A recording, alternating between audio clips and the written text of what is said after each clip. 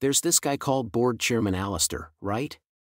Well, I kinda shot him in the head, so can you help me make a getaway?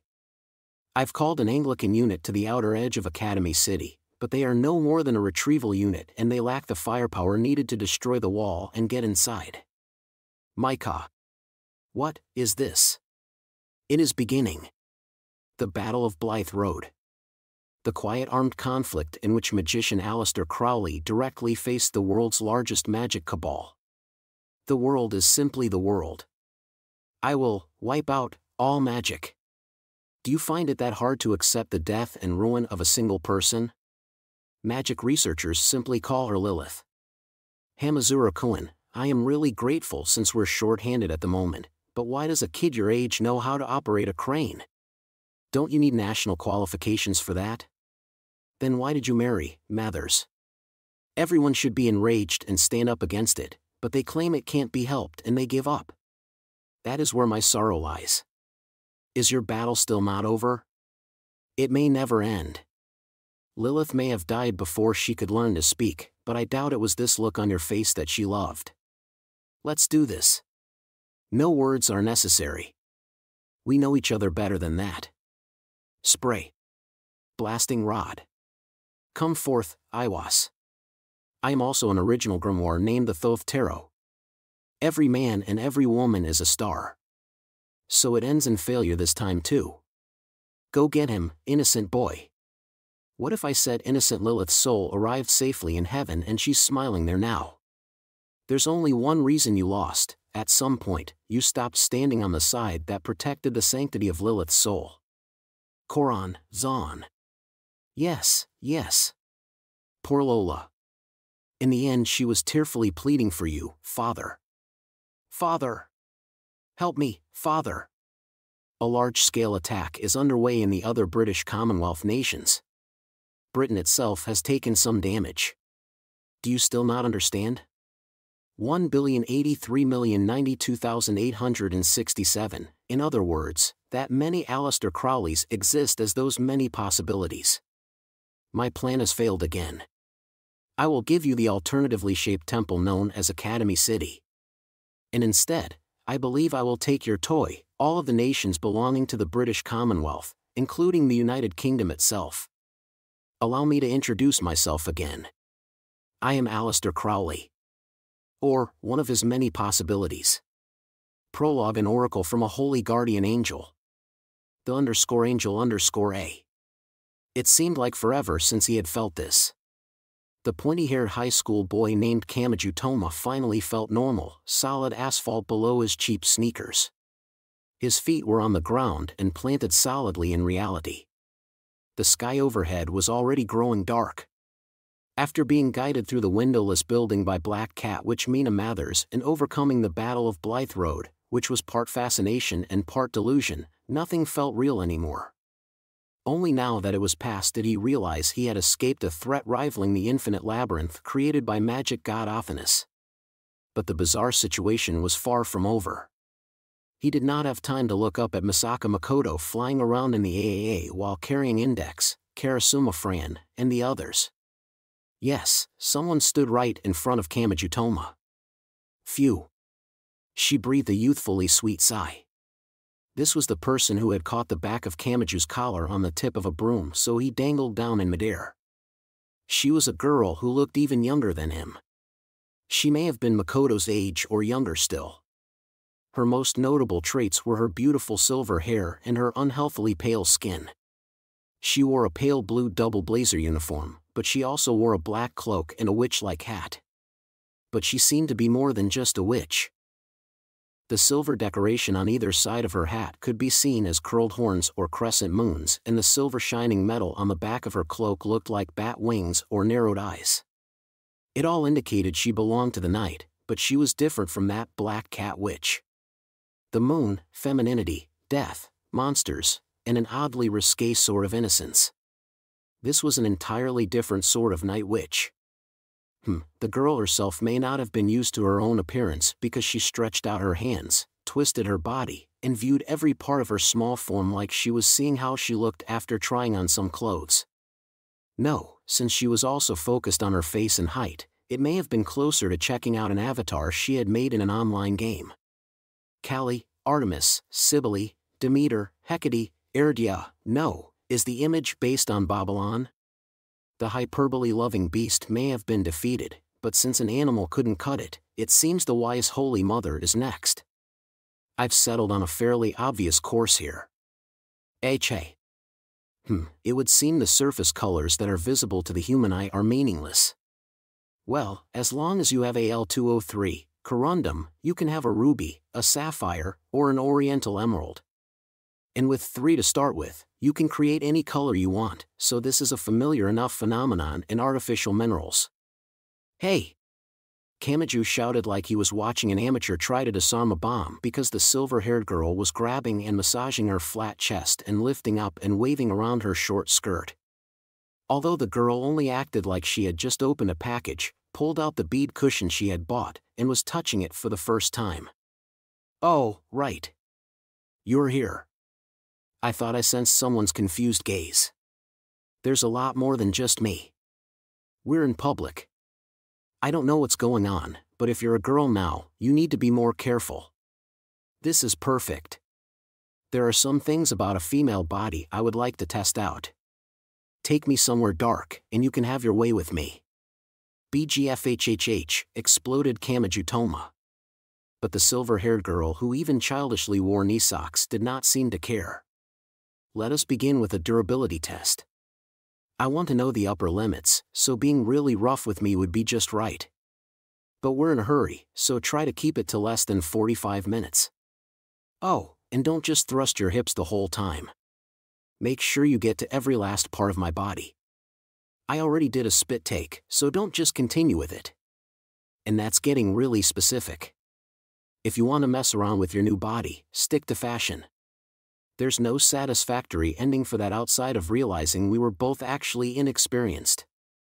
Anything else would just be too much. Well, I have no real reason to insist that it be you specifically. Wait. Don't be so casual about it.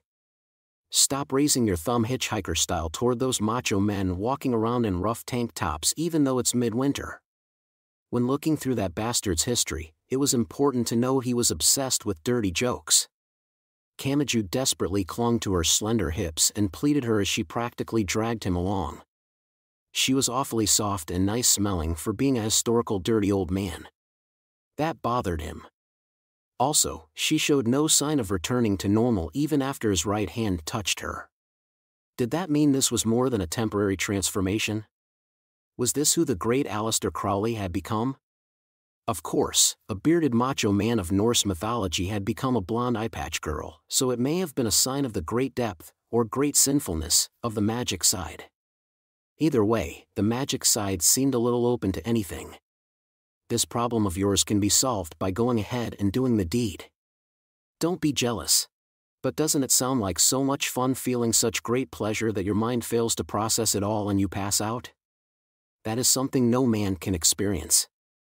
I must experiment and write up a report. This passion I'm feeling is enough to warrant another self-published book. I hear there are more options these days, such as electronic publication and illustration sites. Can't you hear Kamachi-san's pulse while I cling to you like this? Just to be clear, even if you look like a soft and nice-smelling girl, my adolescence meter isn't about to increase when I know you're really a perverted old man who loves dirty jokes. Fine then. Oh. Are we finally changing course for some semblance of normalcy? Your problem is with me getting some other person's help, is it not? Really, how did such a disgusting sense of morality form in my academy city? It makes my inner depravity feel nauseous. Still, I will respect your opinion. Whenever I needed some materials for an experiment, I would procure them myself. You are quite something yourself if you wish to watch me grow engrossed in my own body instead of laying a single finger on me, but if that is how it's going to be, I will just have to use my own fingers to clench your teeth, you hopeless porn author. This isn't going to make Lilith happy in the afterlife. The student representative and everyone's big brother finally threw an iron fist of love toward the depraved board chairman, but Aleister Crowley-chan made no attempt to dodge or defend, took the blow right to the face, and flew backwards. She did not even brace for impact before landing face up on the asphalt. With her limbs sprawled out, she showed no sign of caring that her short pleated skirt was fluttering in the cold wind and stared up at the fiery color of the evening sky. I see. The damage feels so different with a different body size. I'm sure it is mostly due to the weight, but the impact immediately reached the core of my body and I didn't expect to be knocked so far. Are you okay? You didn't hit your head, did you? And this sense of pain is not bad. I see. I know I read a paper on how the female body can produce more brain chemicals and self-made anesthesia than the male body in order to give birth. Hey, you! Punch me in the gut next. No, wait, spank me. Spank me as hard as you can. Oh, that's right. Whether you hit your head or not, that ship had long since sailed. Oh, no. I didn't contaminate myself just now, did I? The pure boy felt as guilty as someone who unwittingly witnessed and got caught up in a project to carry a camera while chasing a troubled actress around the park at night while she wears nothing but a trench coat. Just like at a movie or stage production, you had to warm up the crowd before trying something like this. Show it to them before that switch had been activated and they would only be able to say wow, in a creeped out sort of way. Yes, it was just like seeing a comedy act on a silent stage where no one was laughing. Oh, right. Then, as casually as someone remembering the item they had been asked to buy, Alistair-chan sat up. No matter how favorably you tried to describe it, like a teddy bear was the most you could manage. Since her limbs had been sprawled out, her legs were still spread wide. Despite how slender and lovely the model was, the motions were those of some old guy. Thus, Kamachi-san insisted he was not at all interested in the glimpse of bright white below that fluttering miniskirt. I thought I was having trouble focusing on this experiment, but I never dealt with the Karanzan issue, did I? Hold it right there. Don't just add an ominous-sounding word out of the blue. I saw your whole Battle of Blythe Road and I don't recognize that word at all. Are you saying there's more beyond Iwas? That's it right there, trying to get out. He looked in the direction she casually indicated with her thumb and he did indeed see something crawling out from the top floor of the windowless building. Yes, from the very place Kamachi had been thrown out from. It was blonde hair. An unbelievable amount of hair wriggled like alien tentacles and grabbed at the edge of the broken hole. Kamachi had no idea what was inside there. If he got a good look at it, it was possible his mind would break. What is that? Not something you would enjoy meeting, so we should leave immediately. Alistair made it sound like a trivial matter. Was that what she really thought, or was she intentionally trying to trick her own emotions? The silver-haired girl casually grabbed the broom that had fallen by her side. That is nothing worth fighting head-on. Have you forgotten, boy, the simple truth that the windowless building is a fully enclosed environment capable of leaving Earth? Enough with the suggestive phrases, you blonde and silver-haired people. Can you please just explain? Surely you don't mean you're going to launch that monster into space with that rocket. Even the magic god high priest managed to return on a comet. I doubt this will kill Karanzan, but it should buy us some time. It's more a form of harassment than an effective method. Are you insane? No, but wait. Don't panic yet, me. Didn't Kamasato's right hand destroy the underground rocket boosters? Without that, we couldn't have gotten into the windowless building, probably so, readily admitted Alistair. But there is no real reason to insist on that one launch method. Someone with as much power as a magic god could free it from the bonds of gravity simply by clinging to it and releasing fire, like this, for example. It was just like a witch waving a wand in a picture book. She drew something in the air with the broom. Immediately, there was a deafening roar and that sturdy and colossal structure rose from the ground. Kamachi could not even react. This entire mansion can actually rotate. No. It turns into a large ship and crosses to the other side of this lake. The visual impact left Kamachi as speechless as someone shown that sort of ridiculous setup. It floated. It left the ground. It rose, and coolant vapor rapidly spread out in every direction like a cumulonimbus cloud. Wep, cough, cough. Dwa. He should not have just stood there and watched. As soon as the white wall of steam pressed in at him, all of the roadside trees bent and his own feet floated up from the asphalt. Before he could even feel fear, he slammed into the door of a station wagon parked on the side of the road. That reminded him that he had been beaten up by Alistair and even had holes in his shoulder and side. This may have been better than rolling endlessly along the rough road, but he heard a girl's voice from surprisingly nearby.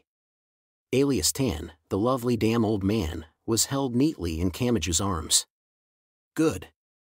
Including the magic recoil absorption, using up about 5 Crowleys can do about that much.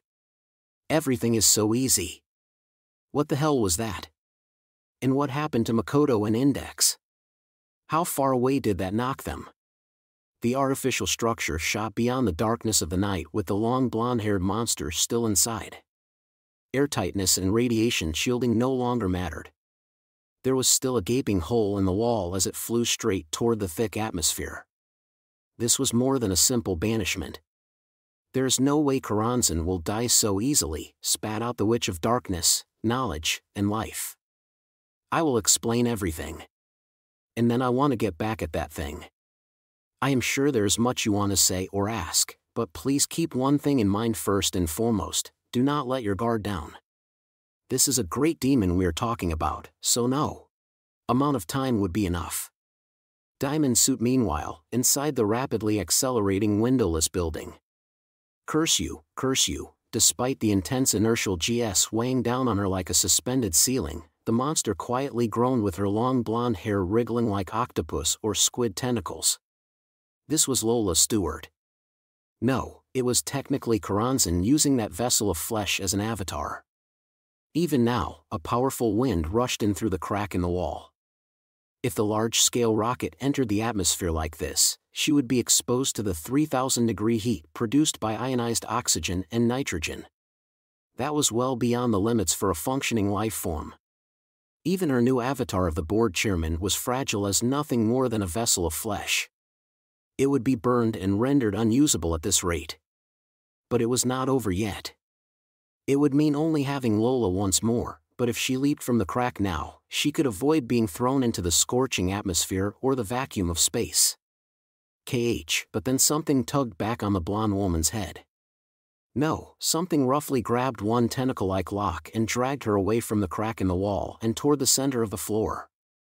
After severing the unneeded hair with a karate chop and using the vibration of her voice to destroy the deadly curse line built through her hair, Lola finally turned to face her enemy.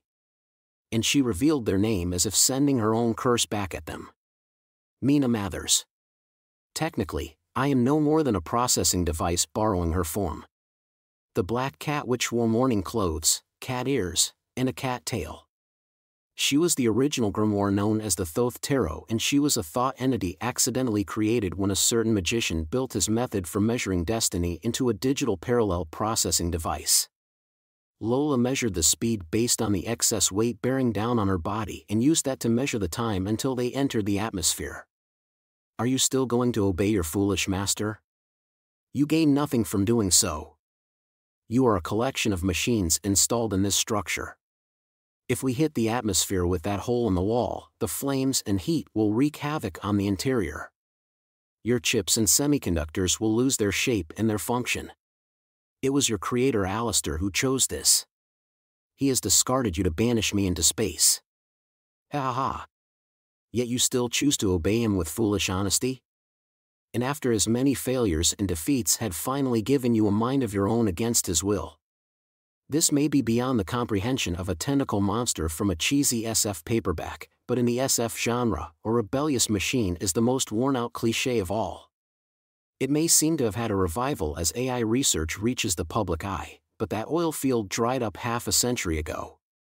My mind is not so immature that I would pursue something like that in this day and age. Something could be heard slicing through the wind.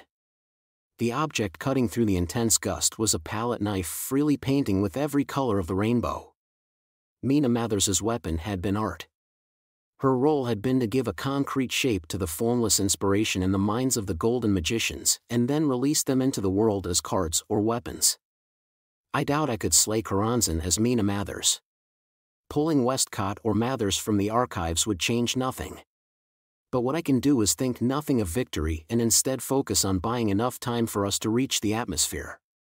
Curse you, I cannot allow such an ugly monster to climb through that hole. No matter what. My true name is Reading Thoth 78.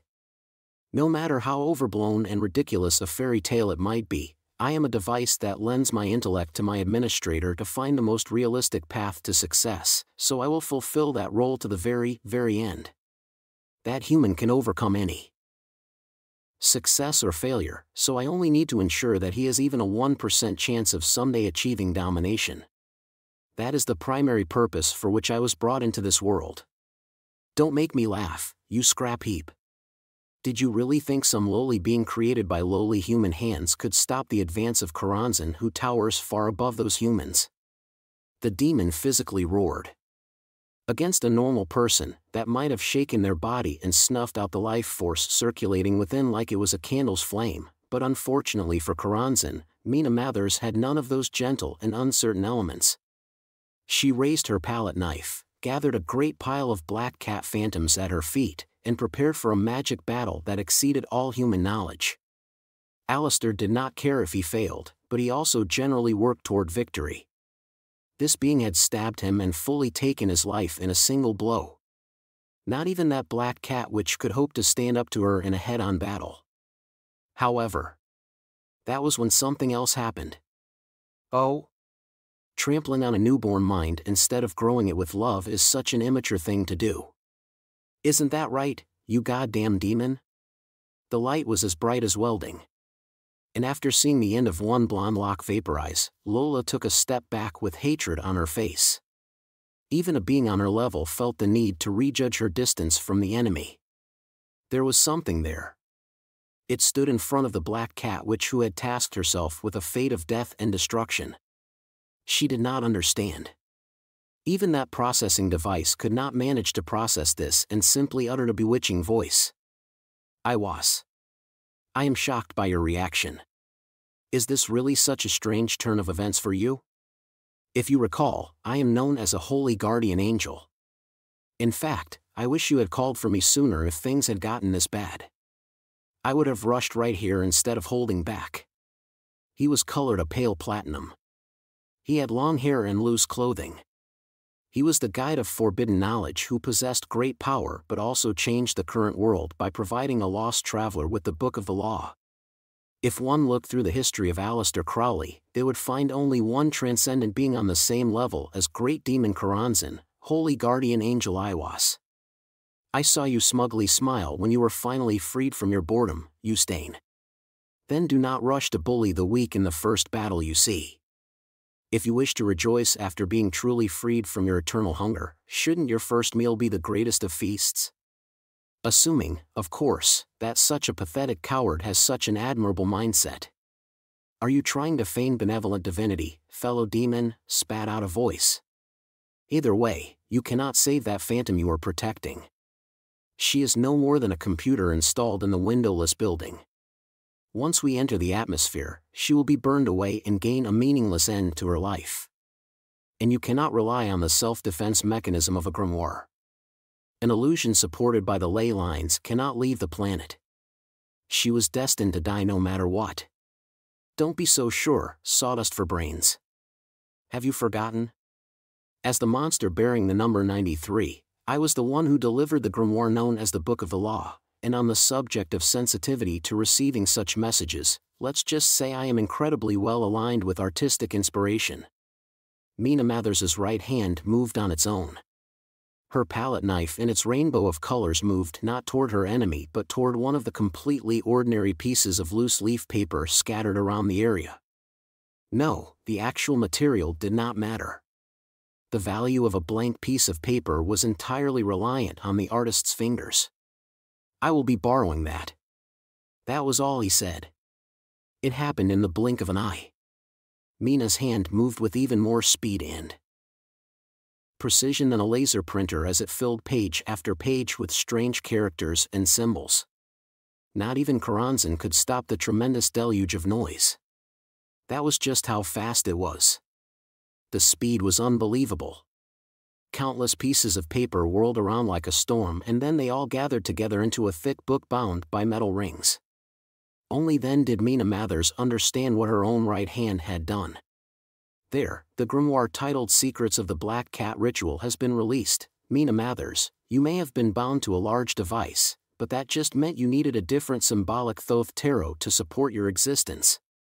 If you take that processing device weighing several dozen tons, rearrange it into a single book, and use that as the vessel to contain your mind, you are released from your inability to move freely.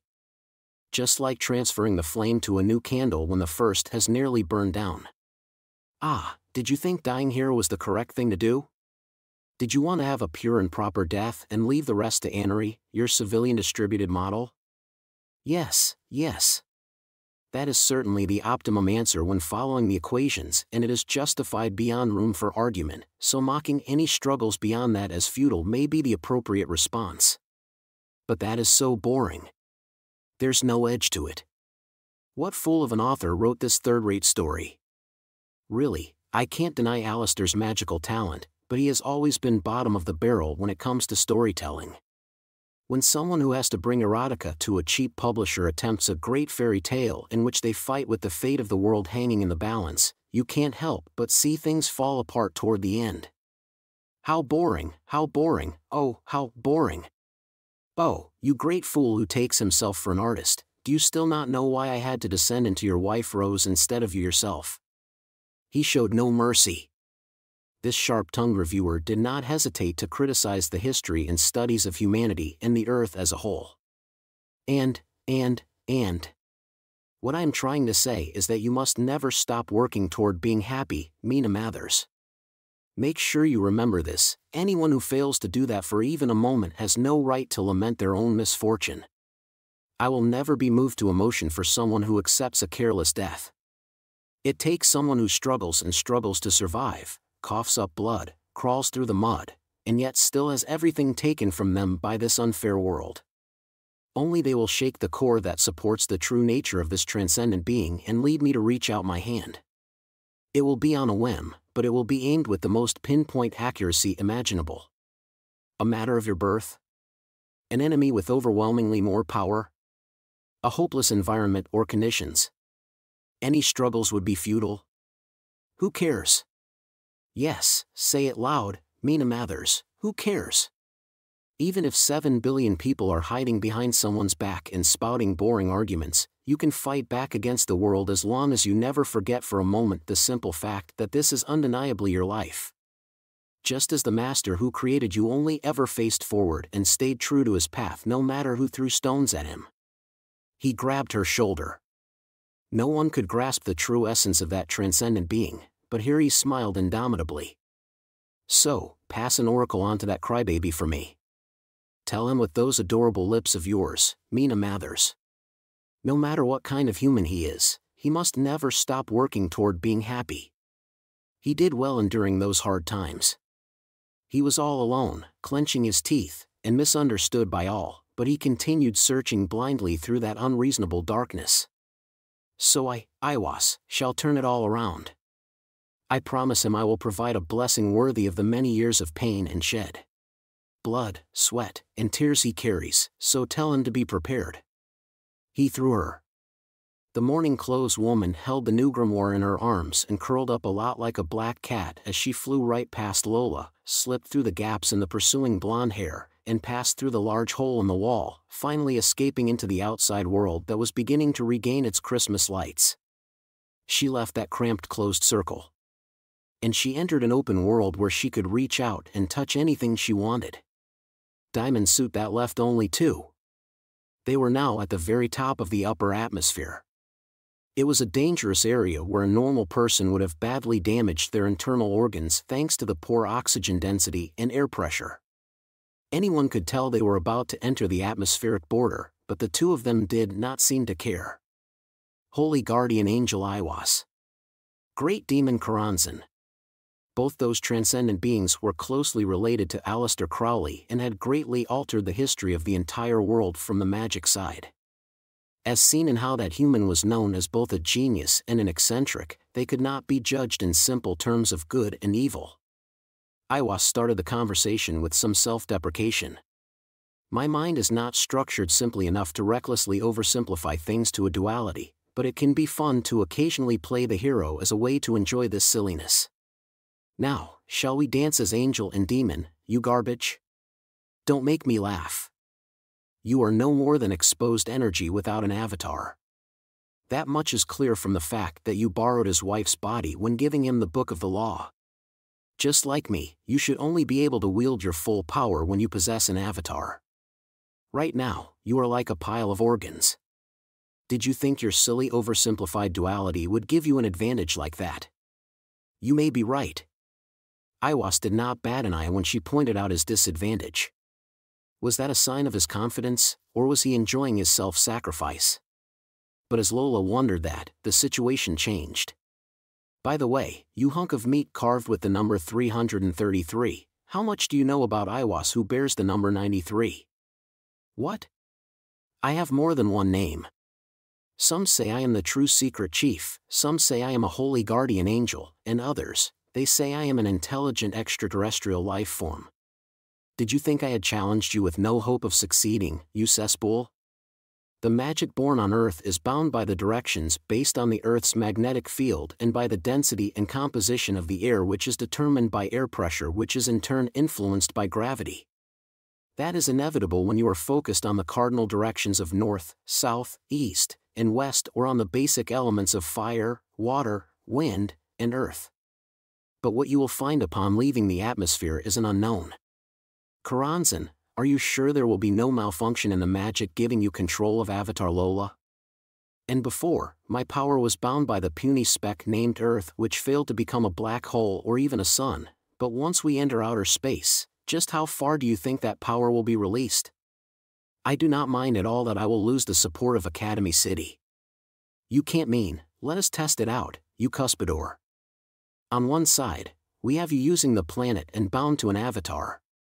On the other, we have me exposed and freed from the planet. Now, who will be the star of the show? With a deafening noise, the air was roasted.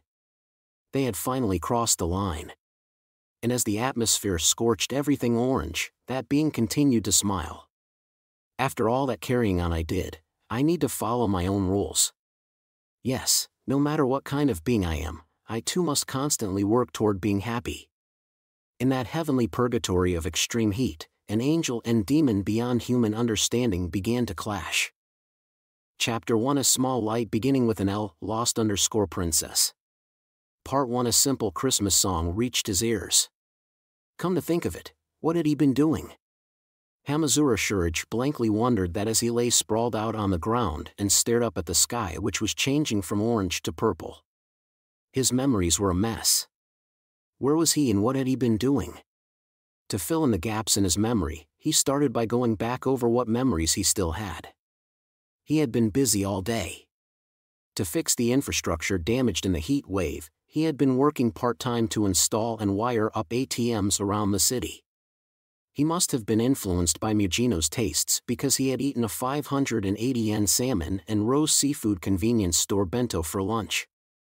The middle-aged man's site manager had gotten mad at him because he ate it while sitting on a block in the parking lot. He had continued working for a while after that, but since the connections to the banks were still unstable, he had been given an envelope with the day's pay inside. Huh. That was where it started. Everything got a lot less clear. Oh, no. Was it about money? Did someone attack me from behind with a metal pipe to swipe my pay?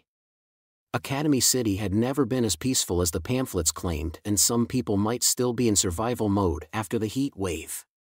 Whatever the case, he had been careless. 15,000 yen was a decent sum for a middle or high school kid. This was going to break his spirit, so he decided to keep his thoughts positive. For example, this was better than waking up in an ice-filled trash bucket after some back-alley doctor swiped his kidney and roughly sewed him back up. Yes, he had to stay positive. Always positive. At any rate, he tried to get up. GH. Something seemed slightly off as he did so. He was wearing something. It was a lot like a motorcycle riding suit, but he could tell it was supported with electric potential elastic tape and motors. He felt over his body and then reached his face and head. He found a smooth and hard sensation there. His entire head was contained in something like a full-face helmet, and a special visor covered his face. He could sense light, sound, and smells exactly the same as always, but that seemed to be handled with cameras, microphones, and the like. No, it was possible he could change modes to view gases, electromagnetic waves, and other things beyond the human five senses. What the hell? He spread his hands near his face to look at them. He checked the palms and then turned them around to check the back. The shiny black armor was polished like a mirror, so it reflected the cold visor. By adjusting the distance of his hands, the torso came into view too. It looked more solid than a riding suit.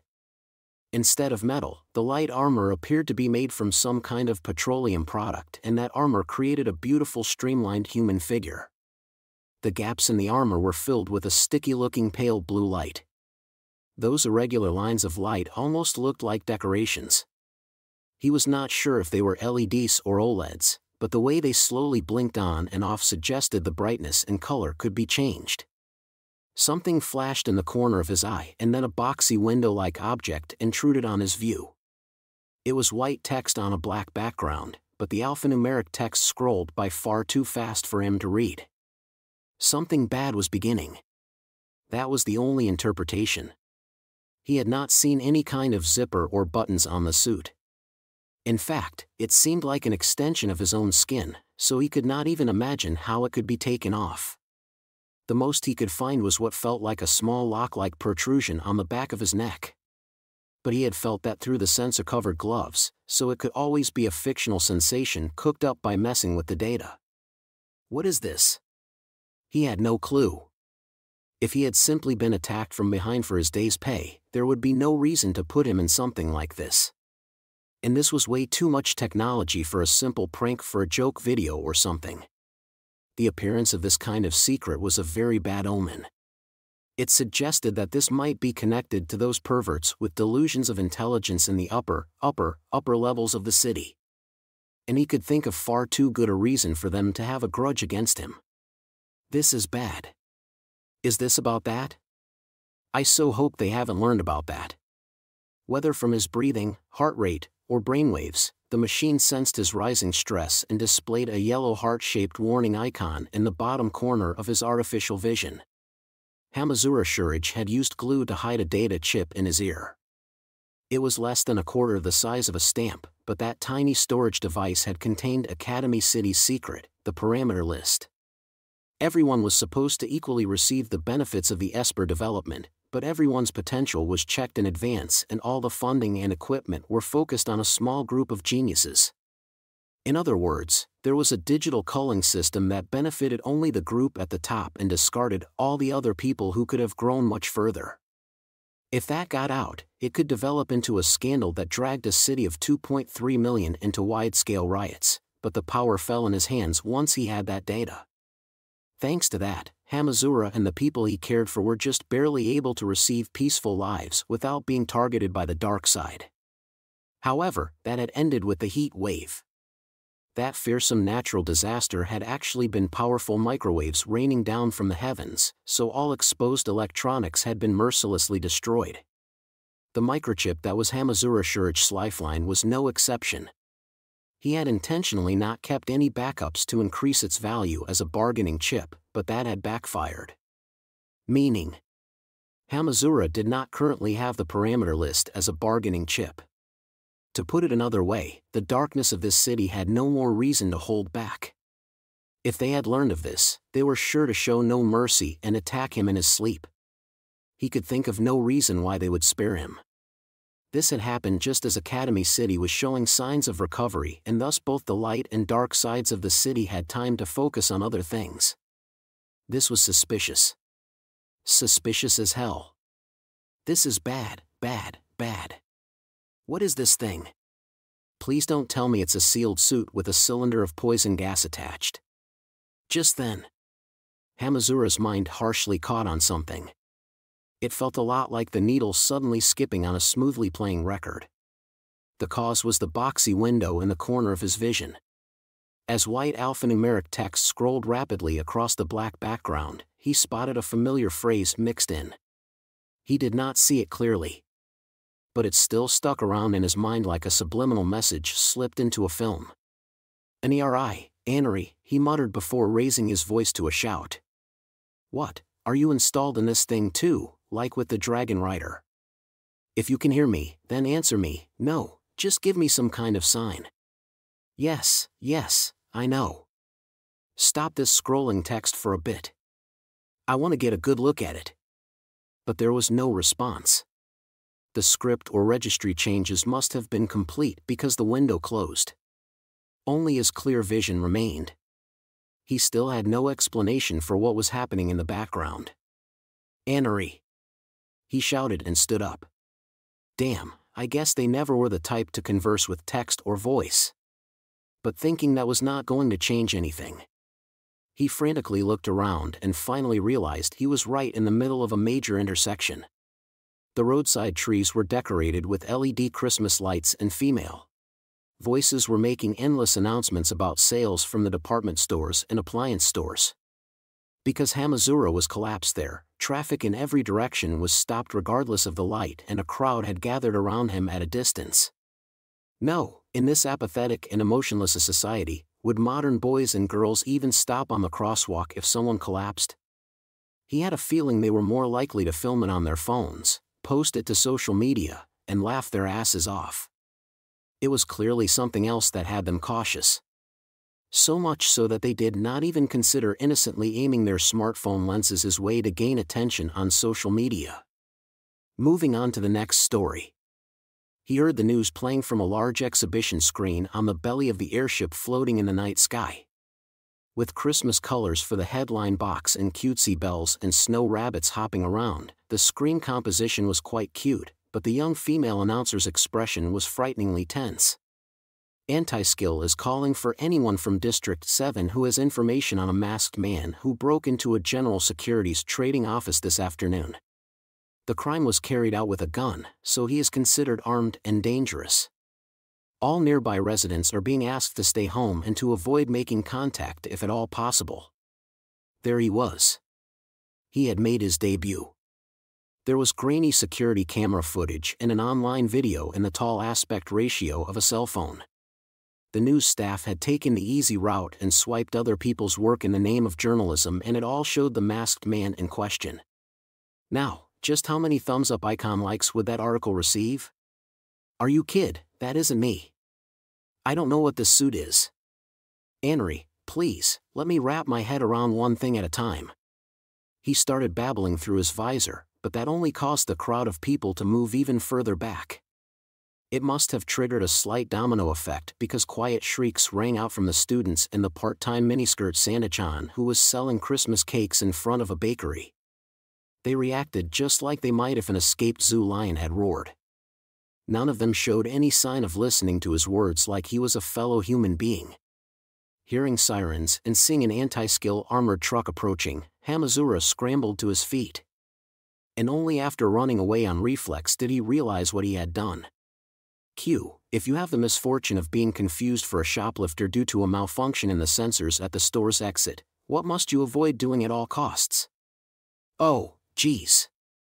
It's all over if you run, isn't it? Part 2. This is what silver-haired Magic Academy girl Aleister Crowley-Tan had said.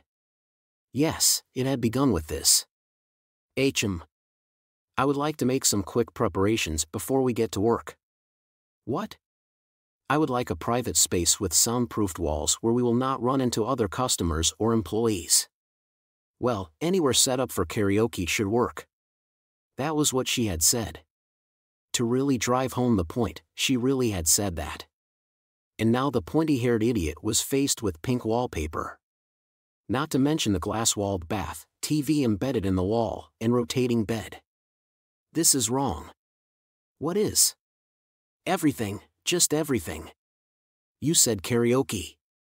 So, it's wrong to have a bed in the middle of the room. And it isn't right to have 2 boxes of tissues on the bedside table. I mean, really. Toma-chan of the Kamachi family was an adolescent boy, so he had heard rumors that places like this existed. But he had never imagined he would visit one with a historical bastard like this dirty joke-obsessed, perverted old man who was disguised as a cute girl. After all, one's first time held a lot of meaning. Meanwhile, this was clearly an experience, best locked away in the deepest recesses of his memories. He could not let this slide just because he had a hole in his gut. He had stopped bleeding, so he would be fine. Alistair, on the other hand, placed a hand on her slender chin with a difficult look on her face. You're right.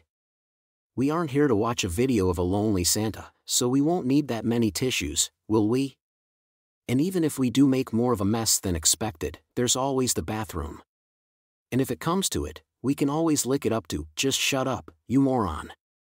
If you take it this far right from the beginning, where are we supposed to go from here? The place was of course meant for viewing inappropriate videos, but it could apparently play a normal cable broadcast if you did not designate anything. It was currently playing a show that ranked the top internet searches.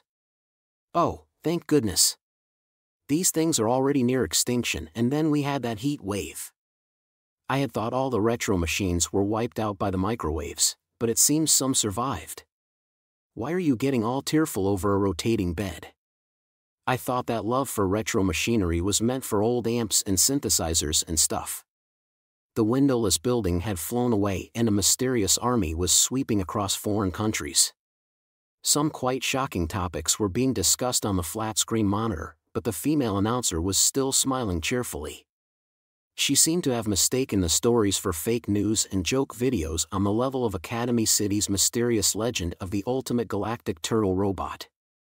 Kamachi wanted to regroup with Index, Makoto, and the others, but his cell phone was not cooperating. He first suspected the rocket's steam explosion, but that was not the reason. Alistair, the silver-haired girl, exasperatedly placed her hands on her hips. It seems you invaded the windowless building not long after the microwave attack heat wave ended, but did you have enough time to buy a new phone? Oh, hell. Is that disaster ever going to stop being a thorn in my side? But there was nothing he could do when his phone did not work. He relied on his address book for everything, so he could not even remember the numbers of people he called on a regular basis. Do not grow fixated on what you can't do. Our choices must be based in logic and efficiency. Meanwhile, the silver-haired girl was sitting on the fluffy round bed. I too would like to regroup with the other members of your group, but Karanzan's malice will begin wriggling in the shadows before long. While we cannot make an anti-Karanzan trump card, we can make a litmus test. Let us begin by acquiring some undeniably trustworthy companions. It would be difficult to truly defeat Karanzan, who is represented by the number 333. But I am only talking about creating a failure of a trump card. It will of course lose in a direct conflict, but we can use that to our advantage. In other words, if our protective charm withers and fades, we will know Karanzan's influence has reached us. But didn't you launch that thing into space? Even the moon's gravitational pull can drive people mad. Did you really think banishing her to space would be enough to rest easy? The silver-haired girl accidentally hit the rotation button, so Alistair and the control panel by the pillows turned to face the other end of the room. And since it used a giant motor, it was actually quite loud. It played the kind of simple Christmas song heard all around town this time of year, but that was apparently to hide the motor noise. Then let's get started. Then again, my right hand would probably destroy something like that, so I doubt there's much I can do. Not to worry. While true experts seek specialization and virginity in their symbolic weapons, an actual battle is a different matter. You can perform a magical ceremony with ordinary, everyday objects. Your right hand can only destroy, but that has its upsides. When used correctly, it can function much like a monopole that only has a north pole or the powerful magnetic lines that protect a particle accelerator or fusion reactor. It is all in how you use it. This reached a grand scale in a hurry, it is the truth, but you need not be so nervous. You only need to follow my instructions. That was likely how it worked with an expert among experts. The silver-haired girl spoke casually and did not bother donning gloves or a mask, so it felt like the sort of expertise seen when a criminal organization was preparing to modify some handguns. First of all, boil some water in a random container. The more the better.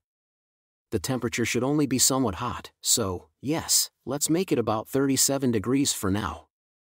Then I'll need a hot water heater, and a bowl of cold water to adjust the temperature. And a thermometer too, come on now. Check the bathtub panel. It lets you set the temperature of the bath water. Sure enough, she was right. And at this point, none of it had anything to do with magic.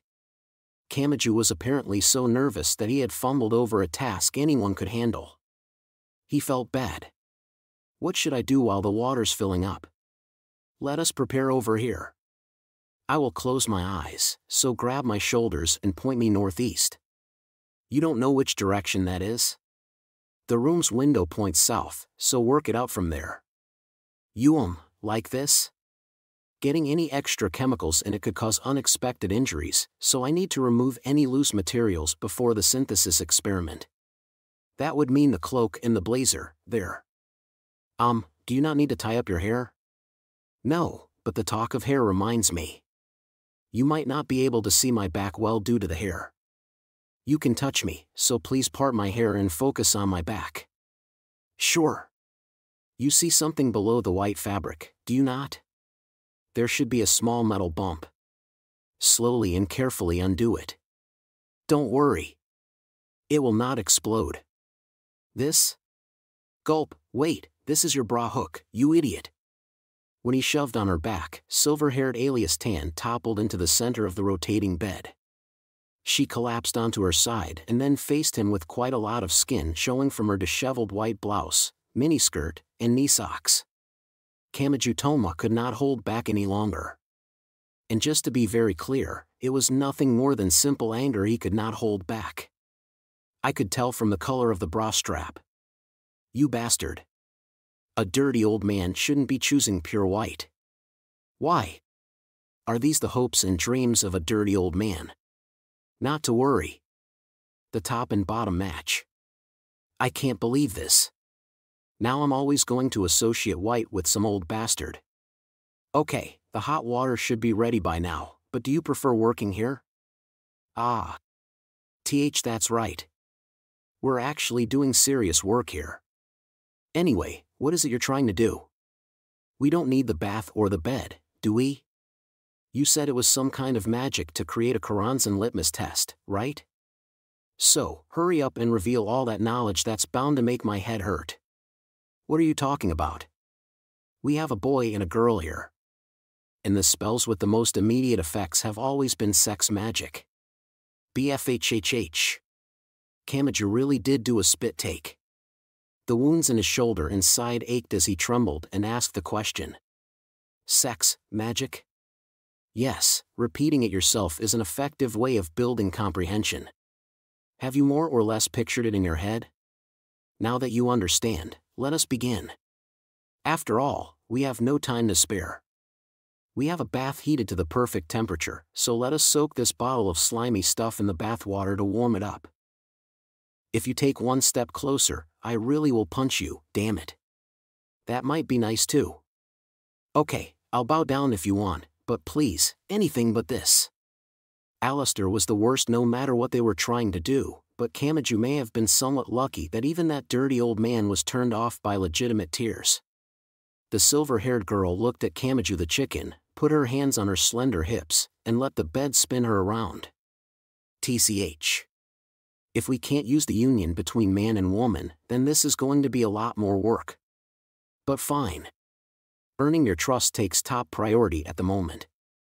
What are you writing down in that bedside memo pad? Visit some drugstores and discount shops to gather everything on this list. What is all this? A siphon coffee maker, a metal bowl, a juicer, salt, and the salt is used to lower the temperature of ice. Oh, and I would assume even a hotel like this would have an ice maker, but check just to be sure. If they do not, add bagged ice to the list. Okay, that and a pressure cooker, an induction cooker, and, is this number right? Just how much allergy medicine do you want me to buy? That is a replacement for something that would be harder to acquire. It all comes down to synthesis and reduction. The round bed continued to spin. Once she was facing him again, the young-looking board chairman continued speaking. Well, I suppose I have a duty to provide some basic information about Great Demon Karanzan and Anglican Archbishop Lola Stewart, but let me say one thing up front. She started to turn away again, so Kamachi quickly slapped the bed control button. She must have been quite fond of it because the silver-haired girl collapsed backwards with a displeased look when the round bed stopped rotating. This never would have been a problem if banishing her to space with the windowless building was enough to end it. All I can say for certain is that Karanzan's malice is lurking somewhere on this planet even now. Part 3. Just as he thought his feet had grown a bit unsteady, he began tumbling down a slope at incredible speed. That was how it felt to Hamazura Shurage. Damn it. For some reason, the blue lines running down his arms and legs turned yellow. Just like street racers trying to lose the police via pure speed and coming to regret it, the anti-skill truck in pursuit of him was not as normal as it looked. The exterior was no different from a normal truck, but it had received a considerable tuning up. There was simply no way he could escape on foot. And yet, as soon as he took the first large step forward, the surrounding scenery was blown away and Hamazura's body jumped straight over the armored truck, parting the crowd and pushing through. Ah! Hamazura himself may have been the most shocked of all.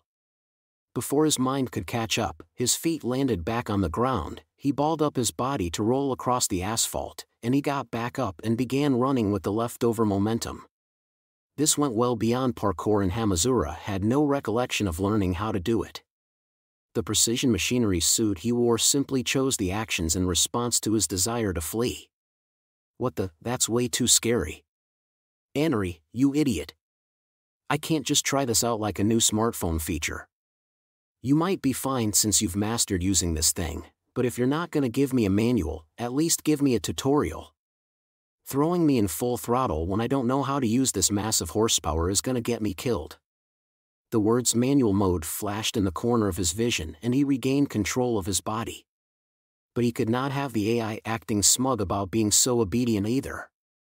With the squealing of tires, a mass of steel drove in from the side.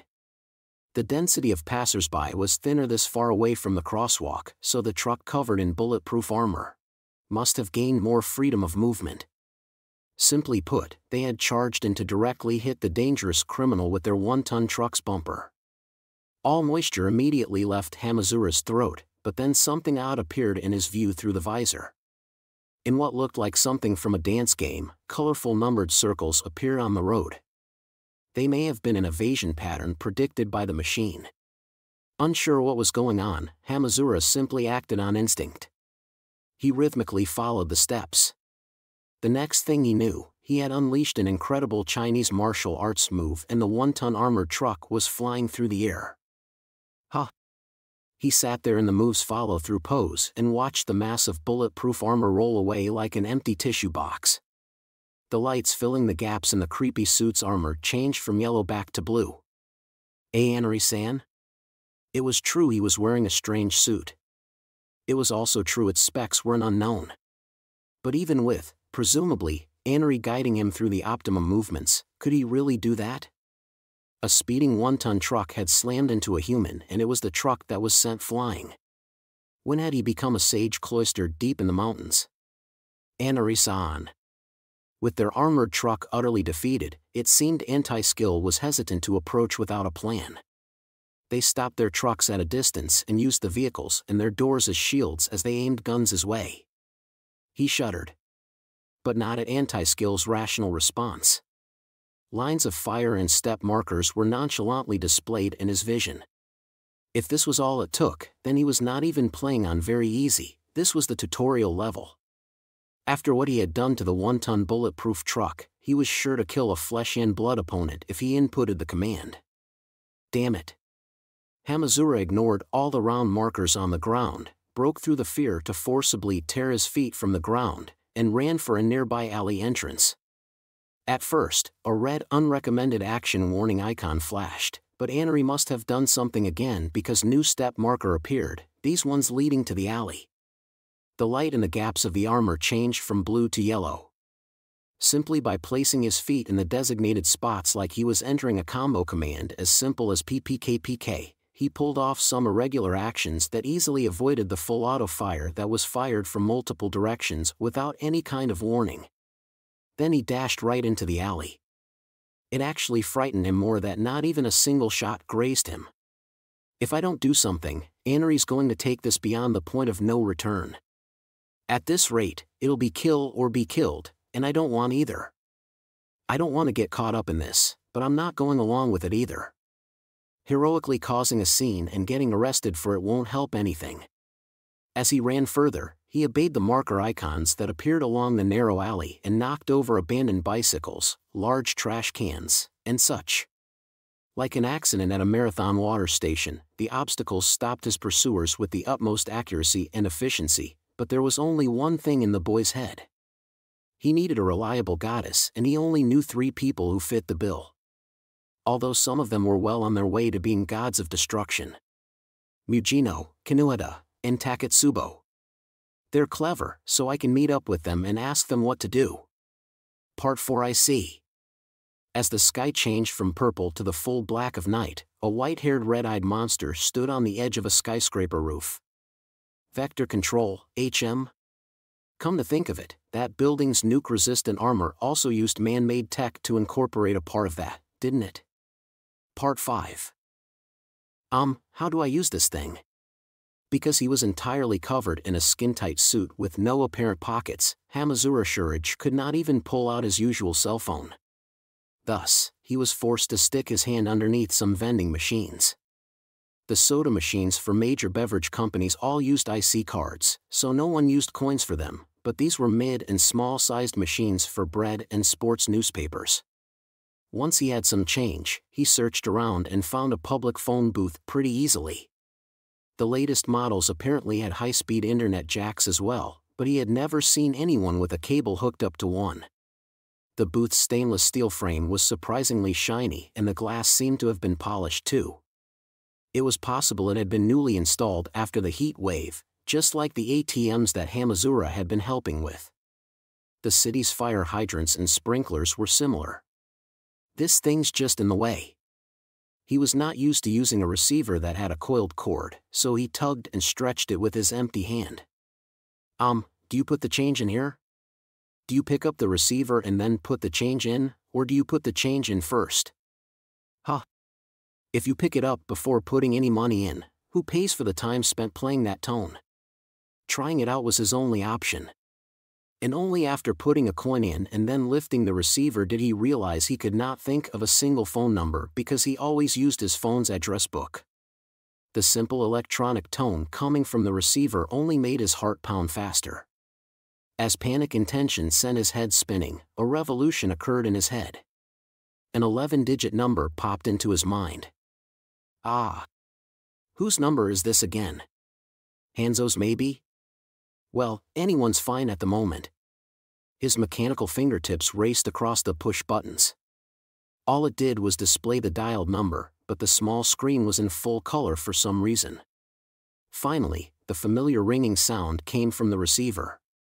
He also saw a super-deformed pixel art version of a Brother Santa and a Queen Reindeer chasing each other around near the display for the amount paid. Hamazura waited while listening to the receiver's speaker through his helmet's microphone, which felt like something out of Hollywood to him. Diamond suit ARF, not another bearded old geezer. How many more times do I have to beat the 1000 dragon before I get that season-limited Santa miniskirt? Hanzo, sure, this is a trading event where you are meant to swap presents for Christmas, so I don't think you will ever get that drop if you keep using female characters. And what is with all that ringing? I can't focus. Kurua, turn off my phone. Those are the bells on the screen, aren't they? I thought it might be the front door's intercom, but there was no one there. Then I thought it might be a fire truck passing by, but I checked out the window and didn't see anything. Okay, I'm not going to give up. Our youth is counting on this. I was wondering why you said you needed a computer in a hurry, but I didn't expect it to be simple internet withdrawal symptoms. That ringing just won't go away. It's going to make me neurotic. Diamond suit. After the phone rang on and on like an infinite loop, Hamazura ran out of patience. He's not answering. What is that idiot doing? He just about slammed the receiver back onto the hook, but he would probably break the payphone if he did that with his weird suit's strength. He took some deep breaths to keep his cool, began thrashing about in the cramped box when Annery displayed a bad breath warning, and prepared for his next attempt. When he placed the receiver on the hook, the brother Santa made a last-second roll to just barely escape a charge from the Queen Reindeer on the small screen. He heard the clinking of change falling into the return slot. He did not have an unlimited number of attempts. Once this change was gone, he was out of luck. Takoyaki wa nyan, that's it. That's Taketsubo's number. He recalled a Gorowa's mnemonic that would be no help at all on an entrance exam. This was probably his last chance. That meant it was all up to those cuties. He would summon a full deck of those shiny SSR level 4 and level 5 cards. What does a call from a payphone look like on the other end? Will she pick up if it doesn't give a number? Please don't let that happen. This is my last coin. The call went through while he was thinking. Who is it?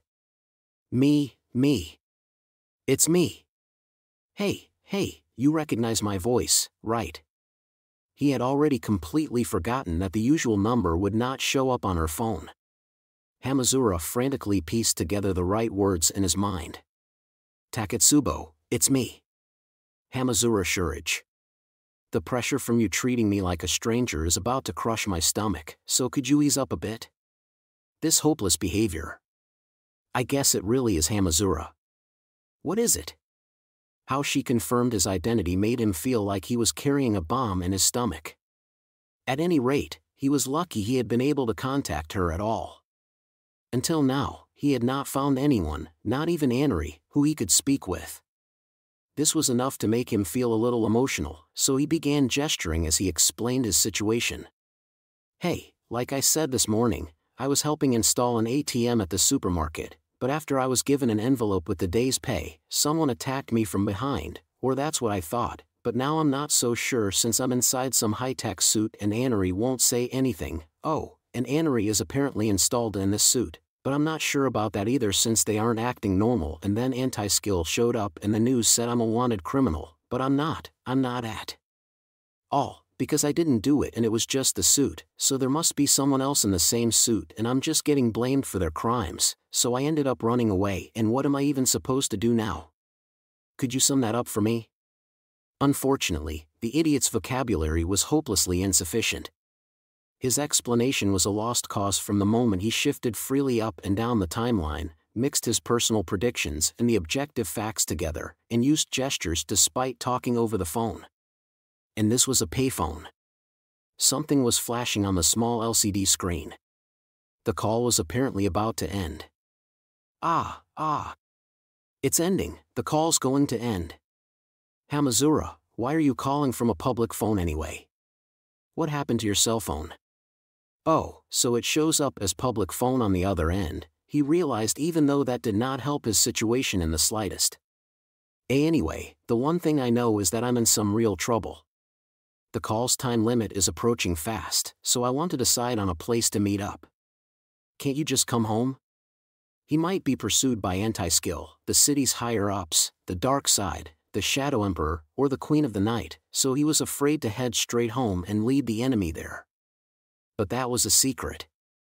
Okay, fine then. 7 tonight.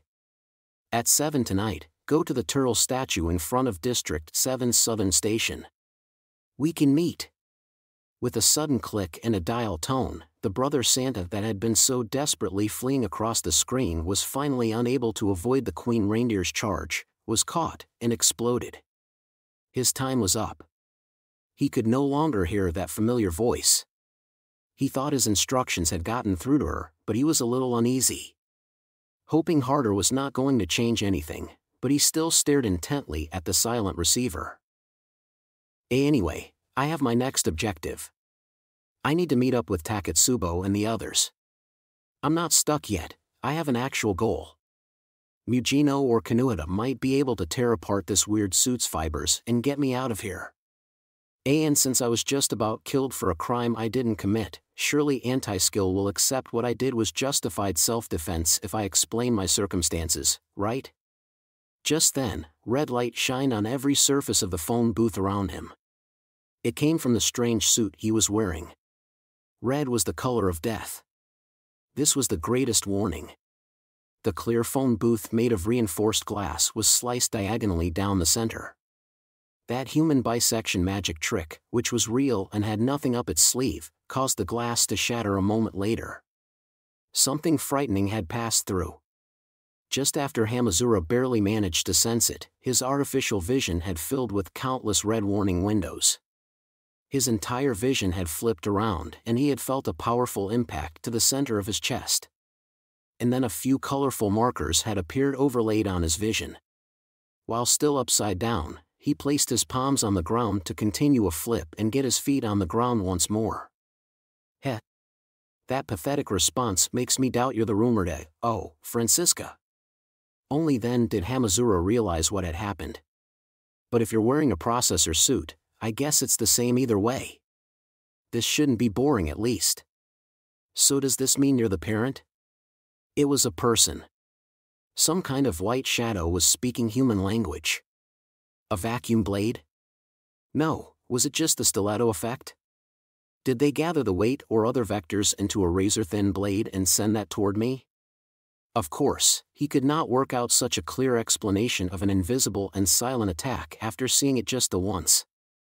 As the warning windows closed like a receding wave, all sorts of data from different lenses and sensors appeared in their place.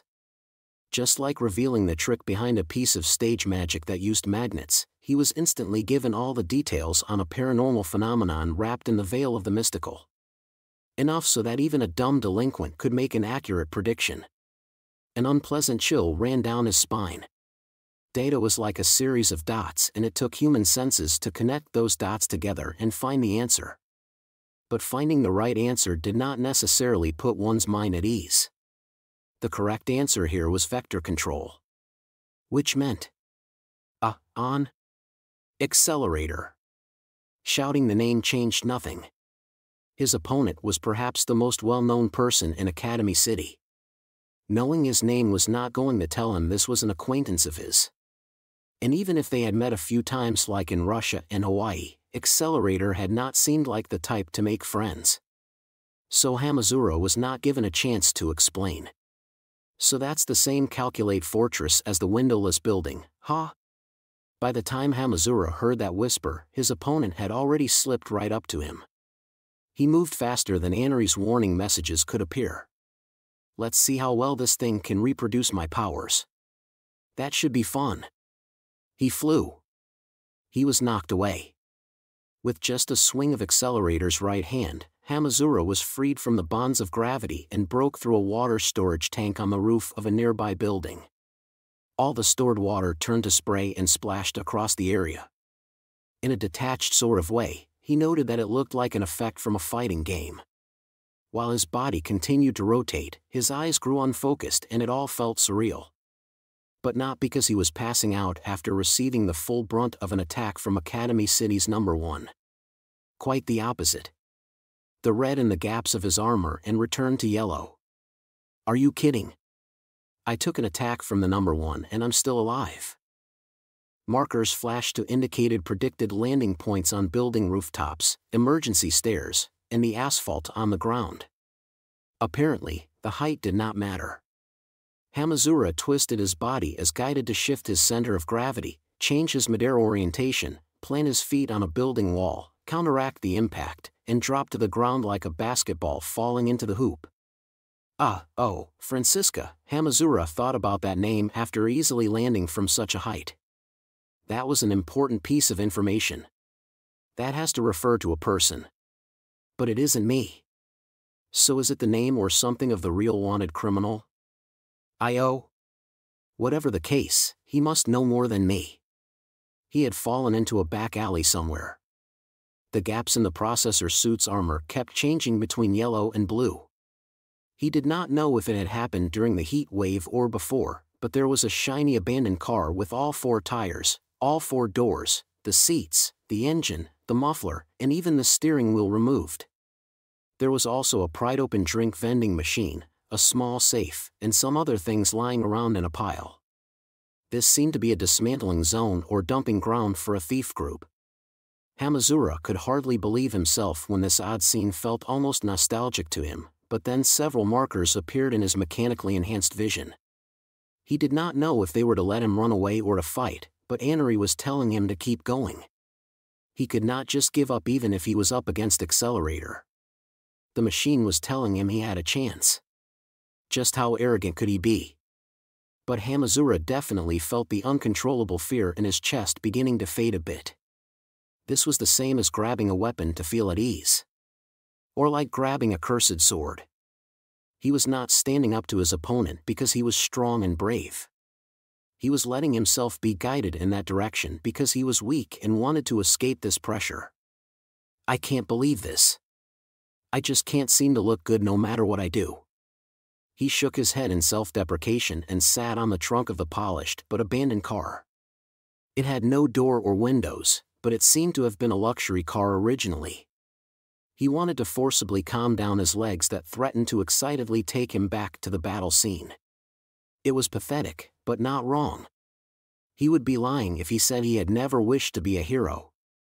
He had wished he had the power to punch out anyone, even Academy City's #1. But where would that lead?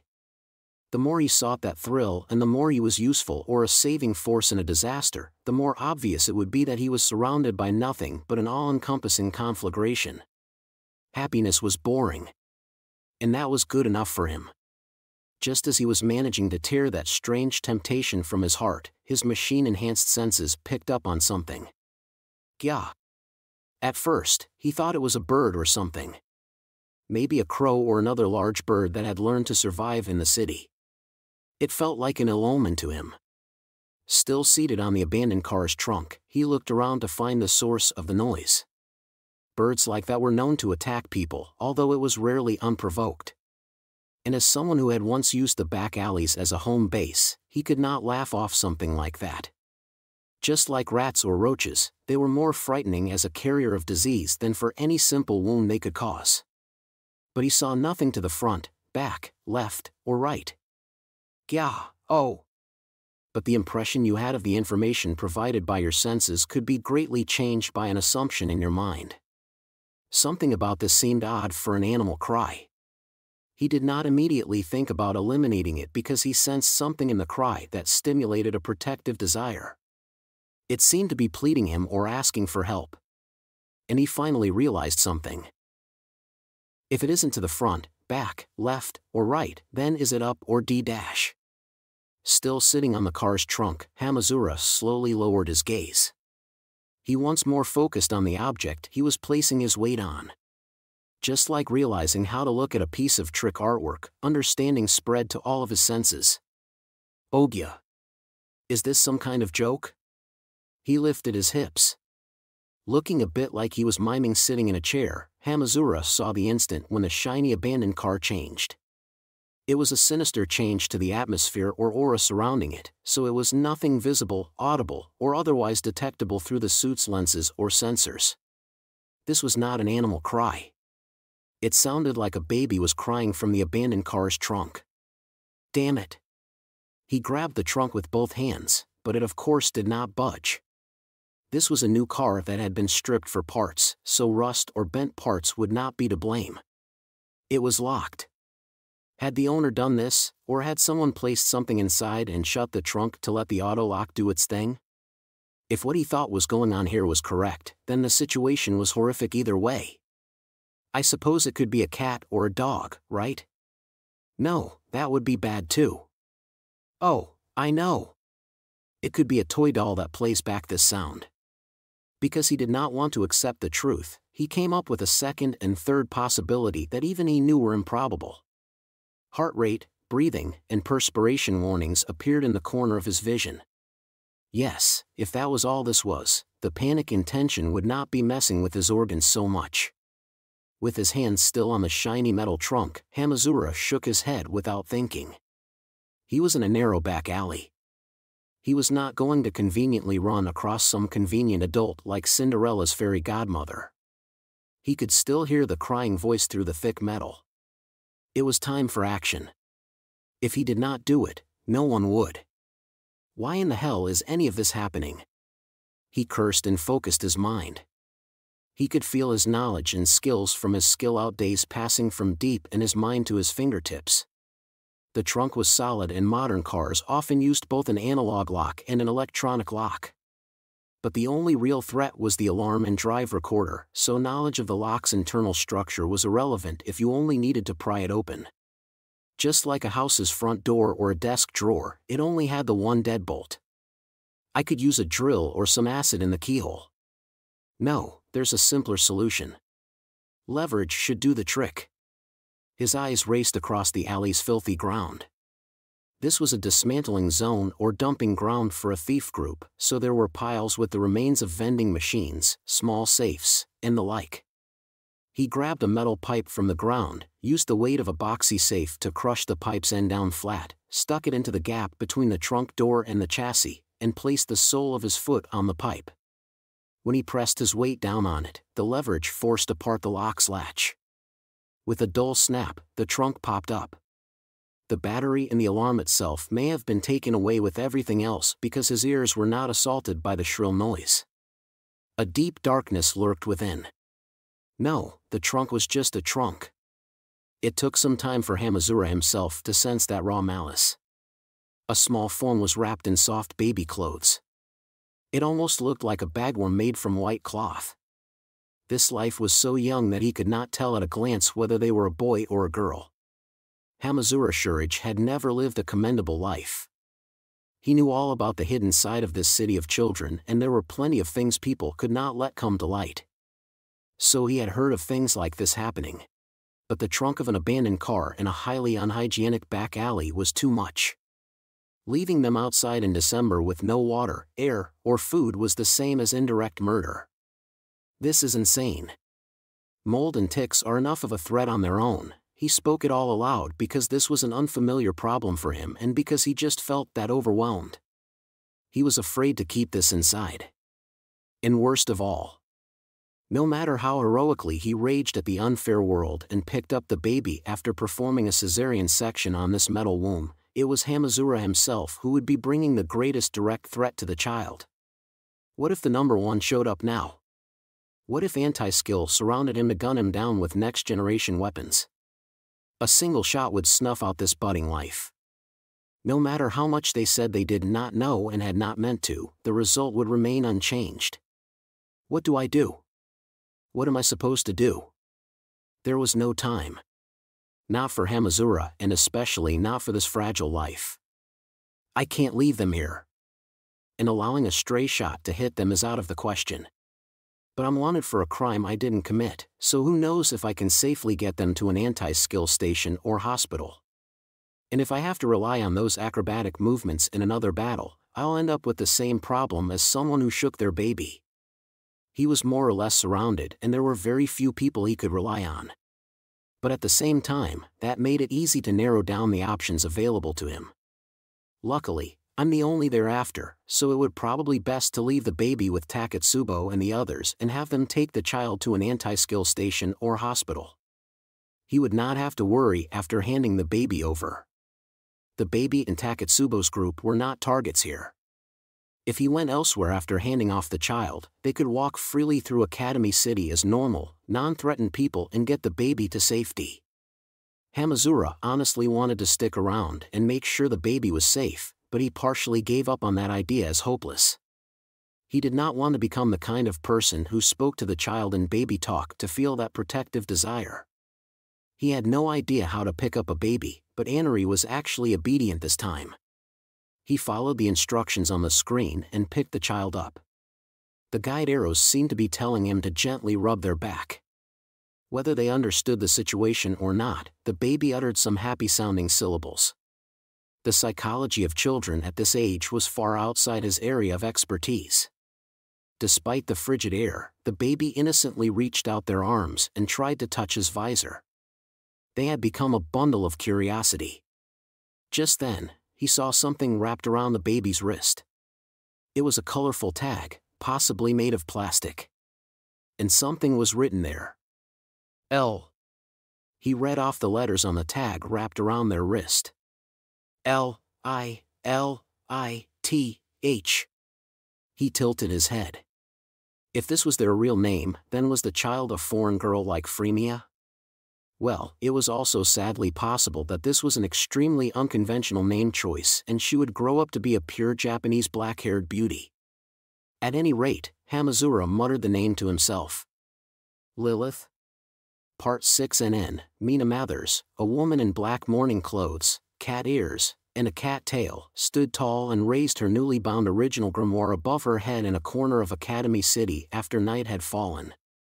She had already walked around the outside world for a bit in order to make up for the discrepancies introduced by her physical body, things like gravitational calculations, air resistance, and maintaining her balance on two legs, but she was still a little surprised by how real her own physical voice sounded.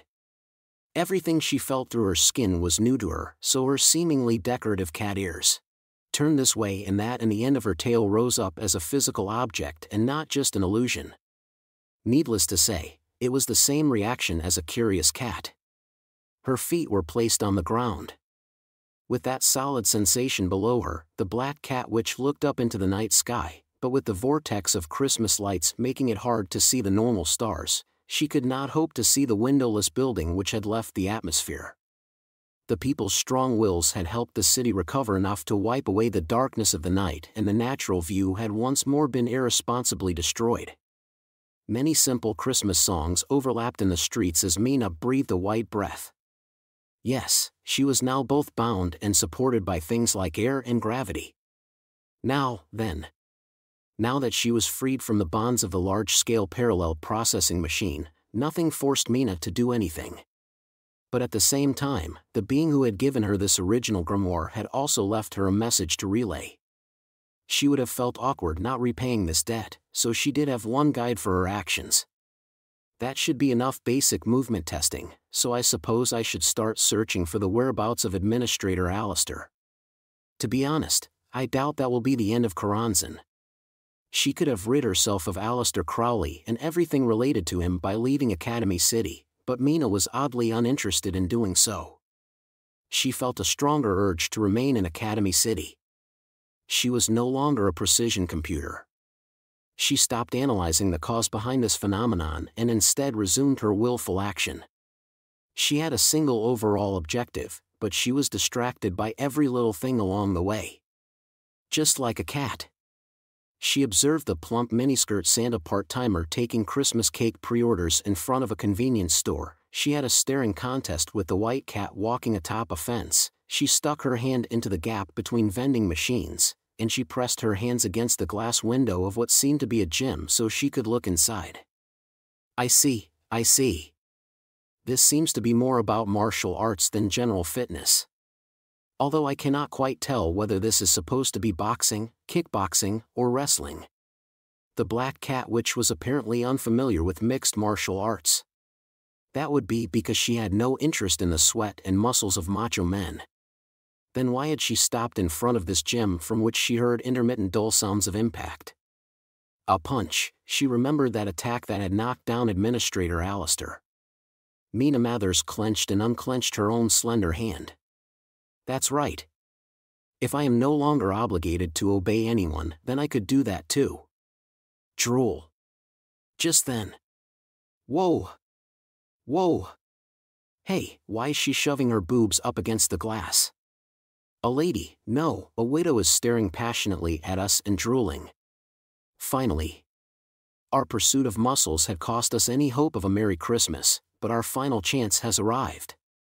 As the people inside began shouting, getting all heated up, and showing off their kneecaps or thigh muscles, because no matter how stoically they claimed it was for self-improvement, they really just wanted to be popular, Mina ignored them all and turned in a different direction. She heard a baby's happy voice. A mysterious figure in a full-face helmet and something like a riding suit was trying to sneak off with a baby. Could that be? No, surely not, but Mina Mathers's sense of danger came from elsewhere. Whoops! She took one step away from the gym window. That was all it took for someone else to swiftly react. They had white hair and red eyes. "Who do you think you are targeting with that dangerous look in your eyes?" she asked. "I already know the answer, but fine, I'll ask. You intentionally got in my way, didn't you?" "I doubt this was just some hopelessly bad luck." "Well, I am no longer obligated to obey anyone. So if you must have an answer, let me say I was acting of my own free will." When Mina smoothly responded, a palette knife had already appeared in her hand like a magic trick. Her weapon was art. "Whether you mean harm or not, the murderous look you are giving that riding suit is enough for me. The two of you are free to battle if you wish, but I will make sure you choose a time and a location that will not bring harm to the baby with him." "I don't really care." By the time he said that, it was already over. He flicked a few of the leaves falling from the roadside trees, and they sliced through the air to attack her like razor blades. No, that monster was never actually looking at the Black Cat Witch. He was directly targeting the riding suit holding the baby, and she was just in the way. More and more sparks flew. All on its own, Mina Mathers's palette knife moved faster than her own eyes could keep up, and it struck down the leaf bullets one after another. "I see. So this is the vector control I've heard so much about." But she could not fully counteract the impact. The Black Cat Witch stiffened slightly, and the number one did not even need to approach her. Since he could manipulate all vectors as he saw fit, he could control the flow of air, that is, the wind.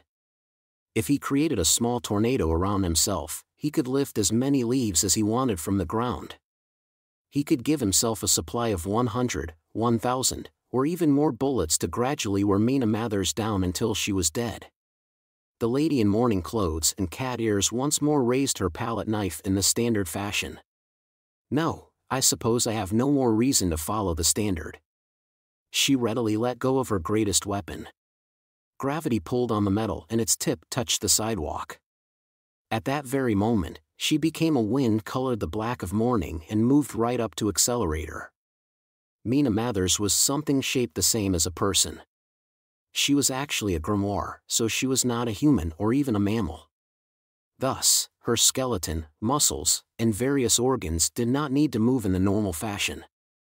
And that meant she could entirely ignore the upper limits of the human body, which was bound by calcium and protein.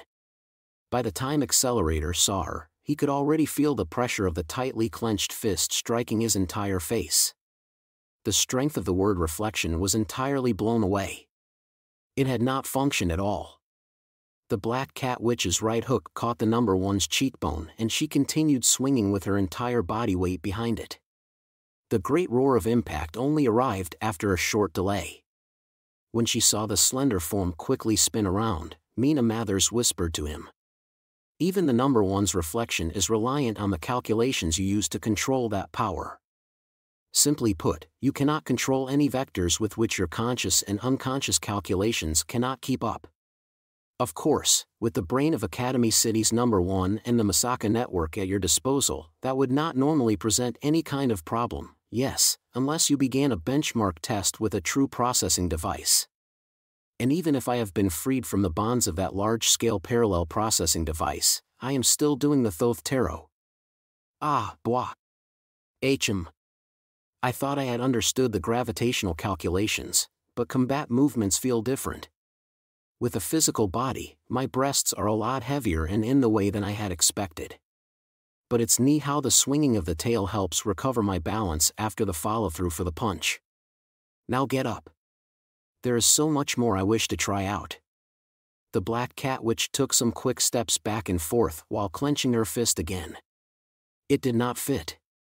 This behavior did not fit Mina Mathers's manner of speech at all. But that was exactly why the stimulation-starved widow's lips formed a clear sign of joy. Behind her veil. "No matter how old I get, my first time doing something is always so fascinating." Part 7. He was holding a baby, so he had to avoid any intense movements.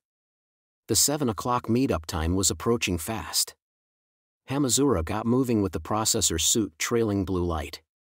The turtle statue in front of the station was an unfortunate place that had originally been a good place to designate as a meetup point, but its image had rapidly declined when it was frequently used for handing off sketchy items sold at online auctions and by school uniform girls who never seemed to return to their dorm.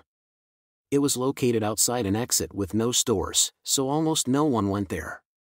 It did not even have the bare minimum of Christmas lights.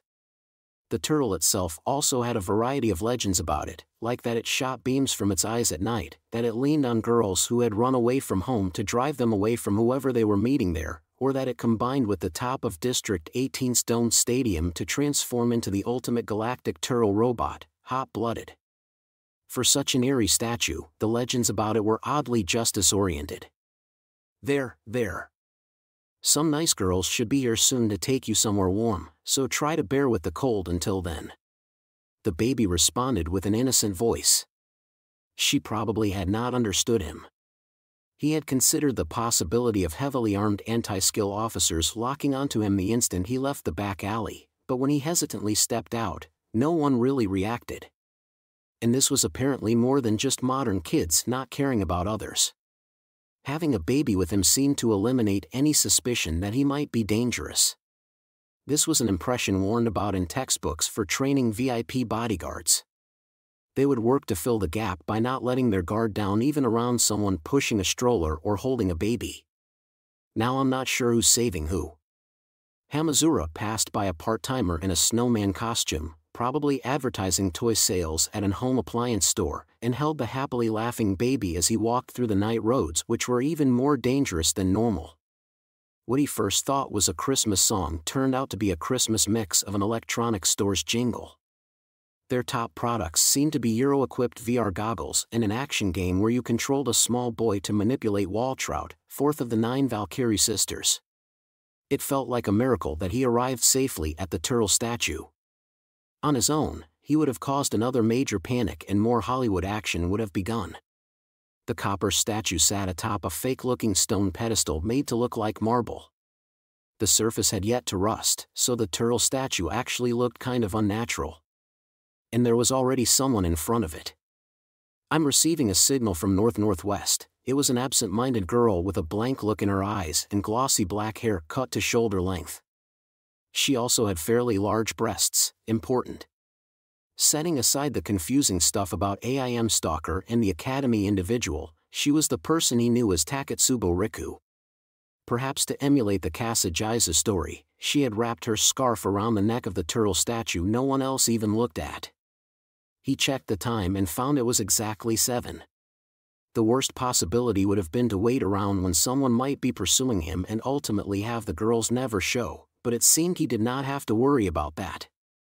But Hamazura's thoughts were elsewhere. He found something entirely unexpected waiting for him. That girl supposedly wore a pink tracksuit year-round, but now she had transformed into once-a-year fluffy red and white Santa, miniskirt, midriff-bearing, knee-sock-equipped, and green ribbon-like rubber suspenders to accentuate the chest addition. What are you doing, Taketsubo-san? When did you start getting into the Christmas spirit? Hamazu, she stopped calling his name partway through. That normally otherworldly and absent-minded girl gave Hamazura a skeptical look. Or more specifically, she looked between the mysterious processor suit's helmet and the baby he held. What is that? No, wait. It's me. Me as in, a pervert? It's Hamazura. I don't know what the baby's deal is either, but I couldn't just leave her in that abandoned car's trunk. And I called you earlier, didn't I? Why are we losing progress here? I can't see your face and your voice sounds digitally altered. You aren't Hamazura, so I went out of my way to wear this and all I get is some weirdo staring at me. And that suit is so bizarre that the weirdo is gathering more attention. Oh, no, thought Hamazura as he started to panic. A dark aura surrounded her. The fact that she could not see him over the phone had worked in his favor, but now that she could see him, she was starting to doubt his story. He was on the verge of failing in his primary objective to hand off Lilith so she could be taken to safety while he kept his distance. Just like someone caught by a malfunctioning shoplifting alarm, his frantic actions only made him look more suspicious as he tried to plead his case. In all seriousness, if he could not leave Lilith with her, the baby's life might really be at risk. Let's get back to the basics. It's the same as a family's sign to prevent scammers from impersonating them. What do I need to tell you? What can I tell you to convince you I'm really me? Taketsubo tilted her head. Then tell me something only Hamazura and I would know. You got it. That's easy, silly. You don't wear a bra when you sleep. Humans spend a third to a fourth of their lives sleeping, so I keep telling you I'm worried about future sagging if you don't at least put on a fluffy soft bra or a sports bra. Stop being so lazy about your boobs. He did exactly as he was told, and yet he got a silent punch to the visor for his trouble. And Anari faithfully displayed a marker for where to place his hands and feet for the recommended counterattack, but he entirely ignored that. Is there a filthy camera hidden in my bedroom? Wait, this'll never end like that. Say that and you can't trust the family sign. What's next? A chip in the brain? Or did I ask the ancestor clinging to your back? If we have to address all of those eccentric possibilities, we'll have to start thinking about the possibility of a galactic war. Taketsubo simply gave a puzzled groan. She did not seem nearly eager enough. But since she did not stop listening and scream for help, she must have been conflicted. And that meant she was considering the possibility he was telling the truth. Hamazura could not let this grow into a role-playing session about a galactic war or a parallel world. What was he lacking? The academic city delinquent worked his brain cells to the limit and decided to settle it once and for all. Okay. Then I'll go with that. Taketsubo, you hate hanging your underwear out to dry where people can see them, so you always use a dryer for them. You've been worried about belly fat recently, so you secretly do 50 nude sit-ups in the changing room every day after your bath. No, you aim to do 50, but you usually give up after 20 or 30. I always hear the shower run twice every day because you only realize after the fact that you've worked up a sweat right after taking a bath. But for some reason, you've decided that every Friday is White Panties Day. Since I know all that, surely you have to believe it's really me. Right? Why do you know so many things the real Hamazura doesn't know? Don't worry. I know you stand in front of the mirror worriedly lifting up your boobs every day, but you aren't going to get sweat rash below those large breasts so easily. I know you take off your bra every night because you're afraid of sweat building up, but you don't really need to worry about ventilation at this stage. What is this? What's going on? Are there cameras all over my room broadcasting everything 24 hours a day? Oh, I guess I got a little too heated up, realized Gentleman Hamazura. And if that absent-minded girl thought that little bit of effort was enough to hide her maiden's worries, then she was greatly underestimating what it meant to live with someone. You might think your roommate was not watching, but they were. Anyway, the miniskirt Santa girl, 1LDK, midriff, green ribbons, and knee socks, was bristling, blushing, and curled up with her head in her hands, but he did not have time for her to recover. More importantly, some other people arrived. I get the feeling this isn't a shopping trip to the convenience store, so Super, what are you doing out here, Taketsubo-san? And I don't like the looks of that guy messing with her. It was level 4 offense armor, Kanuhata Sai, and level 5 meltdowner, Mujino Shizuri. The short girl with brown hair and a round bob wore a white knit dress that left her bare legs exposed to a risque extent. The sexy girl with her wavy chestnut hair worn long had her impressive silhouette boldly visible even through her thick coat. No one would have expected that beautiful body was half covered in old scars and burns and used a prosthetic hand and eye. The place and time mattered a lot, but Academy City was not as safe as they claimed. If these two were walking around the dangerous night dressed like that, they had to have enough power to protect themselves. At this point, even an academic failure like Hamazura had figured out the rules. He would not be given time to calmly explain himself.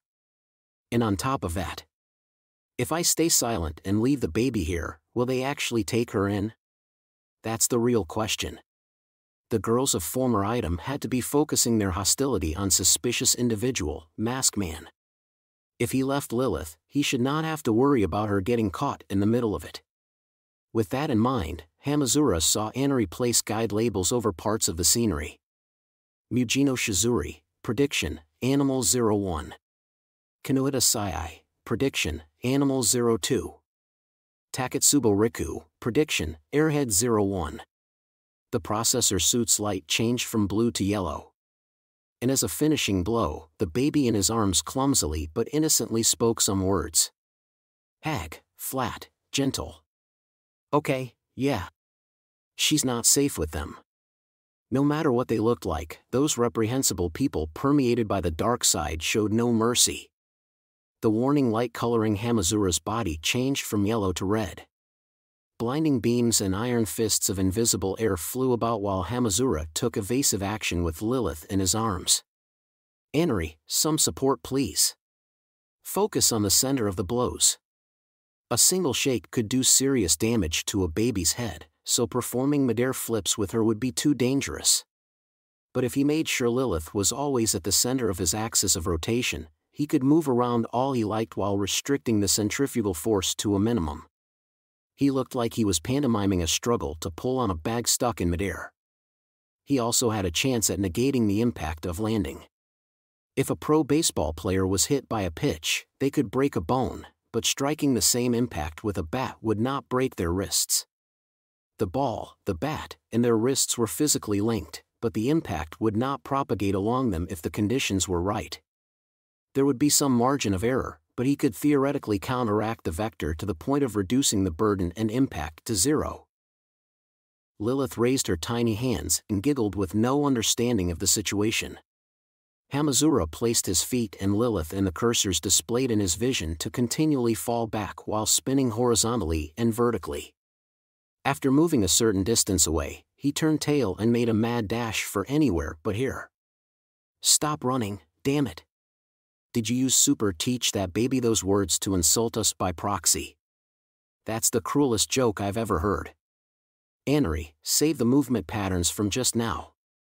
Whenever I'm carrying Lilith from now on, base my actions on those ones.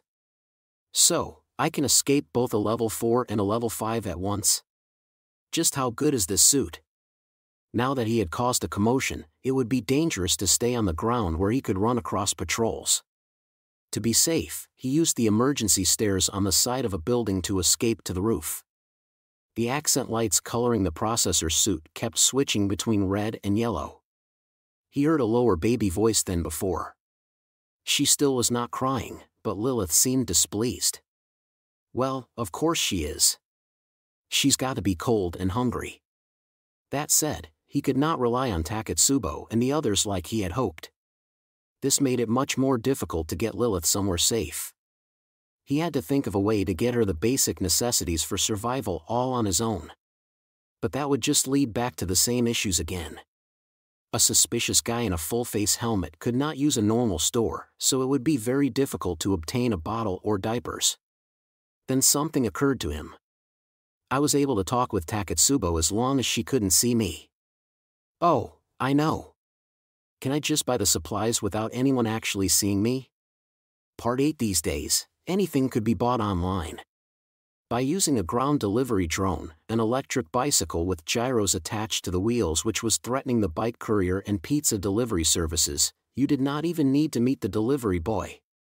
And by setting the delivery location somewhere other than your home, you could receive products outside. This was a new service meant to allow online stores to avoid the criticism that they were applying undue pressure on the delivery companies, but since it had begun serving online auctions and any kind of small packages, the delivery companies felt like it was intentionally meant to drive them out of business. The roads had recovered since the heat wave, so that kind of unmanned equipment was driving all over the place. With Christmas approaching, people's focus was shifting from necessities to entertainment and luxury items, so there was a large demand. The problem was Hamazura's current inability to use a mobile device.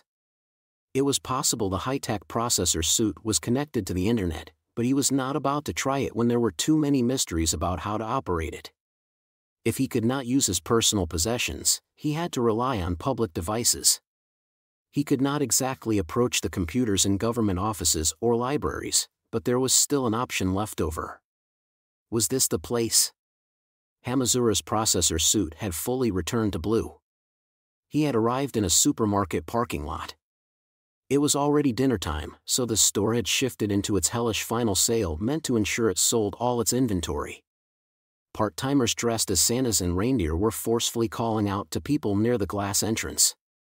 But Hamazura was not here for those wives who looked worried about how short their miniskirts were.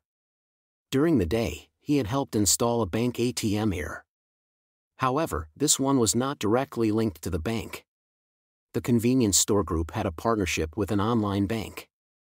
They could also be used to pay public utilities bills and buy tickets, so on normal and dangerous websites, it used a public encryption key shared with another company. This was apparently meant as a campaign for the provider, but since it could easily be abused, the middle-aged site manager had told Hamazura not to spread that information around. An unpleasant chill ran down his spine. Come to think of it, he thought back to earlier in the day.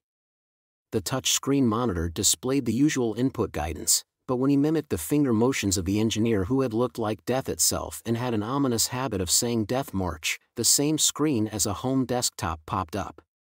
It apparently used the same base OS. That meant perfectly ordinary viruses could infect it just fine. I can tap my finger for clicking and double-clicking, but can I not right-click?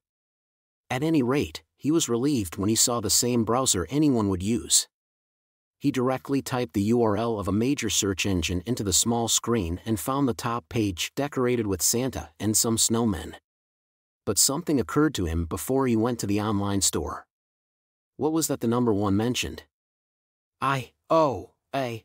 Francisca. He typed it in and hit the search button just to see what turned up. It sounded like a name, but he did not find much of anything. In fact, it would not even search specifically for Francisca. To display more search results, it split up the terms and searched them separately without asking. And all it turned up were message boards and walkthrough sites for RPGs and social games. This apparently was not someone who had made much of a name for themselves. Nothing, HM? It certainly didn't sound like a meaningless bluff, though. I just hope this wasn't scrubbed from the database because it's related to the dark side. He might find something else if he narrowed his search down more, but he was not net savvy enough for that. He only ever typed in whatever he had a question about, so he did not really know how to do a proper search. I can't just surf the web here forever. He ended his search there and got down to business. This time, he used the search engine to call up the site of an online store. His electronic money data was stored on the server, so as long as he typed in his double password, he could log in and buy things like normal. They seemed to be having a Christmas sale, so 20% off and 30% off icons were displayed on the edge of the sample product images. Seeing how convenient this was, he could see why the wives and widows in front of the supermarket had been showing some skin. Okay, I need some powdered milk, a baby bottle, disinfectant, mineral water, no, soft water. HM? They have a separate type for babies? I also need diapers, baby powder, a baby blanket, and do they have some warmer clothes? He had some memory of what you would need, but he did not have much detailed information. Partway through, he opened another window to check a childcare site run by a housewife and continued his list. Unlike the models shaped like crane flies, the models that drove along the roads would be fine with a delivery weighing over 10 kilograms. He guessed he would be fine ordering all this. Lilith made a noise and pointed at the screen. She apparently needed a small plastic tambourine toy and a pacifier, so he ordered those too. After throwing them all into the cart icon, he pulled up the final confirmation screen. I need to select ground drone for the delivery method and then set the time and place. Oh, I know. I can use that park that couples don't even visit at night since delinquents tend to gather there. He clicked the confirm purchase button. And as soon as he did, the gaps between the processor suit's armor changed from blue to yellow. The bright white beams of searchlights suddenly pushed in from all directions. He felt like the light had actual pressure to it, and he used his body to protect Lilith from it. This was similar to a flash grenade. If a normal person was exposed to this deluge of light, their eyes would be burned, sharp pain would run through their temples, and they might lose all will to fight and just curl up on the spot. Beyond the fearsome light, an amplified voice hit him like a shockwave. Disarm yourself and surrender. We have you surrounded, so resistance will only increase your suffering. The deafening noise instantly drowned out the plain Christmas songs being played all across the city. Had they not mentioned a hostage because they were afraid of unnecessarily stimulating him and turning his focus in that direction? He had completely forgotten something. The biggest reason that the criminals behind bank transfer scams were caught was because whoever they had withdraw the illicit money from the ATM would be recorded by the security camera. It went without saying what would happen if the network detected odd behavior at an ATM and then the camera showed the same full-face helmet as wanted criminal A.O. Francisca. Plus, he was doing some online shopping with Hamazura Shurige's ID, so he had now established the mysterious masked man's identity as Hamazura Shurige. The authorities might begin monitoring his acquaintances like Takatsubo or Hanzo. But his pursuers had also forgotten something.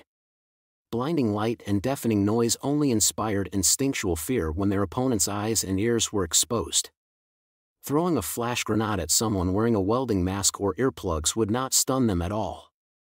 Hamazura's vision through the visor was enhanced in a variety of ways, so the powerful light was counteracted and he was given a clear view of the fully armed anti-skill officers crouched low and moving around beyond that curtain.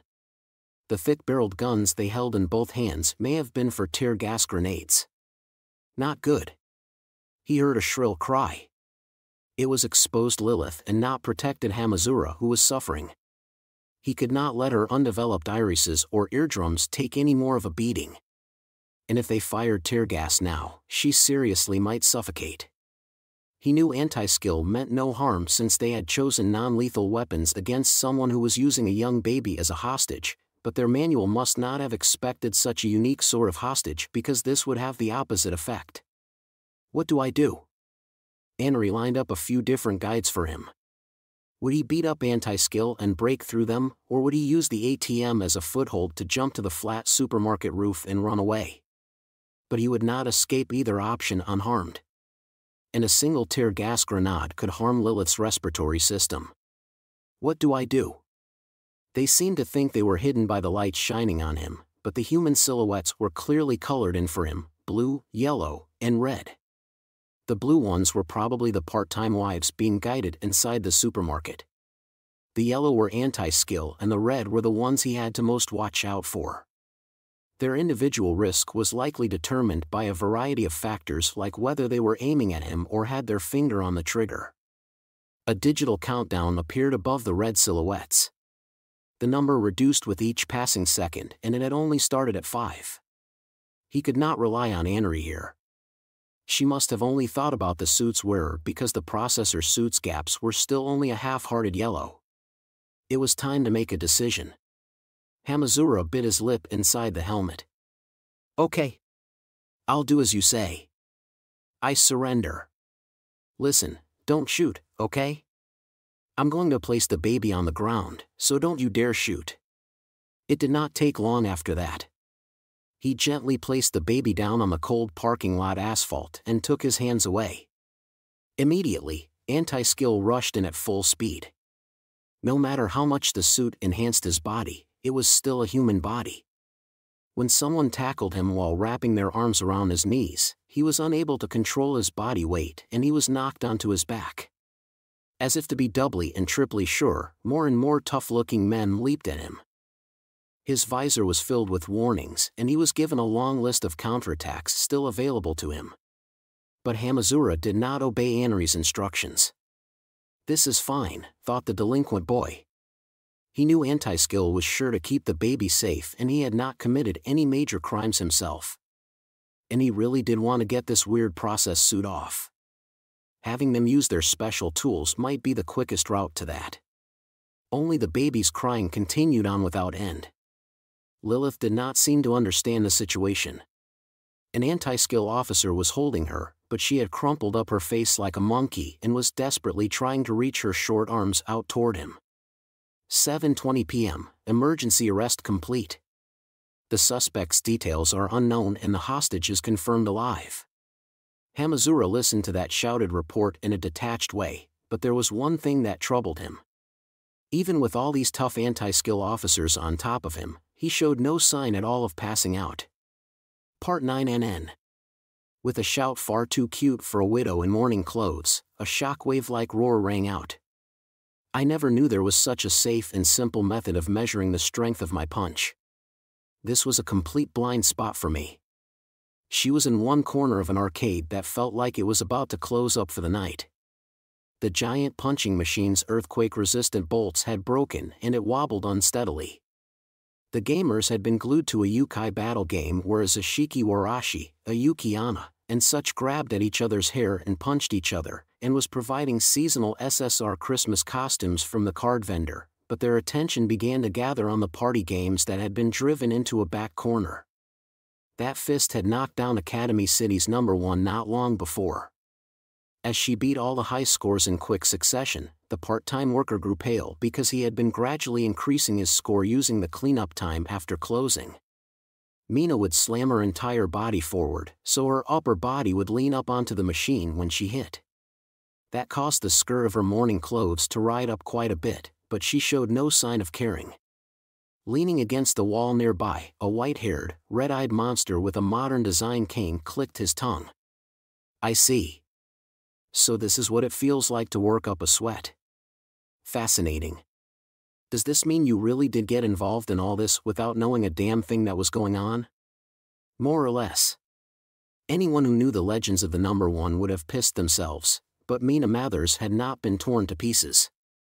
In fact, it had been Accelerator who first demanded they stop their no-rules street fight. The Black Cat Witch's fist could never do any real damage, but she kept dodging just out of the way, preventing the #1 from getting in a finishing blow. In other words, it was an endless stalemate. Since his choker only had so much battery power, that was not an amusing situation for Accelerator. And once the #1's target had escaped to safety, Mina apparently had nothing against Accelerator himself. Thanks to that, the bored widow had persistently followed the white-haired demon around and pestered him to play with her. You would think she had a death wish, but the fact that she was still alive may have shown that Mina Mathers' skill was the real deal. I too am searching for someone, but it is not them. Well, he does love parties and he loves being inappropriate more than anything else in the world, so there is a good chance I could draw him out by causing a major commotion. Them? The riding suit and the baby. Accelerator clicked his tongue. That's what you're focused on. Then I'm guessing you aren't connected to the parent either. This was all a giant waste of time. The parent? The Black Cat Witch frowned and thought of that baby, but that processor suit seems to reproduce a portion of my power as a defense mechanism. Processor suit. That is a rather low-key name for a weapon. Do they focus on defense as its greatest sales point? They probably intend to split the enemy's head open with a thick shield, like a shield bash or something. NN, shouted the Black Cat Witch once more. More than just raise her arm, she directed her entire body toward the punching machine. Despite using a bizarre breathing method where she exhaled strongly with her lips tightly shut, the destructive power made it seem like she had a small bomb hidden in her fist. A great roar burst out and Mina watched the digital counter while continuing the conversation. Perhaps to measure the gravitational effect, she took a meaningless step that jiggled her breasts a fair bit. In other words, you suspect it was developed for a purpose other than combat? In that case, it must be meant to protect something quite valuable. Of course. That thing might be even more valuable than me. Are you aware of how valuable the genetic information of Academy City's #1 would be? Do I look so stupid I don't know my own value? Besides, that thing is, Accelerator trailed off when he heard a quick burst of static. With advances in mobile technology, the boundary between military radios and smartphones was beginning to blur. At the very least, it was possible for either one to intercept and decrypt the digital signal of the other. The black cat which repeatedly punched her palm with the thick glove worn over her right hand. "Oh, where are you going?" she asked. "It seems things have changed," he spat out. "A certain idiot just got arrested. The one in the suit." Part 10. After all that, he found himself in District 7's Central Anti-Skill Station. It was similar to a prefectural police headquarters outside of Academy City. Hamazura was covered head to toe by the strange processor suit, so they had cautiously bound him like a scene from Gulliver's Travels and then taken him to an interrogation room. The blue light told him he had nothing to worry about. Also, this was far from his first time in an interrogation room like this. Although he had enough sense left to know his life had truly derailed if he began to brag about that fact. And something odd was sitting atop the steel desk, Katsudan. "Hey, I know you see it a lot in police dramas, but isn't it against the rules to feed me something like this during an interrogation? We aren't giving it to the suspect. It's meant for us and you simply steal it while we aren't looking. That's the official story anyway. Then I'd be committing theft. Isn't inducing someone to commit a crime really against the rules?" The young male anti-skill officer sounded exasperated with this extremely suspicious person's legitimate questions. "Aren't you getting hungry? So go ahead and eat it. Just remove that helmet. How many times do I have to tell you I can't? In fact, bring out a toolbox full of crowbars and wrenches. Anti-skills gotta have a ton of that stuff, right? You know, like what you use to pry open a car door after an accident. Come on. Hurry it up. You know, and if you have enough money for Katsudan, then get Lilith a bottle. Stations these days have nurseries for any officers with little kids, right? You can't tell me you don't have the supplies. I don't know if you think you're Ishikawa Gomen or Nozumi Kozu, but what is it with the occasional criminal who feels like he can lecture us? And if you figure out who Lilith's parents are you just going to take her back to them? Those are the people who abandoned her in a back alley. I doubt you're that stupid, but it's still worth warning you. You should probably consult with your lawyer first if you are considering it. You're the one that needs a lawyer. And are you about ready to remove that suit yet?" Again, I don't know how to. The exasperated teacher was the shining and attractive type who would be popular with his students if he was the coach of a sports team. Yes, anti-skill officers were generally also teachers. That was why this strict interrogation room looked more like a school's student guidance room once you were used to it. The only real differences were the bars over the window, the sink in the corner, and the monitoring room hidden behind a special mirror. The desk and chairs were not bolted to the floor. Hamazura could only call that careless. As I explained several times on the way here, I don't know how to take it off. Damn, the Katsudan's getting cold. What a waste. Now that I think about it, how do I eat or use the bathroom in this thing? Two icons appeared in the corner of his vision. The one shaped like a straw on a cup flashed and then a small cover opened on the side of the helmet's mouth. Am I supposed to stick the Katsudan in a blender and then drink it through here as a nutritious smoothie? But then what was the other icon for? He had a bad feeling about what that flashing icon meant, especially since it looked an awful lot like a toilet. Hey, stop, Anery. Don't open that. Everything that happens in modern interrogation rooms has to be recorded. Okay, I get it. I get that you can do just about anything. What are you fidgeting around below the table for? To the anti-skill officer, a desperate battle to preserve Hamazura's adolescent pride looked like nothing more than a one-man skit. As Hamazura suppressed the Machine Empire's rebellion, the anti-skill officer placed a notebook-sized tablet computer on the steel desk. Now, let's hear your testimony again to make sure there are no contradictions. Why do I get the feeling you're going to do this another 3 times? I know how this works, so can we just get it over with? And is that judo third dan guy glaring at me from the corner meant for your good cop, bad cop routine? His ears all swollen from within from being rubbed against the tatami mats so much, so it's pretty obvious. And the silent type doesn't really work for the bad cop. Plus, it's even less effective when I know the trick, so you're just wasting labor costs here. He was honestly willing to tell them anything as long as it was not related to Taketsubo, Mujino, and Kanuhata.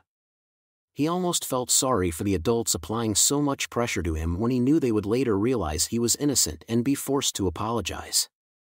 He kind of wanted them to send in their profiler and forensics team since it would only make their own situation worse, like they were strangling themselves with silk floss. Now, what should I tell you first? We are the ones in control of this interrogation. He realized this was going to be a long night, and Annery helpfully displayed a simple falling block puzzle in the corner of his vision. However, a great tremor shook the entire building. And then all the lights went out. Hamazura was not all that surprised thanks to the processor suit's visor. The room was now darker than a movie theater, but the visor immediately adjusted its brightness so everything looked the same as it would during midday. The delinquent's processor suit glowed yellow. That was the warning color. It was only a pale light at a single point, so it was not enough to sweep away the room's darkness. In fact, it was the professional anti-skill officers who began moving around in confusion with their vision so suddenly taken from them. What? The emergency power isn't kicking in. Several sets of rushed footsteps clattered by the metal door. After a while, the building shook again. Then some voices arrived over the anti-skill radios which were not reliant on the station's power. The bastard walked right up to the front entrance. This is no mere accident. I need backup. Repeat, I request backup. The radio monitor's backlight must have helped him see because it lit up the shining young man's face from below, giving him a ghastly look as he glared at Hamazura. What is this? An accomplice of yours? How should I know? Hamazura dismissively waved a hand. He knew Mujino or Kanuhata could easily mop the floor with an anti-skill group, but since they did not believe that the full-body suit pervert was him, they would not be here to rescue him. In fact, he had his doubts whether they would come rescue him even if he pleaded them to. However, he did have a guess who this was. Anti-skill pursuing him and the discovery of Lilith had both been detours. This whole issue was centered on Hamazura Shurage and the process suit containing Annery. And who was it that had pursued and attacked him? Oh, geez. Is he that intent on attacking me? Anyway, you stay here. We'll be locking the door from outside, so you won't be able to leave. If you do, it will only add to your list of charges. Listen, this interrogation room is sturdy. And that's for your protection too. If you say so. With a tragic aura around them, the shining young man and the Judo third Dan exchanged a nod and left the interrogation room. It would have been a meaningless act given the processor suit's artificial strength, but it was careless of them not to handcuff him. Sigh, Hamazura softly sighed as he tried for a triple combo in the puzzle game, screwed it up, and ended up with a pile of garbage. There was a simple reason why he was so unconcerned despite this crisis. This has got to be that number one freak. I don't know what kind of secrets this processor suit holds, but unlike me, he's smart, so if I just leave this to him, he'll solve this whole confusing mess for me. Yes. I just have to let that chosen genius, that true dark hero, beat me up to pass the baton on to him. I see. Well, I was ready to jump straight to the ending and roll the credits once I got Lilith safely to the adults. I don't know if the fate of the world or the hope of humanity is riding on this, but you just go deal with it on your own. God, what a pain. Several more powerful tremors assaulted the central station. Hamazura ignored that to focus on the puzzle game, but he failed to recover from the triple combo attempt and the blocks stacked up to the ceiling. Once the game over screen changed to the continue selection screen, he looked up. And he realized everything had gone silent. Hey! He also realized the processor suit's gaps were switching back and forth between yellow and red. Unable to bear the same heavy silence as on an elevator, he began to speak aloud. There was of course no one to answer him. The sink's special mirror had shattered and its pieces covered the floor, so he could see the monitoring room on the other side. And there was no sign of anyone there. Knowing him, he'll go easy on normal people. Won't he? Right. His voice was simply absorbed by the darkness. At some point, the area had been taken over by the same forlorn atmosphere felt after being left behind in an abandoned building in the middle of the night. What did this mean? Had it not been as simple as he thought? And if there was no one here, what had happened to Lilith after she was supposedly taken to safety? Are you goddamn kidding me? The interrogation room could not be opened from within after it was locked, but the monitoring room visible through the sink's broken mirror was a different matter. He stuck his head in, climbed into a room lined with LCD screens, and reached for the doorknob. He had no idea why it mattered, but he tried to be as silent as possible by slowly turning the knob and opening the door only a crack. There was no light outside. The dark scene was mechanically corrected. The tremors must have been powerful indeed because cracks ran through the walls and ceiling, and panels of construction material had fallen to the floor in a lot of places. And he saw no one anywhere. No matter how much the brightness and color saturation were adjusted, the atmosphere of a creepy abandoned building crawled up from his feet. An unpleasant chill ran down his spine. Driven by something invisible, Hamazura opened his mouth. "Anri, is there any way to locate Lilith?" The puzzle game window closed and a map of the central station opened in its place. And a red dot was added to it. That was the employee nursery on the 3rd floor, same as the interrogation room. The dot was flashing irregularly, but was that because the suit was amplifying and detecting Lilith's cries? He had been warned leaving here would add to his charges. Even if it had begun with false accusations, there might be no arguing his way out of what he was doing now. He slowly breathed in and out. And he made up his mind. I would never forgive myself if I let something happen to that baby. He took the step.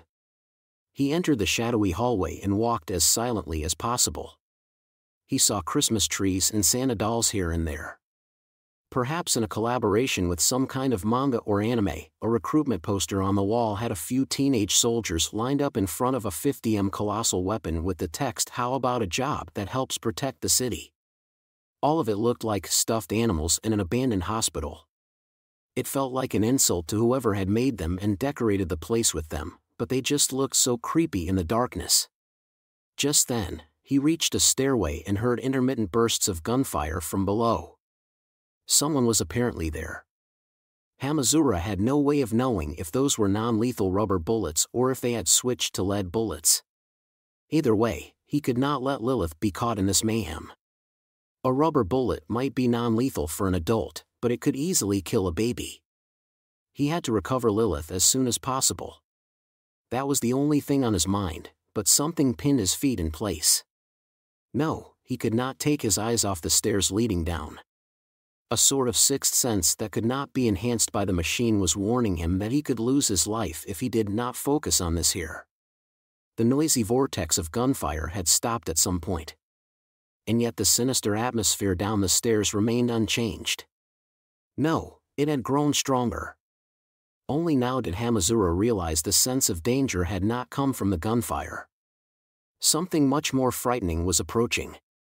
Unable to speak properly, he saw something enter his vision. It came from below the stairs. It carelessly appeared on the landing there. It would have been the perfect spot to fire on if Hamazura had a gun, but it showed no sign of caring about that disadvantage. It was a person wearing a skin-tight suit of unknown material that covered them from head to toe. This enemy had something like an amorphous gel equipped like a piece of external equipment. This was the true wanted criminal wearing the same equipment as Hamazura Shurage. This was Francisca. He did not know what they really looked like. But because they had already clashed, he could rule out one person. The person Hamazura had thought was the most likely suspect had not worn a processor suit. As soon as they faced each other, the light filling the gaps of the armor changed to a sinister red. In other words, it's not Accelerator. Between the lines once they got flying, they quickly left the Earth behind. The windowless building had already been thrown out into dark outer space where it floated with no concern for the orbits of any celestial bodies. Naturally, the large hole in the wall was also ignored. The situation was as tragic as stuffing a victim in a barrel and throwing them overboard into the sea, but Holy Guardian Angel Iwas maintained his smile.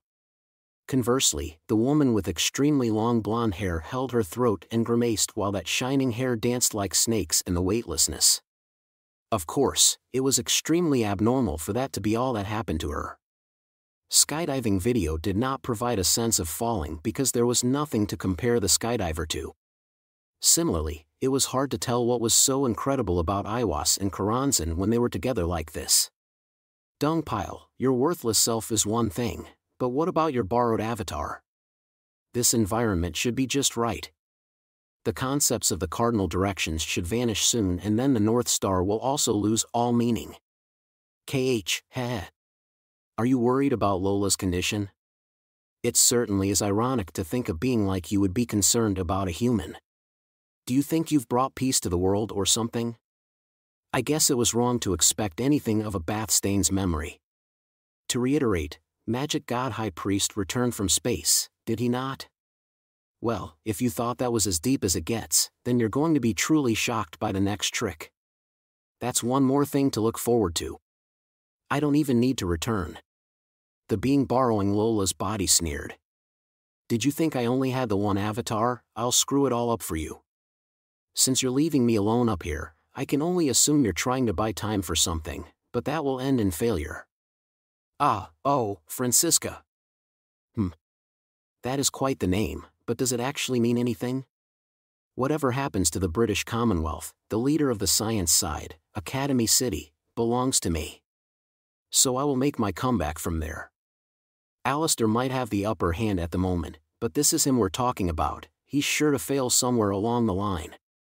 My toys belong to me, so I choose where to light the fuse and let them burn. Chapter 2: An Awakening Beast Visits a City of Steel. X equals Scarlet. Part 1. This happened just 10 minutes before the attack on the District 7 Central Anti-Skill Station. A silhouette wriggled through the darkness. That organism had no definite form. Its mass was limited to 32 kilograms and its color and shape could be freely rearranged. Thus, the organism's standard strategy was to wait. It was more like a jellyfish or sea anemone than a squid or octopus. It scanned the surrounding environment, camouflaged itself as the bait most likely to draw the target in, and then did nothing more than wait. Near a cave or sunken ship, it would become a treasure chest. At a mountain cabin during winter, it would become a warming stove or a firewood tree. In a desert village, it would become a jug of water. That was how it was meant to work. However, there were some targets it could not hunt only by waiting. It could move autonomously in those cases. Although it would seem odd for a treasure chest or water jug to move on its own, so this only applied in certain situations. The anti-skill officers protecting the main entrance of the building may not have done anything wrong.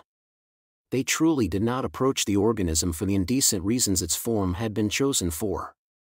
When they saw that wandering around so late at night, it was only natural to want to protect it. Plus, this was the central anti-skill station. They could not deny the possibility that it was here in search of help due to a major problem at home or school. And this was all the more suspicious given the bare feet and almost transparently thin dress during winter. That was enough to hint some kind of crime, so they could not just ignore this. "What brings you here so late, miss?" The anti-skill guard crouched down to eye level and spoke to that with a smile. He had of course been placed at the front entrance because he was tough, but if he glared suspiciously at everyone, they would lose the people's trust and no one would cooperate with them. That was why the guards at the front entrance needed to be both tough and sociable. But perhaps he should have used those senses to detect something fishy about this. Was his tough side or his sociable side needed here? To repeat, that organism had no definite form. It scanned the surrounding environment and redesigned itself in the shape and colors that would best capture its prey. Within its 32 kilograms limit, it needed to become some kind of bait that blended into the scenery of this civilized nation's metropolis while also drawing the greatest number of targets into the lethal range, whether that was out of a sense of justice or more indecent motives. It had found the optimal answer. Like some kind of crack, a small vertical wound ran down that lovely girl's forehead. No, it was not just a wound. It was clearly wriggling. For some reason, the anti-skill guard viewed that bizarre phenomenon in a very unscientific way. Is that a third?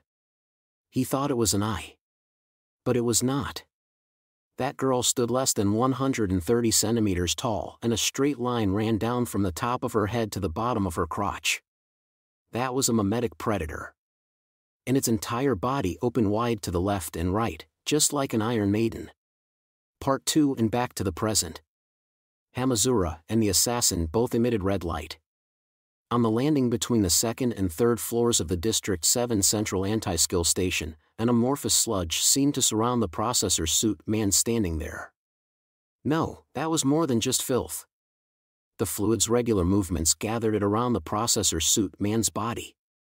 It mostly focused on the upper arms and the thighs. Several frightening weapons shot out. Long bewitching curves not often seen in machines gathered together to form something like jellyfish or sea anemone tentacles. More than just stab or constrict, these combat manipulators could cause definite harm just by lightly touching the target. Not all mechanical products were made of straight lines and metal. In fact, this use of cytoplasmic weapons seemed to show off just how high this opponent's specs were. Is that the same suit as mine? No. Is theirs even better than mine?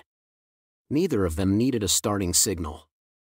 Just as the giant combat manipulators seemed to wriggle out from the upper arms and thighs of that humanoid silhouette, those jellyfish or anemone curves formed fearsome spears and rushed in to skewer Hamazura from a variety of angles. Anri provided a warning. Hamazura placed his feet in the colorful markers that Anri displayed on the floor, and he punched the side of one spear after dodging them all. It only felt like a slight bump with the surface of his fist, but he had used another incredible move.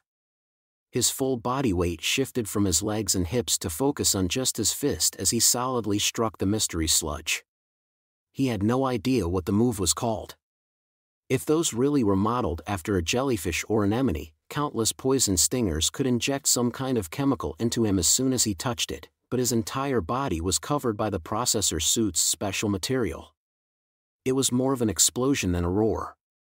The severed amorphous thing rolled along the floor and flopped around like an octopus leg. He didn't take any steps like he's playing a dance game.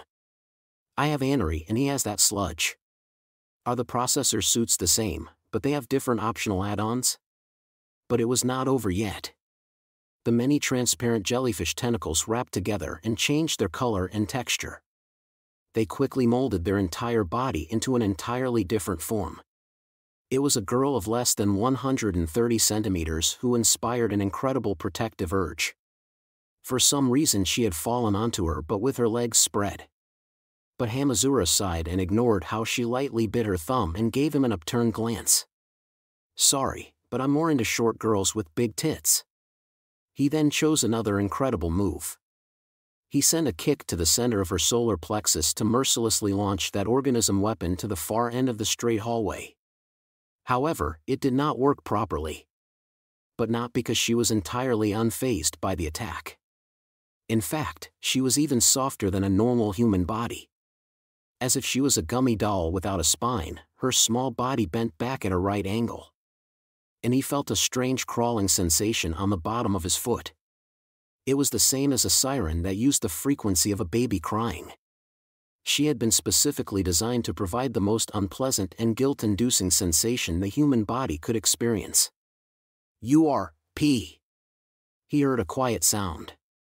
Like the tail lights of a car, a red trail of light moved through the sticky darkness.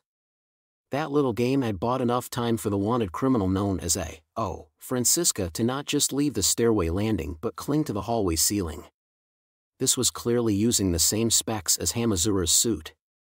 He continued placing his feet where Anri told him, but his backhand blows only sliced through the air and accomplished nothing.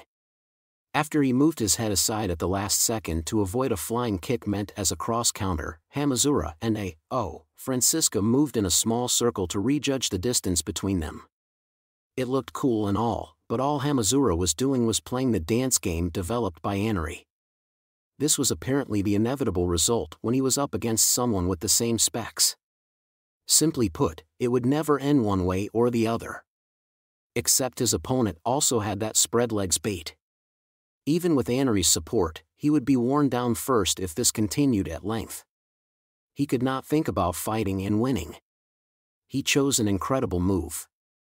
Just as the wanted criminal's fist flew straight toward him, he swung his torso to dodge and then slammed his heel against the floor instead of his opponent.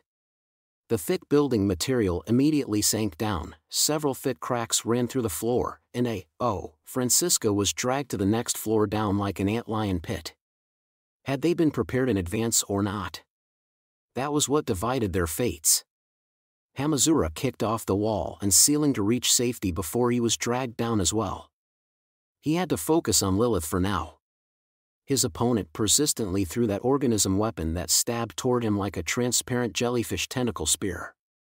It had twin tails, then a side tail, and then a giant ribbon. It wore a dress with an extremely short miniskirt, then shorts, and then a school swimsuit. But Hamazura grabbed that transforming assassin by her slender neck and slammed her into the bar-covered reinforced glass of a window to throw her out into the night sky from 3 stories up.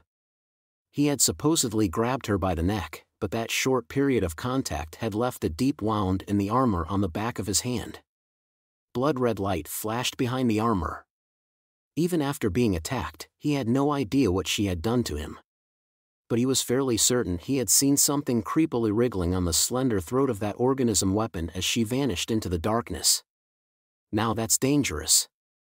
He doubted the wanted criminal or the organism weapon would die from this. This time, Hamazura really did run toward the nursery for employee families located on the same floor. He could no longer rely on anti-skill. He had a bad feeling about what would happen if he did not get Lilith out of here.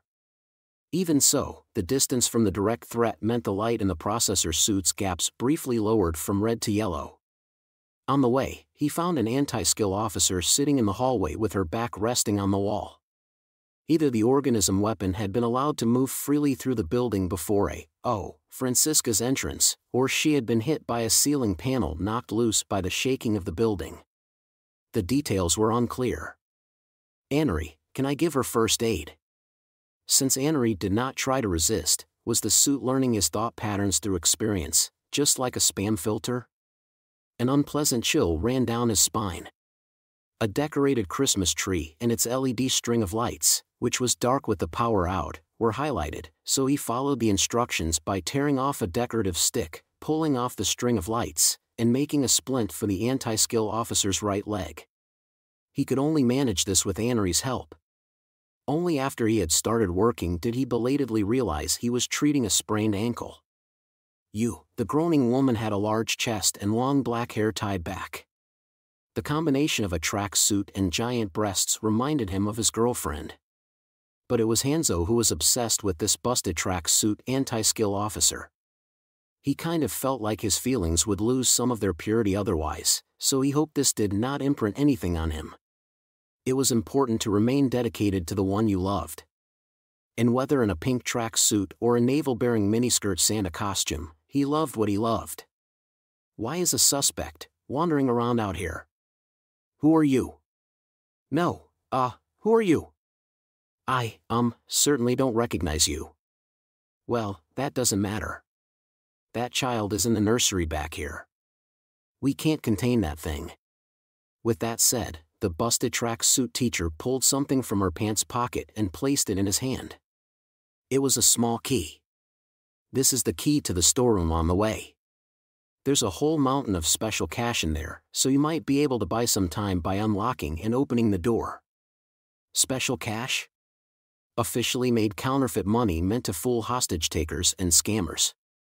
They have a special perfume on them that only a trained dog can detect. The anti-skill woman let out a rough breath and smiled thinly. I know this isn't something I should be asking of you, but I'm going to do so anyway. If you can still move, then I leave this in your hands. Please protect that child. Hamazura could not help but click his tongue. Anti-skill had been restricting his actions, but they were not the bad guys here. But if she remained here, she was at risk of being hit by a stray attack. The best way of saving the immobilized survivors was for him and his enemy to leave the building right this moment. He whispered just one thing before continuing on. Don't let you guard down around the other guy in a processor suit. He won't show any mercy. You. Getting out of here was the best thing he could do for anti-skill, so he left the injured woman and continued down the hallway. He used the key given to him by the tracksuit woman to open the storeroom door on the way. He then made his way to a door covered in winter mascots like Santa and a snow rabbit. Lilith. Are you okay? He knew she could not understand him, but he still shouted to her. It may have been mostly just to give voice to what he hoped was true. "Da," was the cheerful reply that showed no understanding of the situation. Lilith was lying in a baby bed that doubled as a cradle and was shaped like a sled. She held a red and yellow trumpet toy that he did not recognize. He sensed a sweet aroma from her mouth, so she had probably been given powdered milk dissolved in warm water. Anti-skill had apparently been treating her right. That was one more reason not to let the adults be slaughtered. He could not repay their kindness with cruelty. He wished he could gather up a few baby products, but he could not carry very much with him. He only grabbed Lilith from the sled baby bed. "We're going back out into the cold, but bear with it, okay?" Hamazura analyzed why he said that when she would not understand him. Had he felt it would be dishonest of him not to explain the situation? That was when he heard a footstep in front of the nursery door. That was all it took for red curves to race across Hamazura's body. What, did he completely ignore the pile of cash? Several transparent tentacle spears shot out, shredded the door decorated with animal mascots, and scattered it in more than 10 pieces. As the cytoplasmic weapons reattached to the processor suits back as a single mass, Francisca stepped inside. His warning light was red too. Hamazura held someone he could not allow to be hit, and now the exit was blocked. His freedom of choice was being narrowed down more and more before the actual clash began. However, something broke through the sidewall before the two people in identical suits could do anything more. It was a monster with creepy white hair and blood-red eyes who appeared from the other side of the wall. He spoke just once. Such nonsense. "Wah! I'm screwed. Wait, what do I do? What do I do about Lilith? I can't just leave her here, but she'll be killed along with me if I'm holding her. What's the right thing to do here, damn it? Is there even a perfect answer? And time is passing while I think." Hamazura shrank down like lightning had struck a nearby tree, and he tried to protect Lilith. But luckily, if you could call it that. Wait, I'm alive? For some reason, Academy City's #1 charged toward the wanted criminal first. That was enough. Hamazura did not need a clever answer. There may have been a good reason for the monster's actions, but it may have been a mere whim. Whatever the case, the dumb delinquent stopped giving his mind a rare workout. He adjusted Lilith's position in his arms, ran toward the window instead of the door, and broke through the barred reinforced glass to enter the night sky at 3 stories up. His jumping distance easily surpassed the limits of a normal person. He flew past the tall fence meant to prevent escapees, and he entered the normal city. Lilith giggled with joy at the strange sense of floating, and Hamazura searched for a landing point. Anri displayed the recommended route on his visor. A large truck. Really? So as not to shake Lilith, he bent his legs to absorb the impact and somehow managed to land on top of a truck decorated with Christmas lights. But this had apparently been the right choice. The processor suit's colored accent changed from red to yellow and then to blue. When he finally breathed a sigh of relief, he heard the tooting of a cheap horn. He looked down to see Lilith had the plastic trumpet toy in her mouth. She had apparently managed to hold on to her favorite despite everything going on. She seemed to be in a good mood. Part 3. They were sneaking around. In the alley between 2 buildings, silver-haired Alias Tan poked her head out to check on something. She held a piece of paper the size of a yen note and let it flutter in the wind. No reaction. Is that a good thing? No, not entirely. Once we have made our preparations and worked up our resolve, it would be a problem if we could not find her. That is half the purpose of this litmus test. What are we doing now? Index or Masaka Makoto? I said we wanted to locate them to solidify our foundation, didn't I? She wore a witch hat and a cloak over her double blazer uniform, but without the cloak he would have been able to see right up her miniskirt as she stuck her hips out toward him. But Kamachi Toma did not consider that to be lucky. The dirty old man was already acquiring a high school girl's mentality of a bare minimum defense. Although the way it was all so perfectly calculated out made it seem more like the product of a dirty old man. As I said before, this protective charm is guaranteed to lose to Karanzan. The greater her influence grows, the more it will destroy itself. So as long as it remains unharmed, we can assume we are safe from her invisible influence. That means there is no need for you to swing your right fist around at random. Don't give me that sullen look. The most frightening thing in the world is to not know whether or not the events before your eyes are connected to the mastermind. What about that sudden accident or fire? What about all the misfortune that keeps befalling you? What about that person you ran into on the street? Once everything and everyone appears suspicious, you will only distance yourself from the truth. At times like that, it helps to have a protective charm that converts those suspicions into a visible form. You can divide the coincidences from the intentional and locate the hurdles you must overcome. Alistair waved the paper around. Karanzan's scheme is like a three-dimensional maze. It goes well beyond appearing on the front line herself. The best way to keep yourself from getting lost is to view the whole from a flat viewpoint. And that applies to both your enemies and your allies. I feel like that would make Athanas really mad. You seem to view trust as a virtue, but a fixed viewpoint only creates mental blind spots. Once she finished checking whatever it was, Alistair stepped out into the nighttime street. Kamachi honestly had no real obligation to stay with her, but he was afraid what would happen if he let this unprecedented magician roam free. Someone needed to keep a tight grip on her leash. Hey, where are you going? If we simply needed to hide, we could have remained in that leisure hotel. Why do you think we used that closed room to separate and extract chemicals and ultimately create this charm? A litmus test is meaningless if all we do is hide. You need to assume we will be heading out into danger. Alistair acted all self-important, but she still grabbed Kamachi's arm as she walked through the city night. Silence hung over them for a while. The silver-haired girl breathed a white sigh as she viewed the scenery she had constructed and was now letting go. It was pure coincidence that I first visited Japan. But I just couldn't forget the impact of seeing the large Buddha statue on Kamakura land. When I made it so that I died on British land in 1947, there was only one choice for where I would make my comeback. I had already lost interest in Sicily and Paris by then. And I will admit the choice was somewhat influenced by that doctor who supported me and transported me when I was near death. She mentioned a year far in the past. That was a year from the history books, just after a major war. It was hard to say this country had recovered by that time. Or was that exactly why? That had been the only opportunity to construct such an extraordinary institution in Western Tokyo in the name of giving the country an educational and technological recovery. I made sure it had everything I would need, including room for growth. Just as I had seen in those shrines, those temples, and that Buddha statue, when I gave these agricultural people a single goal and built up a specialized field for them, their nature was perfect for constructing a scientific and academic city entirely cut off from the occult, but perhaps what I was really building was the Japanese scenery that I so longed for. Looking back on it, I may have been more motivated by my hatred for Christianity. The silver-haired girl finally stopped in front of a used book chain.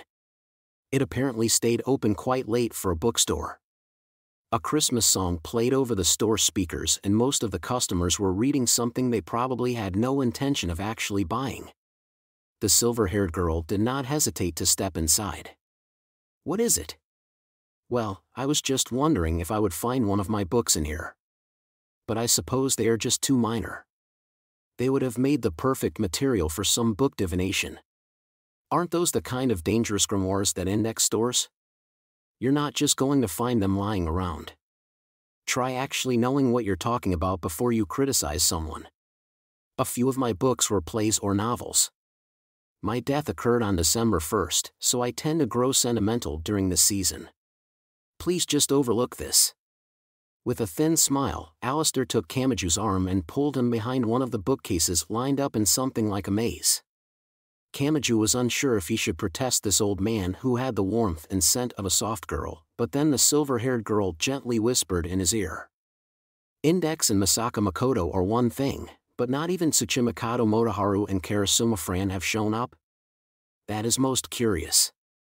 I will admit the science infrastructure is lacking at the moment, but surely they can use individual magic to track us down. Or are they being jammed by some third party? I'm not sure what that means, but can we meet up with them or not? Anti-skill is busy with something.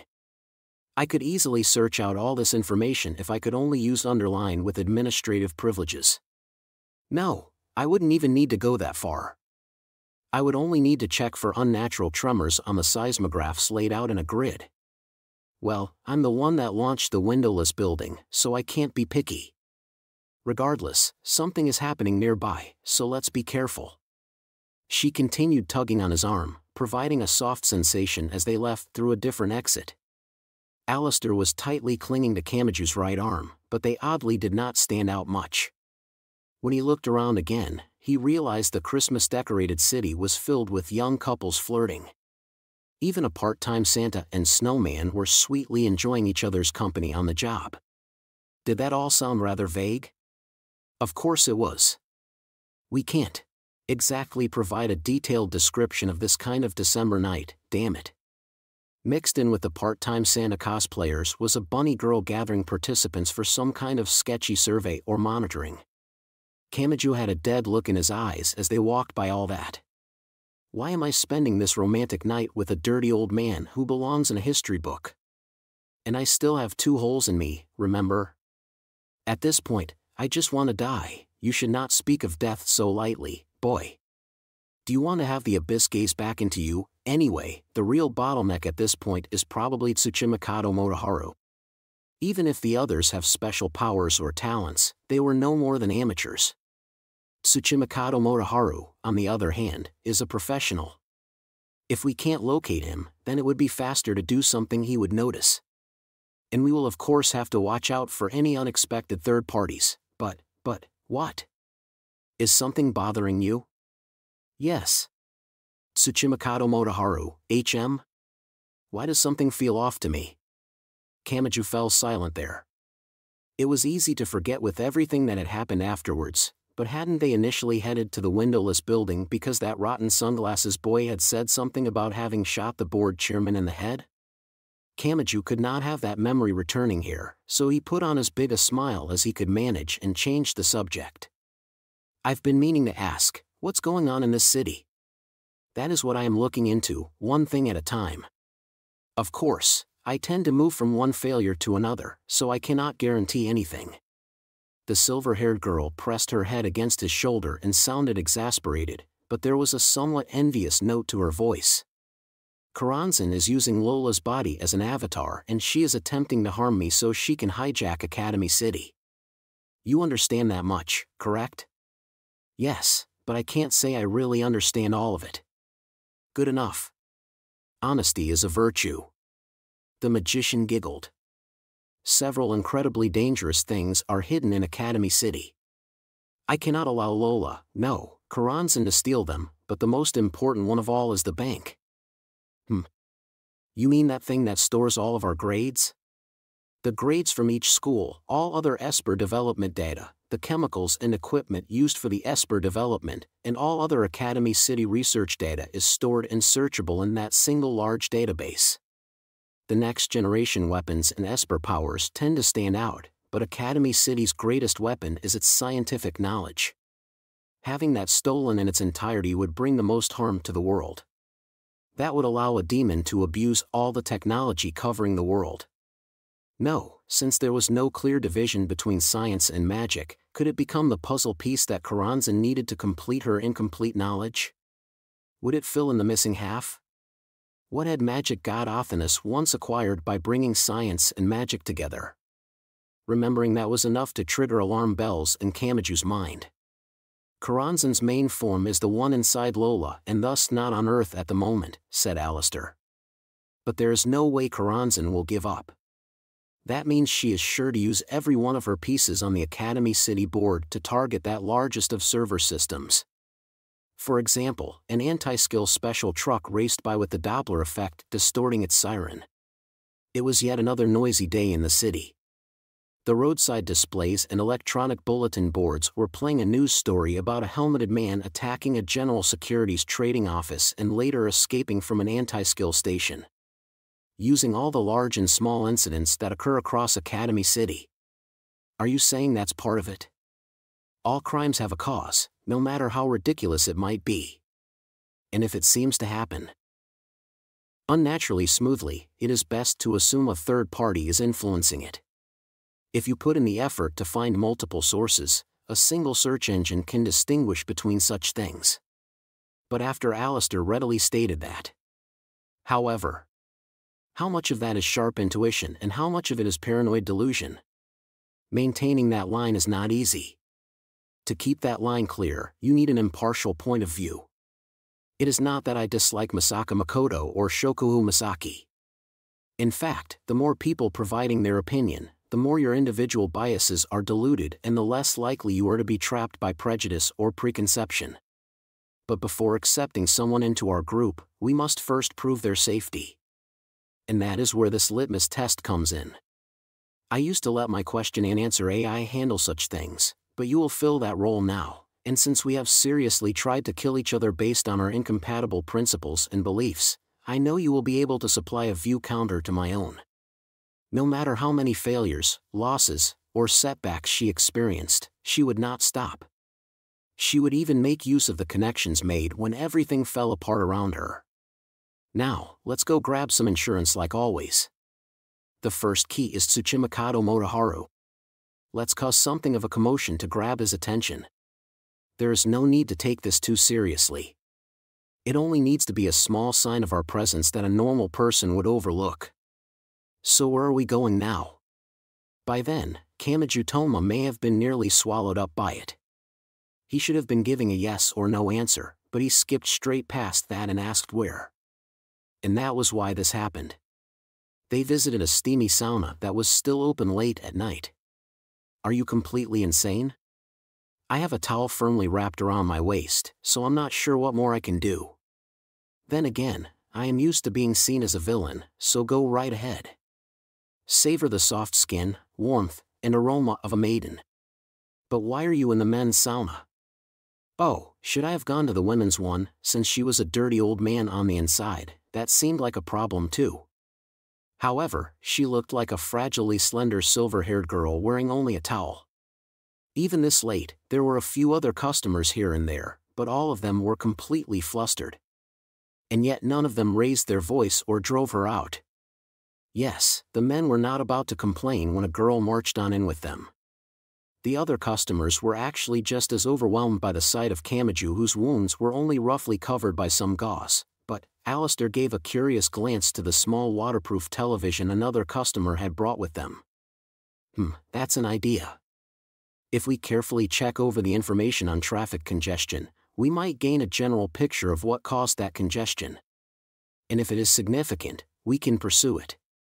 You keep jumping onto new ideas. Are you only acting clever and you're actually stumped? Was visiting this sauna only meant to delay coming clean about that? What's this?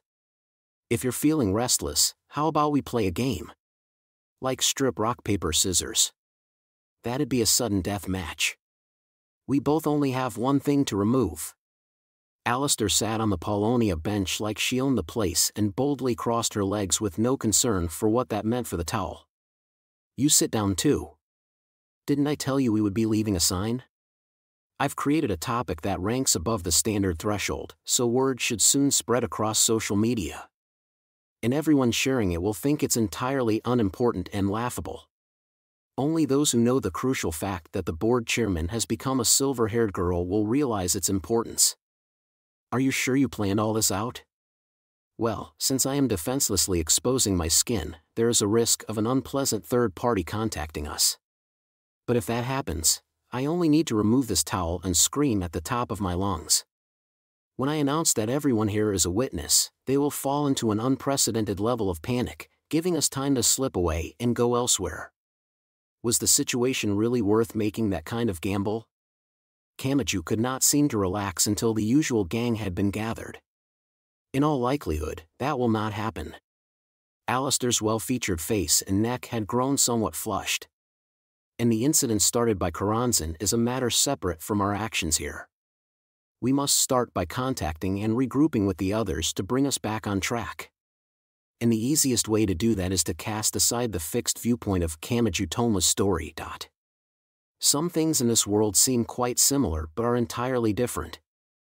For example, professional wrestling uses safe pinning techniques developed from circus acts, so it would be useless for an obsessed fan of that to discuss a wrestling match in an international tournament where the contestants are truly struggling for victory. Having some small knowledge can actually lead you astray. That is what I am talking about. Although enacting an idea this ridiculous is sure to help reset your worldview. What are you trying to say? She answered with a straight face. A pink wind shall save the world. Okay, that's it. Clench your teeth, because Lilith in heaven is demanding a round 2. Part 4. He could not rely on anti-skill. But he could not leave a baby out in the December cold either. It was fairly unusual for shelter to be the most important of the survival necessities, but the cold was Lilith's greatest enemy at the moment. They needed some kind of shelter before thinking about anything else. That was why Hamazura Shurich made a certain decision while trailing a blue light. This place should work. On Anri's instructions, he broke through the glass door's lock like he was solving a puzzle ring, and then he snuck in. The sweet scent of flowers immediately pushed in at him like a solid wall. It's still around 8, but I guess public facilities close early. This was a botanical garden. Perhaps because it was a public facility, its Christmas lights were still on after all the guests had left. He knew you had to be careful with light sources when growing plants and flowers that used photosynthesis, so would those decorative lights really not cause any kind of problem? It was enclosed by a large glass dome shaped like half a soccer ball. The delicate sections for things like high-elevation plants were probably carefully temperature-controlled instead of tended to by hand, so unlike a zoo or aquarium, it was difficult for problems to develop with the sterile environment. If he used this as a base, Lilith would at least not freeze to death. Identical posters were plastered all over the place, but that was probably because this was being used as the location for a web broadcast drama. Its release had been delayed a fair bit due to the heat wave, but he was pretty sure it was about several killer demons attacking each other with their respective methods of killing. The baby groaned in his arms. She had apparently not yet developed a love of flowers. Based on her displeased tone, she may not have liked the strong aroma. Hamazura slammed shut the door of his heart before he was overwhelmed by the nightmarish memories of choosing this as the location for a date and doing a wonderful job of boring the tracksuit girl. Yes, flowers produced neither light nor sound. They did not move much, so there was not much you could do if someone said they were bored. There was no way to recover. Now, then. Anri, pull up some footage from the nursery. The botanical garden would manage the temperature, so now he wanted to gather the supplies a baby would need. The anti-skill station's nursery was the perfect example. He wanted to reproduce as many of the things seen there as possible. I guess a crib would come first. An unpleasant chill ran down his spine. It sounded cute and all, but there was still some risk. Some of the plants apparently needed more than the air conditioning system's heat, so a soft and silky cloth was wrapped around a few of them. He checked in the storeroom and found a few bundles of that cloth. He pulled them out and prepared a bed for Lilith. Chemicals and allergens could be a problem, and the handmade structure would be useless if some wires or the points of screws were sticking out. Luckily, he had a magic word for that. Anri, help me out. He needed certainty right now. If his adolescent pride was going to get in the way, he had to discard it. He arranged several gardening tools as if fitting them into the guide silhouettes that appeared directly in his vision. When Lilith started sounding bored, Anri played a lullaby created with an automatic song creation program to soothe her while Hamazura completed his construction work. It was not easy since he did not use any glue out of fear of harmful chemicals, but the way the wood fit complexly together like parquetry actually increased its durability. The crib was complete. He pressed on it a few times to test its overall strength and then gently placed Lilith in it. It showed no sign of collapsing. She must have liked the soft sensation because she clapped her small hands in joy. He finally breathed a sigh of relief. However, she was a living being, so this was not enough. Shelter was not the only basic necessity. However, he could not use a normal store when he was dressed the same as a wanted criminal and he had been burned when trying an online store before. He had to come up with some other way. He entered the guardroom, which had no real purpose anymore now that the security was automated, and he found a few radios placed inside chargers. Perfect. I can take one for myself and place another next to Lilith's crib. Part 5. The luxury apartment was honestly a little too big just for living with her boyfriend, but Mujino and Kanuhata had stubbornly insisted they get one of the size. It was supposed to have been just the two of them, but at some point, those other two girls had essentially moved in with them. And then, it was currently 9 at night. There's always so much fatty food during December. That Santa outfit fits perfectly now, so I'm a little worried about later on. It was not that the tracksuit girl had suddenly gained a desire to dress sexily. There was actually a sad story behind it where Kanuhata ordered it online as a joke, found the chest was far baggier than she expected, and could not possibly wear it. But no matter how it had started, it may have been best to smile and watch over her as she took a large step forward by showing any interest at all in something other than a tracksuit. While Takatsubo Riku was in the changing room and working at some unfamiliar exercises in nothing but panties and a towel, her smartphone rang. The phone was sitting on top of the washing machine and set to vibrate, so it slid over and then fell right on top of her head. She checked the screen and saw the call was from public phone. This had happened earlier, so even absent-minded Takatsubo could guess what it was about. What? It's me. Hamazura. Yes. I just have to prove it, right? You seem to be working hard on your abs, but you don't have to worry about that. With such a wonderful cup size, your chest alone adds an extra kilogram or two. So you don't need to strip naked and despair over the reading on the scale every day. It's just the natural way of things. Understood. Real or not, I'm on my way to murder you. Good. Glad to see my love got through to you. I'll pay you back later, so can you? It's past 9. The department stores and drugstores are probably closing soon. Oh, I know. Just to be certain, can you head to a 24-hour discount store and buy the things I need? I wouldn't have to ask this of you if I could have accepted the things I ordered online earlier, but now I have to buy it all twice. What are you talking about? I need diapers, baby powder, a baby bottle, powdered milk, some soft water bottles. They apparently have ones for babies, so get those. Also, a container and chemicals for sterilization by boiling. Damn, just check the recommendations on an online store and throw it all in your cart. Get lots of water. Leave it all at the payphone next to the car holder coin-operated parking lot south of District 7's Leaf Street. Just leave the bag of stuff inside the phone booth. Oh, and we don't actually have to see each other, since I doubt that would end well. Once you leave the products, just go home. Bye. He hung up on her. Takatsubo stared at her smartphone for a while, tilted her head, and then voiced her question. Diapers and a baby bottle. She shut her eyes and then rubbed her index finger against her temple. What is Hamazura trying to get me to do?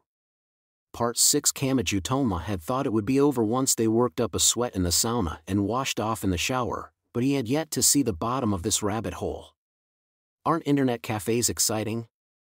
The booths are so much more cramped and packed together than a karaoke box, but they're only divided by a single thin partition and you can hear everything from the other ones. And when you stuff 2 people into a single-person booth like this, it feels even more cramped. I have holes in my body, so quit pushing on me like that. My blood is gonna squirt out like you're squeezing a juice box. I've had enough of your observations on life and, come to think of it, you wrote erotica in the past, didn't you? Quit complaining. I wanted to use a video booth, but I compromised with this because you insisted. Their conversation was accompanied by the clicking of a mouse. Even after showing off so much skin, Tsuchimikado never showed. It's about time to seriously consider the possibility that something is blocking our scent, but that means we will have to be more proactive. Yes, that's right. Tsuchimikado.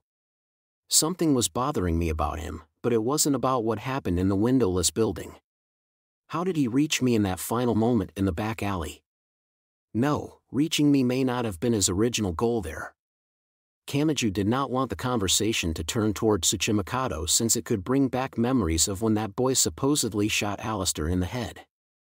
He did not want a conflict between allies at this point. Well, that does not matter now.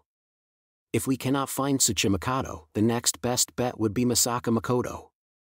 That girl has a bad habit of deactivating electronic cameras and sensors when she moves around. But that means we only have to focus on the areas where the security is malfunctioning. It is far from a surefire method since nothing will rise to surface unless she is taking some kind of special action. But, well, the number 3 has a short temper, so she is probably causing some kind of trouble somewhere. You really shouldn't let her hear you say that. Kamachi was sitting in a less than comfortable and somewhat fuzzy office chair, and the silver-haired girl who smelled of soap sat on his lap while working at a search engine decorated with Santa and snowmen. If this isn't enough to find her, we might be able to walk around the city with an old handheld radio hanging from our neck.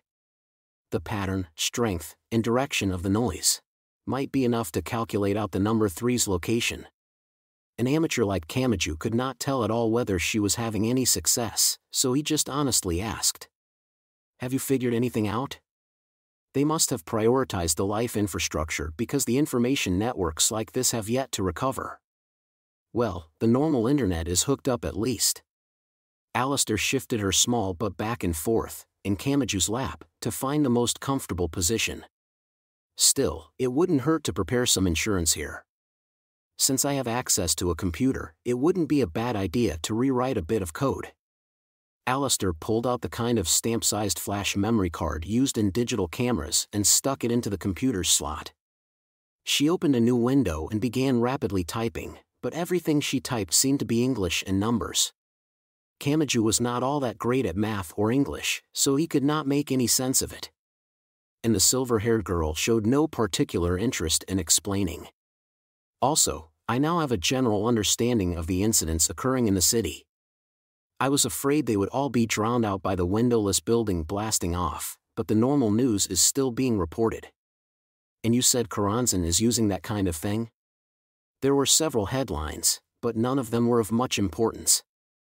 However, this one was reported without a clear explanation for the reasons behind it, the entire series of events following an attack on a general securities trading office.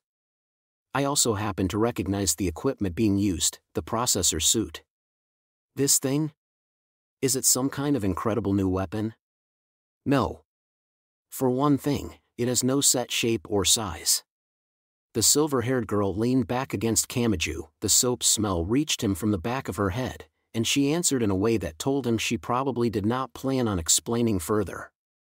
She simply wanted ideas counter to her own opinions, not mutual understanding. Then she changed the subject to an almost impressive degree. Let's go over what Karanzan is. You mean that demon? I went to Africa in 1909 and performed a summoning experiment. The whole honorable poverty idea from the Loch Ness experiment didn't really suit me, so I used the blood of 3 doves to create a circle that would have an immediate effect. Of the 30 angels, the 10th is Zax, also known as Karanzan. Its true essence is the number 333, it prevents a true bonding with the laws of the world, and thus its true meaning is dispersion.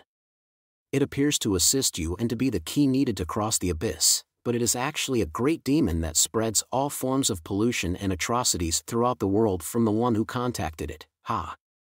A great demon, HM? Such a simple term that provides an accurate image to even the greatest fool, regardless of their knowledge or education. Which is perfect for Karanzan. So, what happened? Nothing. It was fortunate I was using an apprentice as a breaker. My body was temporarily hijacked as an avatar, but Victor Newberg functioned perfectly and successfully drove Karanzan away, Although looking back, it seems 1909 was not the first summoning and it had been targeting me with intent to harm me as a memento from Mathers. Alistair laughed and rested her young body weight on Kamachi. Her arms could no longer reach, so she stretched out a foot and rudely operated the mouse with the sole and toes of her knee sock. And she of course showed no concern for what this meant for her short skirt. Karanzan has gathered great knowledge in the depths of the abyss, but she also seems interested in the human techniques that people like Mathers and I have developed. Look at this. The screen displayed a video sharing site. The oddly tall and narrow footage seemed to be from a cell phone and it was almost entirely black and very blurry. Occasional static ran through it and the entire video occasionally lagged and skipped. It was bad enough to suspect the file itself was damaged. But something could be seen lurking in that darkness. It looked like a young girl but also not like one. What was it? A mimetic predator, HM? She is holding out quite well. England, Rome, and Russia should complete the data destruction before long, so I am impressed she has not forgotten her primary task with that external war to worry about. The magic side is a part of all this? That division is no more than a line I drew using the archetype controller. There is no actual distinction between science incidents and magic incidents, so that is no more than a mere monster lurking in the shadows. Although if you are the type to stubbornly insist on measuring things in millibars or yukawas, I won't stop you. Her one leg must have gotten tired because the silver-haired girl reached her other leg up onto the desk as well. She wrapped both her feet around the mouse before continuing. It's the same as the Loch Ness experiment.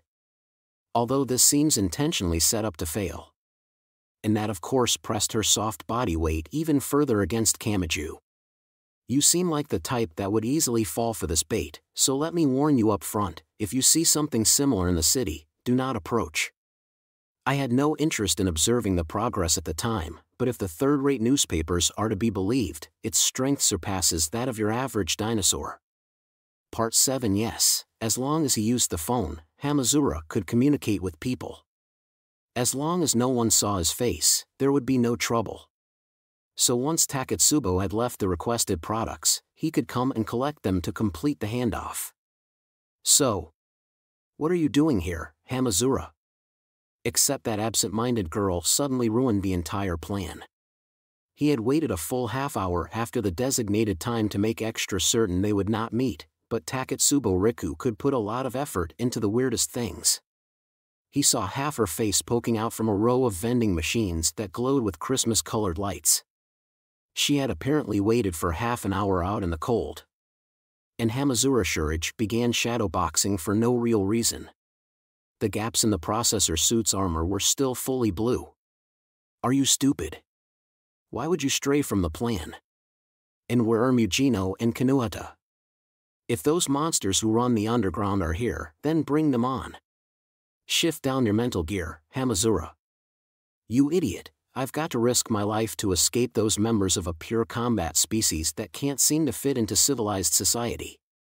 I swear, there's nothing worse than a battle with cute girls where you fight and there's never any clothing damage.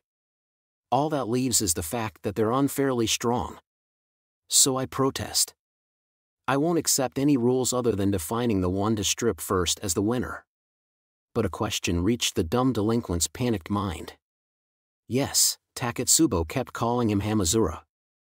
What is the meaning of this, Taketsubo-san? It's true I can't see your face, but I can see these fruitless actions, that hunched-over gait of poverty itself, and the loser signals emanating from you. Yes, only Hamazura could be behind that mask. If I didn't have the tough mind of the world-famous end-of-the-century emperor, I probably would have gone and killed myself after hearing that. Hamazura. Don't let that reaction convince you. That's not who I am. Hamazura tried to hold back the busty Santa, with knee socks and exposed midriff, who was quite jiggly when running over and embracing him. But the excited girl would not let him redo this or go through another loop. Adolescence was all about one-time chances. Anyway, digitize and record this sensation, Anri. And no, this isn't about my personal interests. This is sure to benefit the human race. It'll cause a revolution in the VR industry. But the support AI did not respond. Perhaps because he had wasted this one-time adolescent chance by heading full speed in a dumb direction. Now that she had identified him from his walking pattern and the way he carried himself, and some kind of mystery signal, Takatsubo spoke to him like a friend. "Well, Hamazura? What is going on here? Why yeah. Do you promise Mujino and Kanuada aren't here? Those warrior girls who don't understand human language aren't spying on us from somewhere? Then I guess I have time to explain. Why did you suddenly ask me to buy diapers and a baby bottle, Hamazura? You haven't developed a weird new fetish, have you? Wait, so you didn't understand me at all? There were as many options as there are stars in the sky, so why would you ever choose that one? Are you some kind of veteran agent who always assumes the worst and acts with extreme caution?" At any rate, even if he had not cleared his name from this new charge of perversion, he was glad to have someone he knew treating him like Hamazura Shurage. When he asked Anari to list out his options here, he was only given terrible ones like throwing his fist into the center of Takatsubo's chest, so he swept Takatsubo's feet out from under her and Princess carried her. For some reason, an unrecommended action alert blared, but he had the Nisak's miniskirt Santa carry the shopping bag of baby goods like an otter, kicked off a building wall to reach the neighboring roof, and then began jumping from rooftop to rooftop. "Hamazura, you seem to be touching my butt. Blame your short skirt. We're taking a stroll through the air, so if I wasn't holding it down, everyone below us could see. See those red panties, that is. Why do you know that? When did you see them? You really went the extra mile to make sure those matched." He was hit by a cute barrage of fists along the way, but that was not a problem thanks to the processor suit's armor. With the bright Christmas lights below them, the stars were drowned out and the sky seemed wrapped in pitch black. While leaping from darkness to darkness in a reserved but cool fashion, Hamazura began to speak. "There's one thing I have to warn you about up front, Francisca. There's someone else wearing another one of these processor suits, so you can't just trust this appearance." "Oh, I know. See this scar on the back of the hand? Use that to determine if it's me or not. If you don't see that or they run in a weird way, then they're a fake." It may be an issue of volume, but their equipment seems good at transforming into human kids. So in your case, watch out for little boys. Don't you give them a sweet look. Be on your guard. Hamazura, what kind of person do you think I am? She glared at him, but he could not help but worry for his girlfriend. That was just how he worked. "Anyway, what are you doing, Hamazura?" "That's what I'd like to know, but I'll tell you what little I do know. I suddenly found myself in this weird suit, I was chased around the city, and now I'm being chased by some guy in an identical processor suit. Framing me for some crime apparently wasn't enough for them. I thought I was being pursued in their place, but cutting off the lizard's tail apparently wasn't the end of it. Perhaps due to the attack on the central anti-skill station, emergency vehicles were driving in the canyon between buildings with their red lights ruining the December illumination art. Hamazura, or really, a man in a processor suit, was still a wanted criminal, but anti-skill apparently was not focused on the rooftops. If he could do this, so could Francisca. He could not view this too positively, so he had to be careful. "There are two things we need to know," said Takatsubo as he held her. "First, what is that processor suit man named Francisca trying to do? Second, you said the number one is pursuing this incident separate from anti-skill, so where is he getting his information and why is he pursuing it?" "Pretty much, yeah." I wonder what that means. Alpha and Omega? What's that? It sounds kinda familiar. Is it a weapon in a game or something? Francisca is the weapon. It's a throwing axe from Europe and I think it was used by the Franks who were active toward the end of the Roman period. Come to think of it, there's a missile known as a tomahawk, isn't there? That seems kind of like a hint and kind of like it only makes everything more confusing. The mysterious processor suit was not the wanted criminal's only trump card. Hamazura had also seen him work alongside a strange organism weapon. He decided to work from the assumption that Francisca and Accelerator had been enemies from the beginning, and the wanted criminal had put another processor suit on Hamazura as a decoy to distract the pursuing number one. That seemed to make sense at first, but it fell apart with the attack on the central anti-skill station. Hamazura had been caught as the person inside the weird suit, so anti-skill and Accelerator would both have been focused on him. Attacking the strictly guarded building to finish off Hamazura would only reveal that Hamazura was not the real one. Or maybe it began that way. Maybe I was only meant to be disposed as bait. But something Francisca didn't expect happened, so their plan fell apart and they had to make an appearance. Could that be it? But in that case, there would have to be something other than Hamazura or the processor suit that had changed everything for Francisca. What else had been in that central anti-skill station? If the wanted criminal and the number one had been enemies to begin with, what had they been fighting over? It would have to be something Hamazura had picked up along the way.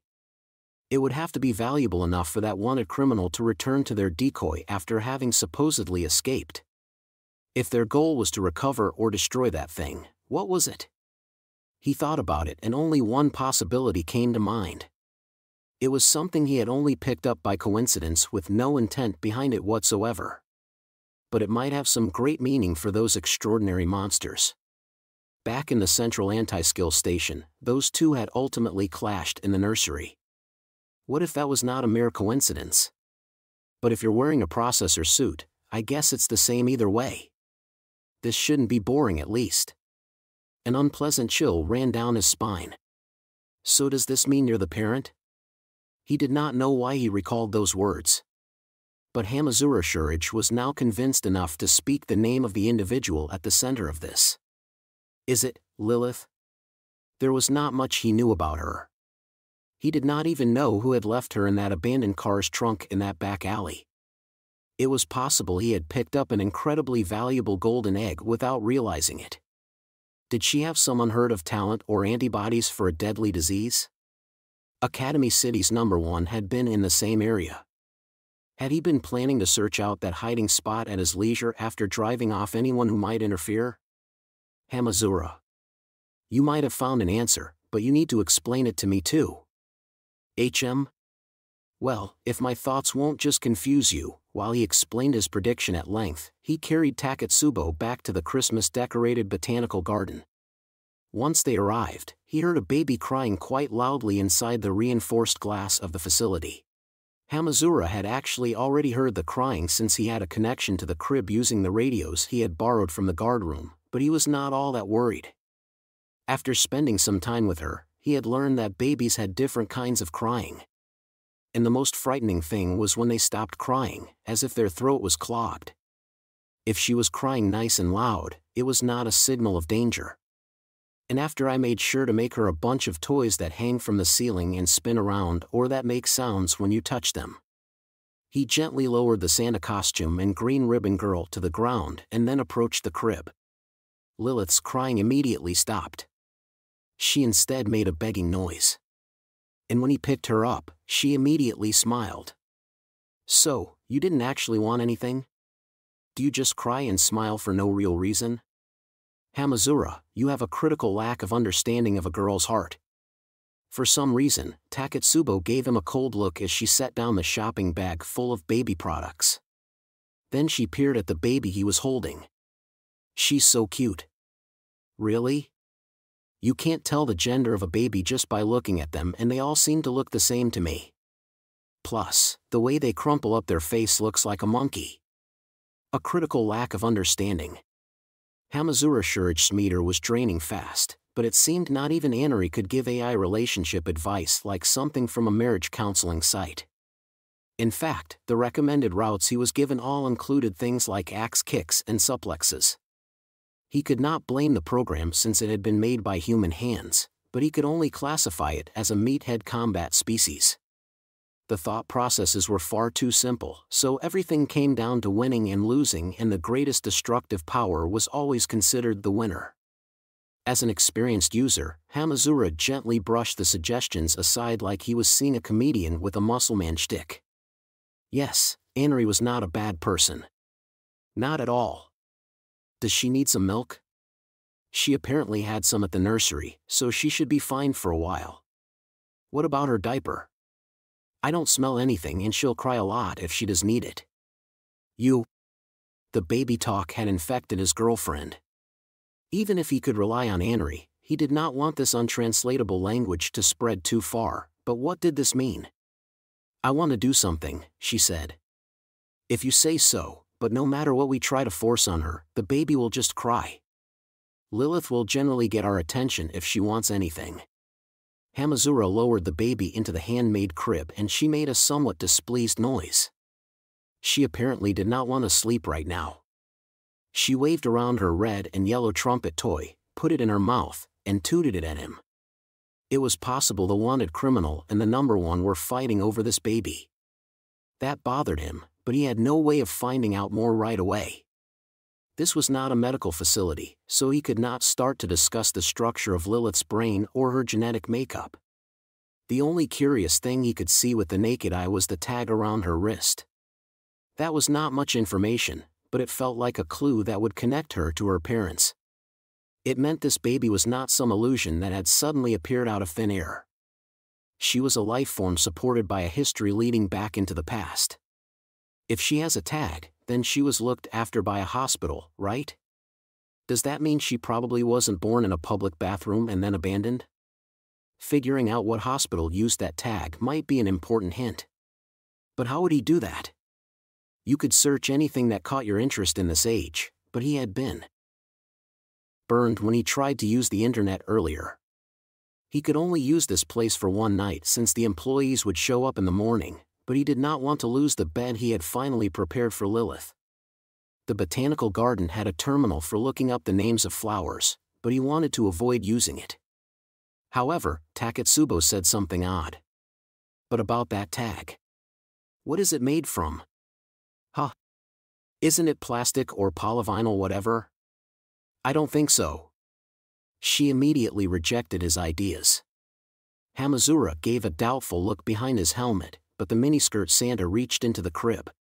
She removed the cheap tag from that small hand and pulled out the water boiling kit she had bought for sterilizing the baby bottle. But she did not pour any water in. She used the heating element without any water inside and then tossed the tag in. It was not that anything happened. Quite the opposite. Even when exposed to more heat than a car's cigarette lighter, it showed no sign of melting or discoloring. Nor did it burn or produce any kind of smoke or odor. Even a silicone tagine pot meant for use in a microwave would have discolored somewhat. That fact that this did not change at all felt like encountering a bizarre phenomenon. Taketsubo's expression had not changed. Hamazura was apparently the only one surprised by this. I doubt this would change even if we directly heated it on a gas burner. It looks flimsy, but it isn't simple plastic or vinyl. Then what is this thing? They had found a mystery object, like a small chip an alien had embedded in someone's head. A baby had been abandoned with a tag of unknown material around her wrist. What had happened to Lilith? This entirely changed his view of Lilith, whose existence he had proven using that tag. Taketsubo switched off the boiling container, flipped it upside down, and shook the tag out. It was still hot, so they did not immediately return it to Lilith's wrist. They wrapped a towel around it and waited for it to cool. There's one thing we know, said Taketsubo. Yeah? No matter how strange the situation is, Lilith hasn't done anything wrong. That's right. It sounded simple, but that was a point he could never lose sight of. If he let this distance him from her, he would be walking the same path as whoever had placed a baby in the trunk of an abandoned car and left her there. He would never let himself do that. He might not know what kind of person he wanted to be, but he knew that kind of person was something he never wanted to be. No matter how much people looked down on him and no matter how close he came to be crushed by self-loathing and self-contradiction on a daily basis, that dumb delinquent lived by his dumb delinquent pride. He heard an energetic voice from the baby. Since they had been discussing the tag, she apparently wanted their attention again. When he knew what she wanted, responding was easy. We can't have her crying through the night, he said. So let's play with her until she's all worn out. I'll do it. What should I do? Taketsubo pulled a plastic bell and a toy castanet from the shopping bag and gave a snort. This was an unnecessary task. They would not be punished if they did not do it, and they would not be paid any kind of bonus for doing it well. But the girl in a midriff-bearing Santa outfit with knee socks leaned eagerly forward and said she would do it. Hamazura's shoulders relaxed as he watched through his helmet. This was good. This was how the world should be. No matter Lilith's origins, she had had the horrific experience of being in an abandoned car's trunk.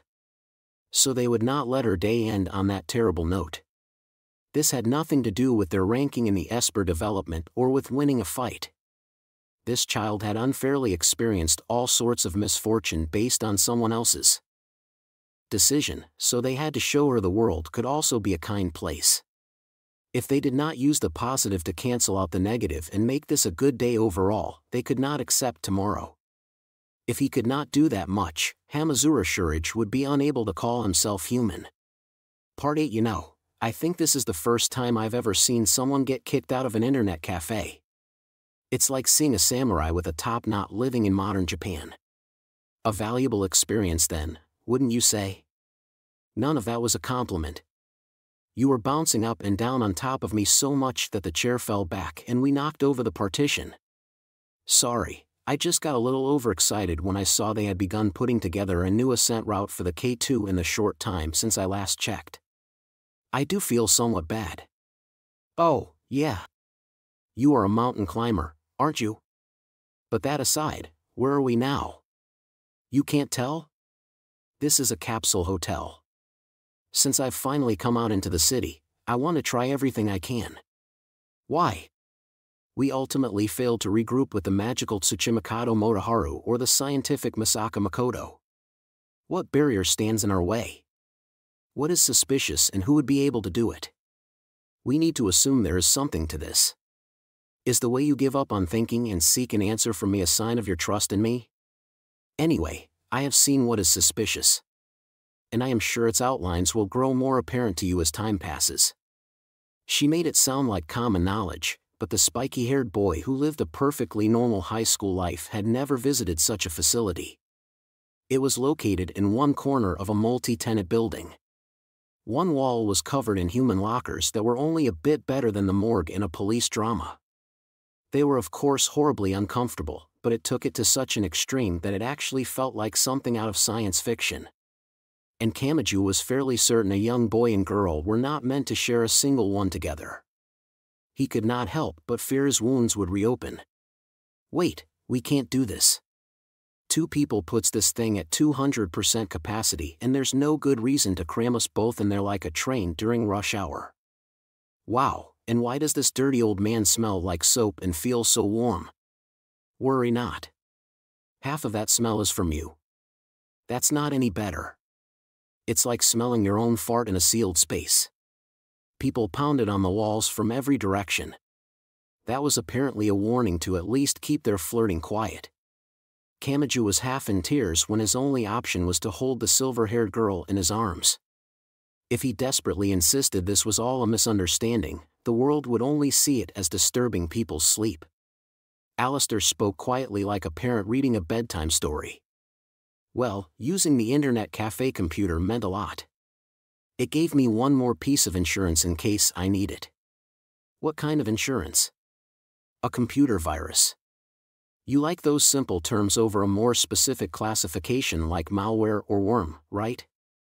Simple terms like holy guardian angel. Alistair pressed her cheek to his chest and, in something like a magic trick, revealed a stamp-sized flash memory card between her fingers. What are you going to use that for? Insurance, like I said. It's a relief to have it on hand, but you would prefer not to use it. This thing is so heinous that the many cyber attacks that Masaka Makoto once made on the clone experiments pale in comparison. Kamachi decided he should really confiscate that from her, but the small size of the flash memory card worked against him. After they grabbed it back and forth for a while, she ultimately stuck it in a truly unbelievable place that prevented him from reaching for it. That isn't much of explanation, you say? That's because I can't put the specifics here, damn it. This was someone who'd been known as senseless since the 1800s yet never let it get to them. Anyway, I have a general plan now. To be honest, I knew an incident on this scale would have some involvement from the 7 level 5S, and since it has connections to the dark side, it would probably be the number 1, number 2, or number 4. No matter how much they try to deny it, it is obvious they are working to clean up the city. So if they are involved in this, it would be in a passive role. Just as firefighters head to a building because it is on fire, they would not be involved in the initial cause of the fire. It looked like you were just watching online videos the whole time. What is that going to tell you? If I could only use underline, I wouldn't have had to manually work through all those files that could be deleted at any moment. A soapy scent scattered from the bottom of the girl's silver hair. And not even the greatest monster exists solely as an individual. The level 5 would have stepped out onto the game board of their own free will. So what was it that pushed them to act? If I can determine the trigger from their relationship diagram, the true central figure should come into view. While held in Kamachi's arms, small Alistair placed her slender palm on his chest. And she whispered sweetly like a serpent recommending an apple. Now, who was it that appeared on the board? Yamakawa Iho belongs to the District 7 Central Anti-Skill Station, but Accelerator's involvement was confirmed before the attack on the station. Then is it Last Order, Yoshikawa Kikyu, or Masaka Worst? That is still not clear to me. What? Don't tell me your answer is going to be I don't know what I don't know. Not even I am that conceited. Alistair giggled. Kamachi was holding her head near his chest, so warmth built up where their skin touched. Next, let us switch viewpoints and focus on the number 4. The relationship diagram here is even simpler. And what appear to have been Kanuta Sai and Takatsubo Riku were seen at Ticket Gate B4 of District 7's Southern Station. That would be near the turtle statue. Mujino Shizuri's relationships are almost entirely carried over from the former members of Item. The one exception is Freemia Sevelin, sister of Frenda Sevelin. I'm not really sure what Item is, but you said there was an exception, right? Aren't there 2 branches there? No. If Freemia was at risk, the number 2 would act, well, the autonomous dark matter that split off from the original would. But there is no sign of that. That means the level 5S were not called in by Freemia or by Kuroyoro Umadori and Fräulein Cruton who branch off from there. HM? Hold on. Doesn't that mean you've eliminated all the candidates? My, aren't we insensitive? With that, Alistair wrapped her slender legs around Kamachi's body as if in punishment. The magician spoke from close range like a snake carrying a sweet venom. Item was a 4-person small-scale response team including Frenda who was killed on the job, but now the term also refers to a separate temporary worker of theirs. The Academy City Board chairman paused for just a moment. And then he identified the person. Hamazura Shurage. He is likely at the center of this incident. Focus on him and something is bound to happen. We should see the next clue we should follow. Part 9. It was late at night. Lilith had been so full of energy, but once they actually began playing with her, she had fallen asleep unexpectedly quickly. According to Takatsubo, a baby's sleep balance was different from a normal person's. Like a cat, they would repeatedly switch between shallow sleep and wakefulness, so it was apparently not that difficult to get them to sleep. The problem was how frequently they woke back up. With nothing more to do, miniskirt Santa Takatsubo was curled up and asleep. The only person awake in the building surrounded by reinforced glass was Hamazura, decorated by a blue light. He would have had difficulty sleeping anyway with his life in danger and his girlfriend defenselessly sleeping next to him with no wall between them, but that was a moot point when he could not remove the special processor suit that he was still not accustomed to. Anri was obsessed with battling and focused on ability above all else, so whenever he asked for advice, he had to reject a suggestion that he could be given some pleasant sleep if an intentional short in the suit was used like a stun gun. That left him to reflect on the events of the day like he was counting sheep. Who was that guy anyway? He was of course curious about wanted criminal Francisca, who seemed to be the cause of all this. Is it someone I know? I mean, it is possible they just chose me on the spot like some kind of serial killer, but even if it was just on a whim, they couldn't choose someone they had never come in contact with before. Even the world's worst murderer only crawls around their own sphere of life and chooses victims from there, so they wouldn't choose someone from a country they've never heard of on the other side of the world. He ran into people on a daily basis in his life and could have earned someone's ire somewhere or other, but he could not think of anyone who could get their hands on this high-tech equipment and put together this game. He had initially thought this was the leaders of the city and it was related to the parameter list, but it would be odd if he was just being disposed of on the sidelines of Lilith's story. He had only seen a hint of their cruelty and that had been more than enough for him. If they were taking this seriously, they would throw all their frustrations at him and have a thorough execution festival as part of Hamazura Shuri's story. Or so it seemed to him. Where was it? That was why another thought occurred to Hamazura. Wasn't this whole incident oddly shallow? He did not need classified documents on some special incident or a forensic investigation kit here. Couldn't he figure something out just by digging through his memories? Where did I get involved with them? We only needed to pass each other by in the street. It can be as flimsy as can be, but there has to have been something that led them to choose me. For example, what had happened today? He had to think about the time before he was placed in this weird processor suit.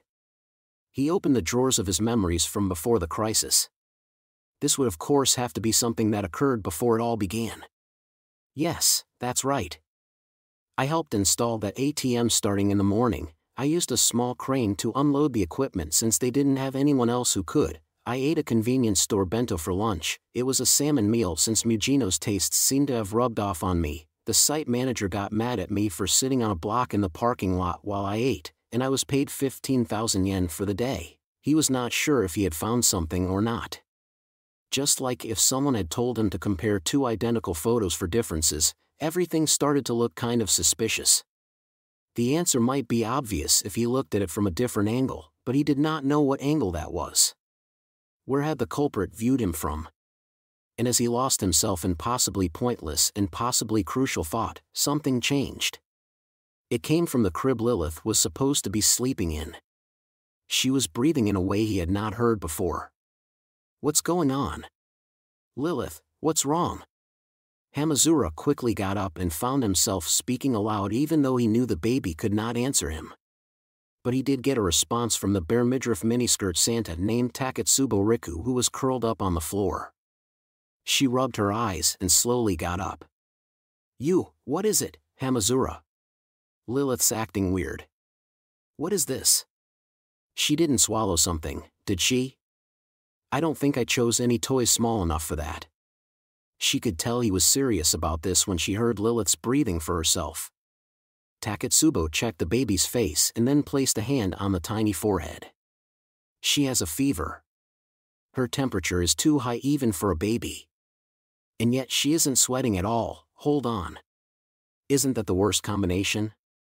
It sounds like she's having trouble breathing, so some phlegm or vomit might be clogging her throat. But it's hard for an amateur like me to say. They were at the limit of what amateurs could do. Then it was obvious what they had to rely on next. The hospital, But, Hamazura, that would be risky. The hospitals have a hotline to anti-skill, so they'll report anything that looks remotely suspicious. The tension of death crept up on him again. He recalled hearing that cavities and appendicitis could be deadly for a runaway criminal. For the same reason, delinquent groups would leave a badly injured member in the hospital parking lot and then make a run for it. They wanted the help of the hospital, but they did not want to be arrested either. But Hamazura and Takatsubo could not just leave Lilith there. It was possible the wanted criminal and the number one were targeting her. They could not just leave her in a stranger's care and call it a day. If they could not continue protecting her, her life would still be at risk. Hamazura, do you know any unlicensed doctors from your old life? Those doctors aren't all that great. At best, they had their medical license taken from them after making some kind of medical error.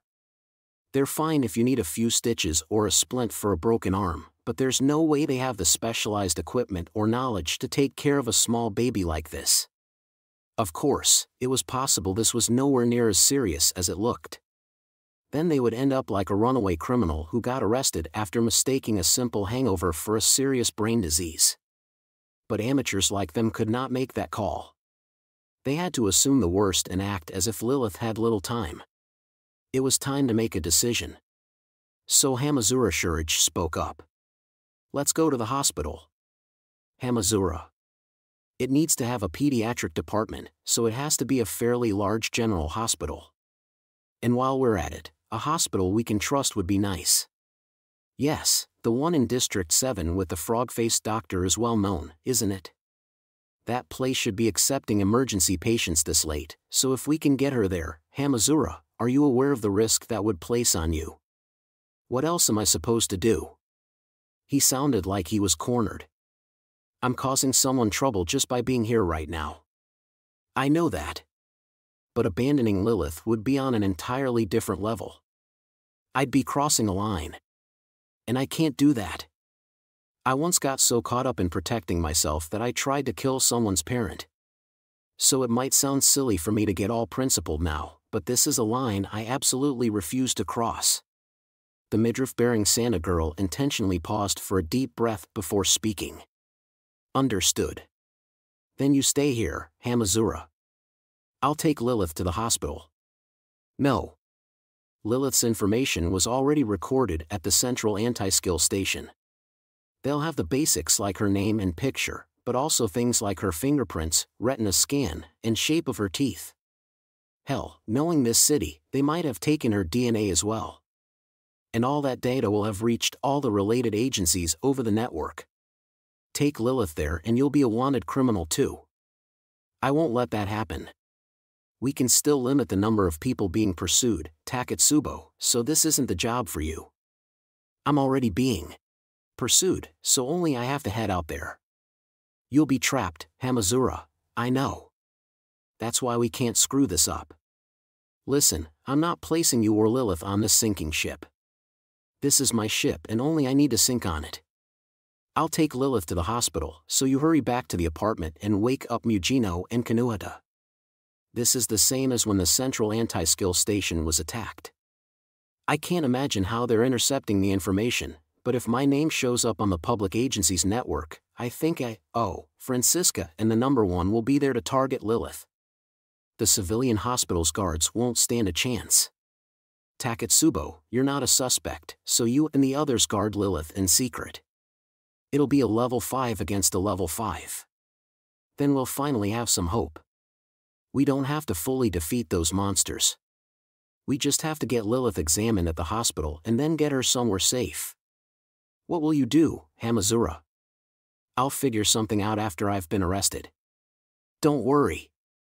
They might not find me completely innocent at this point, but I haven't committed any major crimes. It isn't worth letting someone die over. Taketsubo shook her head like a small child. Hamazura's weak heart was just about swayed despite the situation, but he held strong. It was easy to let go of the person dangling from the precipice, but what would happen to that person? Lilith had already experienced it once while abandoned in that trunk below the frigid sky. He could not force that sort of unfairness on her again. Hamazura felt that he had been the same. The details were different, but he had been abandoned by society. And he only had a life now because someone had taken him in. He would not let Lilith's life end while derailed like this. He would return her to the proper path. It would probably be best to act before his resolution faded. The dumb delinquent gently picked Lilith up while she groaned in agony on the crib. I'll be going. Hamazura. Please do what I asked you to. We can only save Lilith's life if we all work together. However, the situation did not wait around for his decision here. The processor suit's accent color switched from blue to yellow. And the entire botanical garden building shook like a dump truck had crashed into it. Part 10 A time of trial had arrived for Black Cat which Mina Mathers. I'm so hungry. Yes, this was no time to be celebrating the newfound freedom of a physical body after being released from the bonds of a processing device. She honestly thought her current version was less energy efficient. Academy City's #1 had gone off somewhere while her vision blurred. Mina honestly wished she could have gotten more out of him. Sigh, the big city had seemed like it never slept, but there were actually few stores that stayed open late into the night. The cat ears and tail sticking out from her morning clothes had wilted and she had been drawn to a brightly lit convenience store, just like bugs gathering around a light. The miniskirt Santas and snowmen had gone home, so a lonely atmosphere surrounded the store. But she did not enter the store and instead let her back slide down the glass window until she was sitting on the ground. Yes, it was the fluorescent lights themselves and not the shelves of food that had stimulated her hunger. She pulled out an extension cord used to power the electric sign placed out on the sidewalk and she stuck the plug into her mouth, but it did not work very well. All she got was a weird flavor. Once her eyes started spinning behind her veil, the black cat witch realized something was wrong. This is only 100 volts and 15 amps. Does it need to be an industrial-level power source? Or would a train's high-voltage line work? No, I feel like I'm looking at this all wrong. Oh, right. Biological bodies use fat and carbohydrates as a power source, don't they? That could easily lead to something like the people from countries that insisted that French fries were vegetables, but that may have been unavoidable when the historical Mina her body was based on was from the country where people thought fish and chips taste like Mum's cooking. The morning clothes and cat ears lady did not hesitate to circle behind the store. The metal box was firmly locked, but a legendary magician could not be stopped by something like that. Hee. I have the artistic talent that constructed the foundation of the many tattvas and magic circles used during the Golden Cabal's prime. Do you really think there is anything I cannot do? I can pry this open with nothing more than a palette knife and 2 wires I find on the ground. She was feeling a little loopy after experiencing hunger for the first time, so please go easy on her. After forcing open the metal box that's lid popped upwards like a treasure chest, she found something truly unexpected within, nothing at all. The box should have been full of expired bentos, drinks, and more, but there was nothing there. She only saw the smooth and cold bottom. It was the shock more than the actual hunger that broke her. Kua feeling faint, Mina Mathers, the homeless unemployed widow, went fully limp, pressed her stomach against the open box, and partially laid her upper body inside the box, but then the convenience store's metal back door opened. It was possible the metal box had the same sensors as an automatic door and could detect anyone around it. A middle-aged man stuck his head out and spoke to her. Goods are only just getting back into circulation after the heat wave, so we aren't so overrun with food that we have to throw any of it out. Diamond sued after being afflicted with intense hunger, or maybe not all that much hunger, but Mina did not know how to handle it the first time she experienced it. Mina Mathers was unable to move a step and decided to squat down in the metal box as if she had decided that would be her home now. The middle-aged convenience store manager must have had some interesting thoughts when he saw that, but he invited her into the store's office. Well, they do say being beautiful opens doors. The man could only tilt his head when the black cat witch proudly puffed out her chest for no apparent reason. I'll of course need you to keep this a secret from Central, but these things happen from time to time. The manager must have found some spare time and taken a break because he walked across the office while avoiding the snowman costume someone had left on the floor after stripping it off. Based on the star-shaped magnets on the whiteboard, they were doing good business taking cake orders. He grabbed a bento from a rough pile of them on a corner of the table. The black cat witch's cat ears pricked up. So you do have unsold bentos. If you have extras, then I will ecologically recycle them for you. Woof woof. It takes an odd person to start woofing while dressed like that. And these aren't expired. They're damaged. There's nothing wrong with the food itself, but the corners were crushed in transit and we can't put them out for sale. The contents are just fine, but everyone would avoid them. The inspector from Central told us to keep them back here since it would give the place a bad image. I see, the news said the circulation of goods had recovered, but I guess things aren't that simple behind the scenes. They'll eventually go bad since no one can eat them, so we'll just end up stuffing them in that box. but I just can't bring myself to treat them like garbage until the date on the sticker has passed. I see. That is wonderful for you. By the way, my stomach is begging for a Christmas roast beef salad, assorted fried party foods, bite-sized French bread, a 500 milliliters bottle of non-alcoholic champagne, and a strawberry shortcake. Drool drool. You weren't listening to a word I said, were you? Well, I guess this is better than sending them to the box. Oh?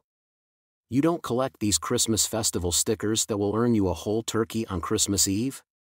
Collecting those from products we throw out would count as embezzlement. I probably wouldn't get in trouble for something so minor, but still. It was hard to tell if Mina Mathers was listening when she was bent over and intently focused on the bento spinning around in the microwave. The cattail was standing straight up from the butt stuck out toward the manager.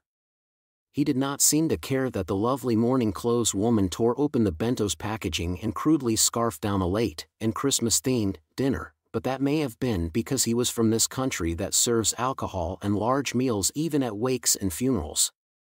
So this is the flavor and fullness of a properly cooked meal. It really is something you can only understand after trying it for yourself. The middle-aged manager smiled bitterly. You sure can eat. I must thank you for inviting me in. Mina seemed to be having trouble cutting the piece of shortcake using the provided plastic fork. She pressed the side of the fork against the top of the cake a few times before giving up and grabbing it with her hand. She supported the sides of the spongy cake with her fingers like it was a tart and she brought it right to her mouth. The fact that it looked elegant was a testament to Mina Mathers's appearance. The manager responded to the black cat witch while watching her eat. Yes, why did I do that? I guess I'm just used to these ridiculous requests that you won't find in the manual. It was the same when this one teacher asked me to watch the children who stopped by after school and look out for any signs of abuse on their teeth or clothing. Maybe I figured he must have a good reason to ask such a big favor. There was no real reason for me. I only came here because I was hungry. Haha. And that sounds like something that teacher would say. Mina Mathers tilted her head at the manager's words. But the middle-aged man had more to say. That teacher's hope was to distance his students from even the slightest danger, but that was a means to an end and not a goal itself. There was nothing in him himself. No, he may have never been interested in a fulfilling life for himself. Are you familiar with the story of the Happy Prince?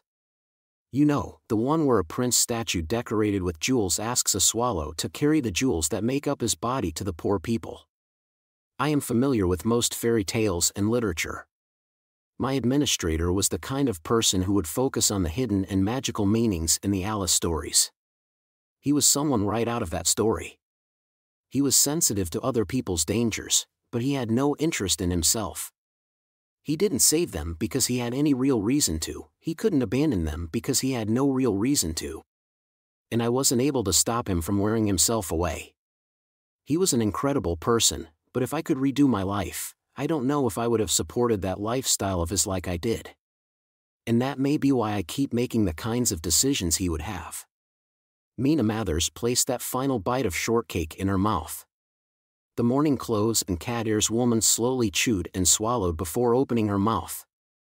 Kihara Kagan was a dangerous irregularity that greatly strayed from our plan, but that was why I monitored him as a top priority threat.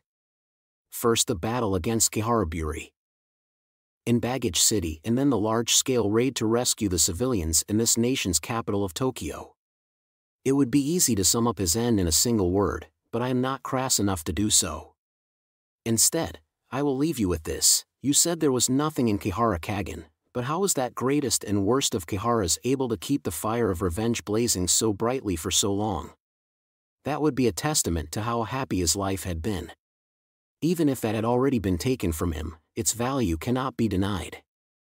Not by anyone. Wait a minute. Did I ever mention his name? Who are you? Thank you for the meal. As the manager watched on in surprise, Mina licked whipped cream from her fingers and slowly stood up from the office sofa. And she answered him. Mina Mathers, or the Black Cat Witch. But now I am no different from the children of this city, someone in search of a goal. Part 11. It happened in an instant. The electrical system must have been knocked out because the botanical garden's Christmas lights all went dark. Next, the reinforced glass dome above Hamazura's head was unable to bear the impact and utterly shattered. Clear shards poured down like rain. It might as well have been a solid suspended ceiling. While surrounded by the warning color of yellow, Hamazura pushed Taketsubo out of the way, grabbed Lilith, and got down on all fours to protect both of them. Shut your eyes. If Hamazura had not been fully covered by the processor suit's special material, he would have been shredded. And the attacker would have known that. At the very least, they had made this attack knowing the baby was inside.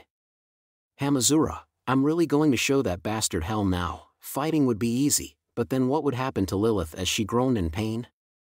What should he do here? What should he protect? What should he let escape? What should he fight against? And what would he gain from that? The dumb delinquent worked his head as hard as he could. Taketsubo was not known to the enemy, so would the standard plan be to allow her to escape with Lilith while Hamazura fought the attacker head-on to buy them time? But then he would be stuck here. As he had explained already, this was not over once they got Lilith to the hospital. The wanted criminal and the number one would target Lilith while she was being examined and treated. In that case, he could not place Taketsubo on the game board. He had to instead send her back to the apartment to contact Mujino and Kanuata. Then those three members of Old Item could ignore anti-skill while staking out the hospital and intercepting either attacker when they showed up. Which means, an unpleasant chill ran down his spine. Hamazura gave Anri an instruction while still holding Lilith's abnormally warm body. Anri, begin recording. He had to make a few more preparations. He needed the botanical garden search terminal, the silk cloth used to protect some plants from the cold, and a bicycle with gyros on its wheels. Hamazura, what are you doing? The worst thing right now is letting them find you here. I'll meet the attacker out front. You leave through the back and contact Mujino and Kanuata. That plan doesn't change no matter what happens in the meantime. Secretly protecting that hospital takes top priority. Hamazura. I'm counting on you. So go. Urged on by another rumble and tremor, Hamazura and Taketsubo set off running in different directions. He had a lot to do. This would be like threading a needle, but that was their only hope right now. Once he had hurried through the various tasks, the gaps of his armor were dyed red. He gathered his resolve and turned around while still holding a mass wrapped in a blanket. There he saw a dangerous form wearing an identical processor suit. The light coloring Francisca's silhouette changed from yellow to red. With a sticky sound, something like clear jellyfish tentacles wrapped around his upper arms and thighs. The large weapon blossomed out from the human silhouette.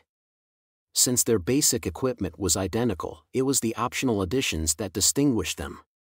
That organism weapon gave Francisca an advantage and the life Hamazura held gave him a disadvantage.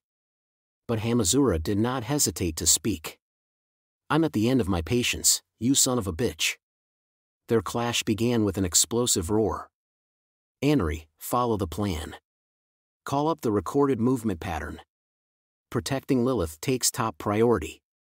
Countless markers covered the floor. Francisca could fire multiple jellyfish spears at once without having to approach, but Hamazura could not just swing around the blanketed mass he held. As if pantomiming a bag in midair, he kept the baby in the center at all times while he moved his own body around her. That allowed him to interfere with her as little as possible while still moving vigorously. It may have been something like an irregular form of breakdancing or capoeira. As if swimming through a sea of endless possibilities, Hamazura stepped on one colorful marker after another to pull off the complex movements and charge in toward the processor suit man from the right. He had stored up all of his circular motion up to that point and released it all as a final roundhouse kick. He might as well have been swinging around a ball and chain as the maximum scale impact assaulted Francisca's temple. He heard the sound of thick fibers tensing.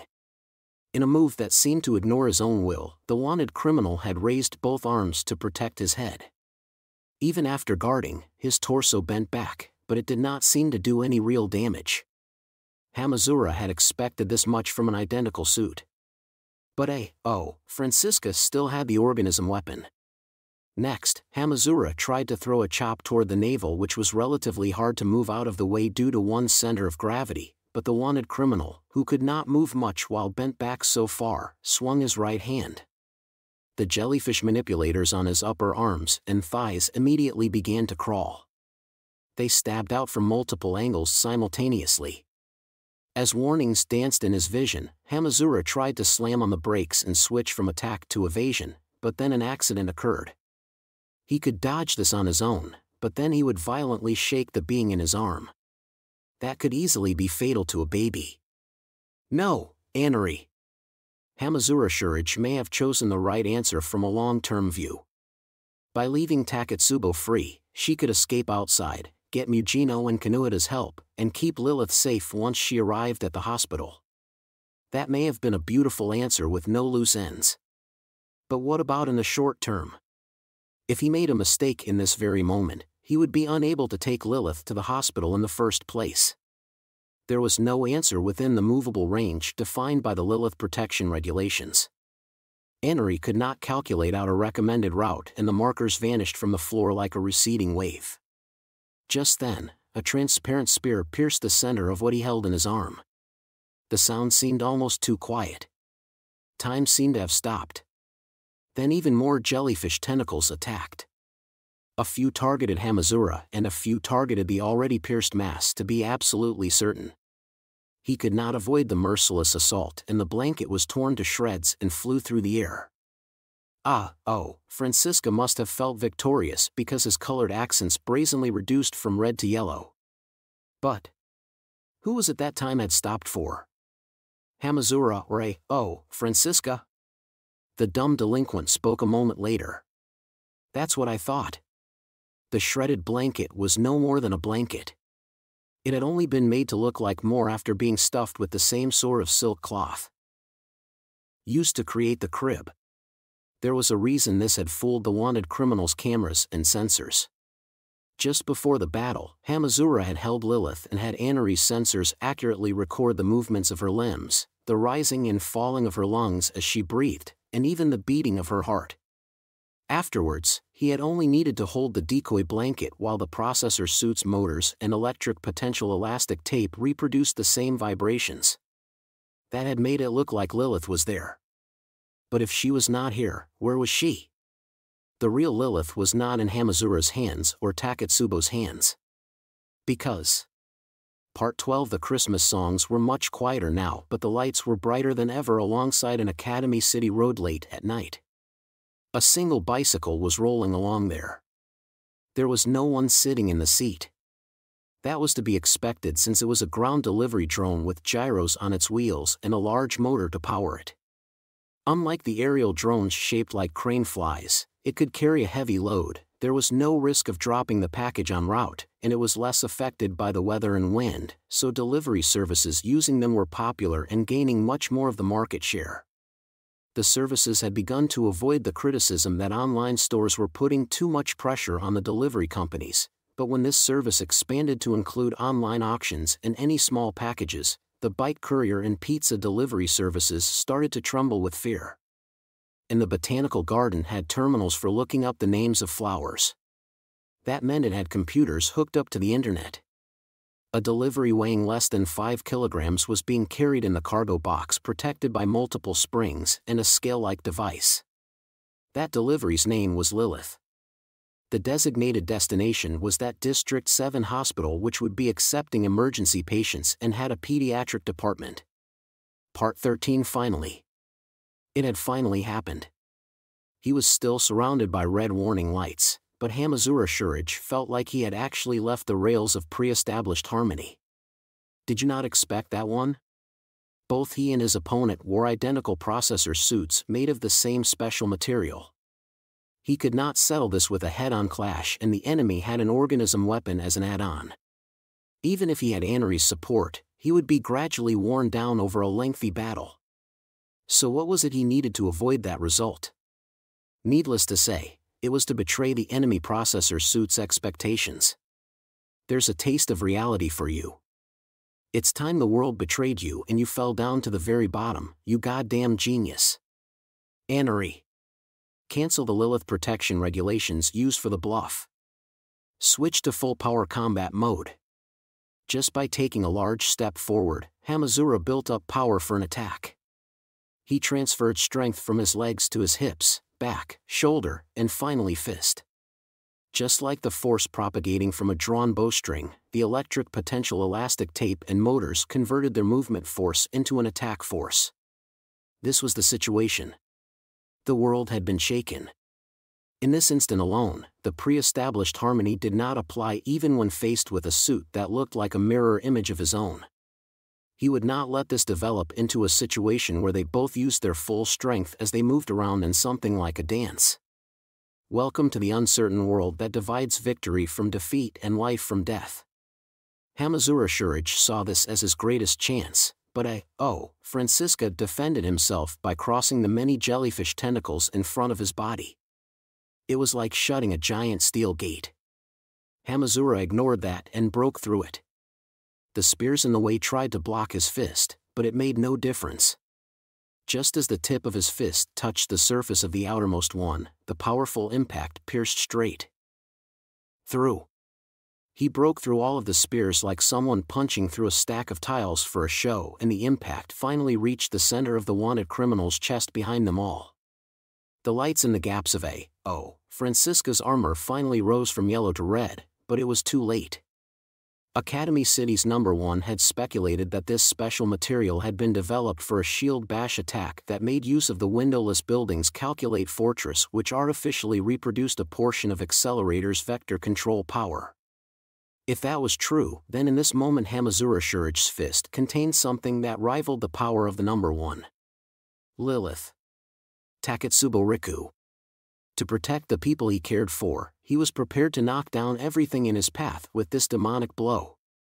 With the ultimate artificial equipment, a strategy seemingly born from the shallow thinking of a monkey, and a program that gave concrete reality to his vague ideas, he had finally managed to grasp something outside of the pre-established harmony. To make use of this opportunity, he focused all his strength on attacking with this steel fist. He may have reached the level of piercing the thick bedrock of an underground nuclear shelter. Even the explosive sound vanished. The scenery seemed to bend and explode around that central point. An invisible shockwave burst not from Francisca's chest but from his back on the other side. The botanical garden trees and sprinklers behind him were knocked over, and even the steel beams of the shattered glass dome were blown away. He heard a sizzling sound like water being sprinkled on a red-hot metal plate. Hamazura had forcibly controlled so much momentum that his entire processor suit glowed red like a steel beam fresh off the blast furnace conveyor belt. From there, everything actually slowed down. The wanted criminal's body wobbled. He must not have been able to support his own weight even with mechanical assistance because he collapsed forward. The red light decorating the processor's suit blinked like a fluorescent light on the verge of dying. But he managed to draw out his last ounce of pride and landed on all fours to at least avoid having his face hit the floor. He looked like a criminal waiting to be beheaded. Hamazura obeyed Anery's instructions. He stepped on the glowing marker and raised his right leg up higher than his face.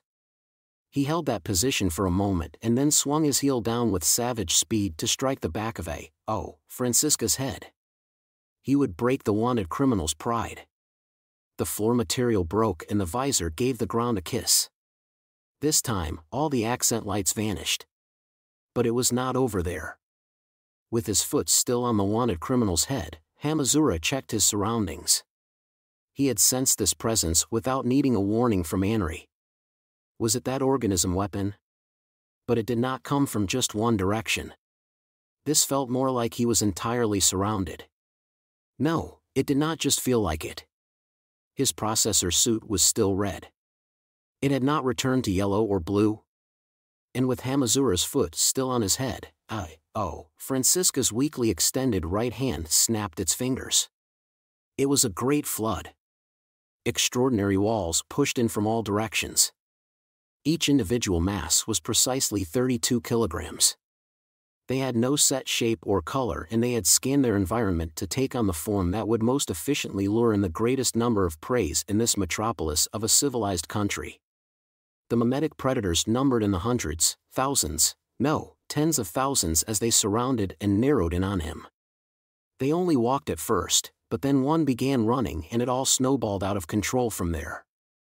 Each one looked like a different sort of girl standing less than 130 centimeters tall, a twin-tail girl in a dress, a short-haired girl in overalls, a dumpling hair girl in a china dress, a leotard girl with a cloth headband around her forehead, a literature girl with glasses, a sports girl wearing a swimsuit, etc. But with this many of them, they did not even need to attack. Just by pressing in on him, they could crush him with enough force to bend and break even a large dam's water release port. And Hamazura did not hesitate. He even had time to wag his index finger at them. "You really don't learn, do you? I said I like short girls with big tits." They were all no more than weapons shaped like little girls. When the first twin-tail girl rushed at him, he swung his fist down to knock her straight down. Then he kicked a braided glasses girl so hard she flew like an artillery shell. Their great numbers were not just a threat for Hamazura. If he could not have them pushing in at him as a group, he just had to make sure they never got close. He used the enemy organism weapons as projectiles to knock them over from a distance and took out large chunks of that little girl army. The main problem was the damage they did to his armor every time he touched them, but... Anari. Can you assist me even if I'm wielding a weapon? Anari must have taken that as a challenge because a window opened and rapidly scrolled through a list of supported weapons, but it was far too fast for him to keep up. Anari was probably doing that on purpose. But once he pulled a thick metal pipe off of the sprinklers, the fight was his. He grabbed the long weapon near the center and swung it around to send out a flurry of blows with either end. It was a disposable weapon, so he did not care how much it was damaged. One mimetic predator must have realized the girl form had no effect because transparent jellyfish tentacles rapidly scattered from its arms and head while a great maw opened along its torso's central line like an Iron Maiden. Hamazura knocked that down, slammed it into the center of the group like a shell, and kept the army from pushing in on him. But there was a problem. These were cytoplasmic weapons. That meant they could learn. Once he had cut through a decent number of them, the girls withdrew their tentacles and giant maws and kept their distance like a receding wave. But they were not running away. Hamazura recalled what this place was. The reinforced glass that protected the many plants from the winter cold had been shattered, but the steel beams of the soccer ball framework were still overhead. The hundreds of thousands of girl-shaped organism weapons clung to those and quickly ruled the sky above. He thought back. What had happened when that glass rain had poured down on him? He had been so busy protecting Lilith and Takatsubo that he had been unable to dodge it himself. If 130 centimeter and 32 kilogram artillery shells were thrown down at him with that same density, there would be nothing he could do. And unlike when they were pressing in from a two-dimensional surface, he could not knock them over like dominoes when they used themselves like shells from up there. If even one of them pinned him down, it was all over. More and more would cling to him and keep him from moving until he was buried under a pile of human shapes. Simply touching those organism weapons had torn away at his suit's special material like they were a tunnel boring machine, so the processor's suit would eventually be destroyed and the damage would reach his body. Damn you! They were shaped like little girls, but they were something else entirely. Perhaps so they could cling to and bite at him, the organism weapons dropped headfirst as they jumped down toward him. There was no escape from that overwhelming density that might as well have been a suspended ceiling. Tension ran through his entire body and countless warnings flew through his vision. But that was when it happened. An even more frightening attack dropped from the heavens. A straight line of white light landed in the center of the botanical garden and the thousands of organism weapons were blown in every direction. It was someone with white hair that fully reflected the moonlight. It was someone with sinister eyes more beautiful than the finest rubies which were said to be pigeon blood red. And most importantly, it was the true number one who easily held the title of Academy City's strongest. Just one step. Merely placing his feet on the ground had caused the shockwave. He broke through the hopeless and murderous suspended ceiling, sent the thousands of organism weapons flying in every direction, and left Hamazura Shurich with no choice but to work hard not to be blown away with them. So have you finally caught up with what's going on here? I feel like a few pieces are still missing, but you're on the right track. The train has been placed on the rails, so just follow that and it'll all come together. He sounded casual. Hamazura was not even sure the number one was talking to him. And something was wrong with Anri, who had been assisting Hamazura throughout. The colorful markers displayed all across the floor now vanished like a receding wave. His options were sealed off.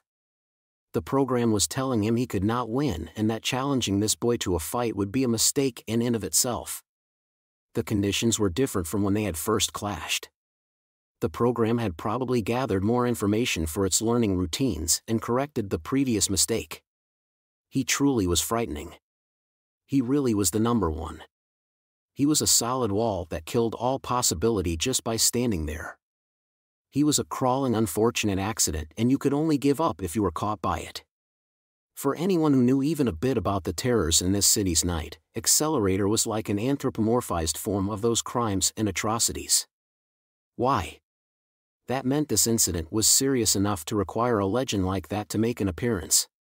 And yet Hamazura did not even know the origin of the processor suit he was trusting with his life. Why is someone like you pursuing Lilith? I don't know what kind of secret or talent she's hiding, but you're already Academy City's strongest. You're the number one and there's nothing higher than that. He could have understood if it was the number 2 or number 3. It would have made a lot more sense if a level 0 was behind it. They would have a reason to aim higher. Or they would eliminate others for fear of being dragged further down. But Accelerator did not need to do either. He already has his throne as the number one and there was no way anyone could drag him down from there for any reason. However, that was when something unexpected happened. The number one's appearance also easily destroyed the pre-established harmony that Hamazura Shurich and Anri had built up. And he did it with his words. Did you really think that Lilith baby was at the center of all this? It broke. It shattered. All his assumptions were turned on their head and he was dumped back to square one. And he did not have time for his thoughts to blank even for a moment when faced with such a dangerous enemy. How had Accelerator read the timing through the visor? He disappeared just as Hamazura blinked. Accelerator had already moved right up to him. That monster had such a presence that it seemed creepy to hear him speak human language. If you're that confused, then get lost. He seemed to only lightly touch Hamazura's solar plexus. But then a great roar burst out and Hamazura's vision fell into darkness. The warning lights in the processor suit's gaps went dark and his mind followed, but only after a few seconds had passed. Why had his vision vanished first? Because of the critical damage done to the processor suit supported by Anri. Between the lines too there was no oxygen or gravity. The windowless building had been thrown out into true outer space and the angel and demon's fierce attacks continued inside. Anri seems to be doing her job quite well. But I do not like the idea of replacing her with Mina Mathers. I just can't see her growing so close to Hamazura Shurich. This has nothing to do with the good or evil and legitimacy or illegitimacy of either one. Anri is the copy and Mina is the original. It is only polite to treat them as separate. Karanzan, the great demon represented by the number 333, was a being of evil dispersion. Her avatar Lola Stewart's long blonde hair floated in the weightlessness and the immense magic power contained within was released. Immediately, several explosions occurred around the woman's body. Yes, that was the greatest symbol of dispersion. And that supplied a new force for the screws, bolts, and glass shards floating around after being freed from the bonds of gravity. She used the weightless space to create a storm of bullets with fearsome destructive power that flew horizontally toward her enemy. The explosions occurred in more than one place. This was the three-body problem. Several vectors fused together and intertwined as the storm of sharp shards flew, creating a single dangerous existence. It became a great maw lined with fangs. You cannot tell me you haven't seen it, barf bag. If your specs were that low, no one would have put so much effort into defeating you. Come to think of it, why did you send Mina Mathers to the surface? I suppose a waste receptacle would look for a reason there. Even after everything, you can't do any better than that? Meanwhile, Iwas, the holy guardian angel bearing the number 93, remained composed. A demon's role was to whisper sweet words. So anyone who tried to follow it by eye would not have been able to see even one grain of the sandstorm. When their naive hopes, convenience predictions, and other self-made toxins eroded their mind, they would fail to dodge a perfectly avoidable attack and be defeated. If you read too deeply into it and tried to see through multiple hidden layers, you would only make a fool of yourself. Demons could not produce anything themselves, so that was how they achieved victory. Hey, toilet brush. Surely Francisca isn't your only pawn. Silence is an answer in and of itself.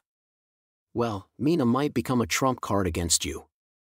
Of course, this is her life we're talking about.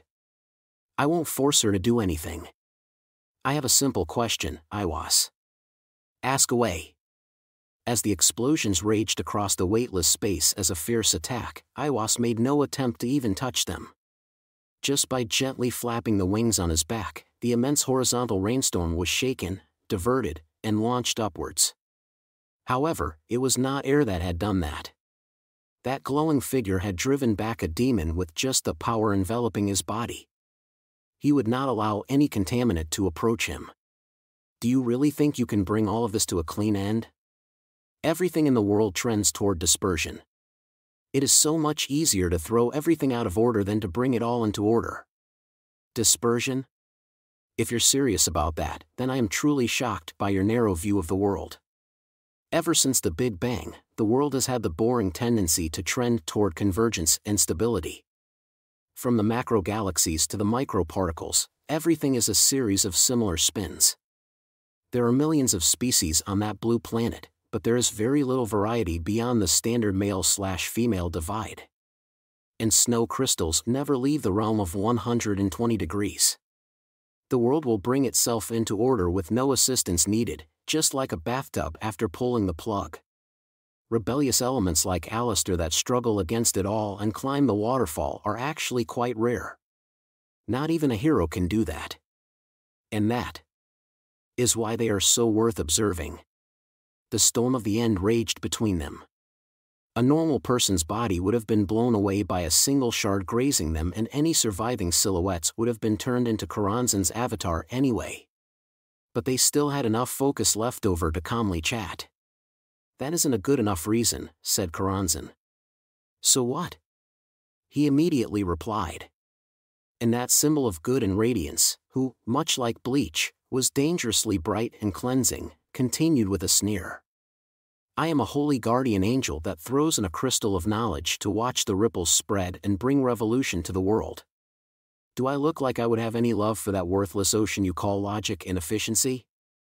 Chapter 3 That person cannot forget the kindness of man gift _of the _hope. Part 1 Emergency System Scan, 98, 99, 100%. Complete. Error report, failed to recover data in damaged regions. #0153CD09, unresponsive clusters have been deemed physically damaged and have thus been frozen. Bypass routes for those clusters can be set and the registry can be rewritten to temporarily reroute the basic system files. Even with an optimistic estimate, performance is predicted to drop by at least 43%. The lower limit is unknown. And since the entire system is unstable, the number of background tasks will need to be reduced to limit the load and prevent a forced shutdown. Safe mode construction complete. Prioritizing response to the current situation and rebooting with unrecommended settings. Part 2, Hamazura Shurage awoke in the shredded late-night botanical garden. How long had he been unconscious? When he shook his head and tried to place a hand on his helmet, he finally realized something was wrong. It was heavy.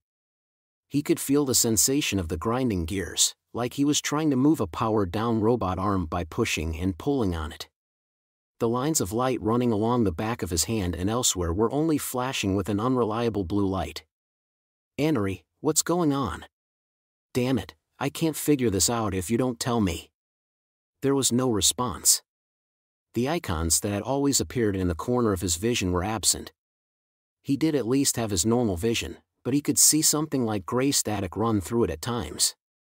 Something may have broken. Once he reached that obvious possibility, raw fear crawled along his spine. This was not over yet. Taketsubo may have safely escaped the botanical garden and met up with Mujino and Kanuata. But the number one and wanted criminal A.O. Francisca, who may not have shown every card in his deck, were both still on the game board. There were no absolutes on this battlefield. He could not just hand over the baton and go home. That's right. What happened to him? He looked around the area, but the wanted criminal he had supposedly defeated was nowhere to be seen. No organism weapons were rushing toward him either. On top of that, Accelerator had said something odd. It may not have been Lilith alone at the center of this. That concerned him, but not because he wanted to solve the riddle. If he did not know what they were after, it would be harder to predict their next move. He would lose his ability to judge where to raise the shield to safely contain the extraordinary destructive power of those monsters. At this point, hesitation would be deadly. If he paused for a moment and was suddenly stabbed in the side, there would be no recovering from it. He had thought this incident would be over once he had protected Lilith to the end. He had gotten Taketsubo, Mujino, and Kanuata involved on that assumption. If that fell apart now, then he might have unwittingly dragged them into something truly dangerous. If he was going to make up for that, what was his first step? He had gotten on the wrong train at the station. He could not turn back time to return to the station. His mistake was set in stone, so he had to think about which station to get off at to best reach his original destination. There was only one answer. The hospital. Whatever the case, the bicycle-based land delivery drone carrying Lilith was on its way to that District 7 hospital, and Taketsubo would have sent Mujino and Kanuata to guard it. Whether Lilith was at the center of this or not, it would be best to gather everyone and come up with a plan together. He could no longer tell what the number one and the wanted criminal were fighting over, or how he had gotten dragged into this incident himself. So once more, he would reveal the full picture of this incident. And to do that, he had to reach that large transfer station where so many rail lines gathered. "I just have to get to that hospital," Part 3. A cat-like Nyan echoed through the night. After finishing the battle and checking the surrounding environment, Accelerator looked up to see the black cat witch sitting on a branch of a roadside tree that was decorated with a string of LED lights and an outside speaker playing Christmas songs. "I thought we had said goodbye already, but since we have found each other again, I can only assume we're after the same thing. It would seem the person I am searching for will be found through that processor suit." With a line like that, you would never think she had walked behind a convenience store and stuck her head in a metal box not long before. Perhaps that was the same attitude as a cat that walked nobly along fences but captured mice and grasshoppers when out of sight. But for Accelerator, this was a problem. To be blunt, his conversation with Mina Mathers in the arcade had suggested she had no useful information. But if he treated her cruelly and upset her, she might follow him around and interfere with everything he tried to do. She was not a devastating opponent, but she would be a complete waste of time since she could predict and dodge all his attacks. That was not someone he wanted to deal with when his life was reliant on his choker's battery. But you must not forget. The word cooperation was not in the Academy City No. 1's vocabulary. Speaking a few words was the most he would do. "Do whatever you want." "Then I shall." Showing no concern for her long skirt, Mina Mathers jumped down from the branch and landed next to the white monster. "I have been thinking about that Calculate Fortress defense was built to the same or greater standards as the windowless building, so which of Academy City's functions was it meant to protect? Only one thing comes to mind. I know it is an unexpected visual, but that would only make it safer. No one is stupid enough to label their important facilities as important on a satellite map. A shape that gives no hint to its true function is a form of risk avoidance in and of itself." This was all old news for Accelerator. Mina was confirming her speculation, but there was nothing new here for the number one. So that monster asked just one thing. So what? I have one thing I would like to confirm with you. Mina stared at the white-haired and red-eyed monster from behind her veil. Are you trying to retrieve it or destroy it? He clicked his tongue. His answer here would determine Mina Mathers's next action. Accelerator could not afford to waste time with her, so he could not just ignore this. I don't give a shit who's standing at the top.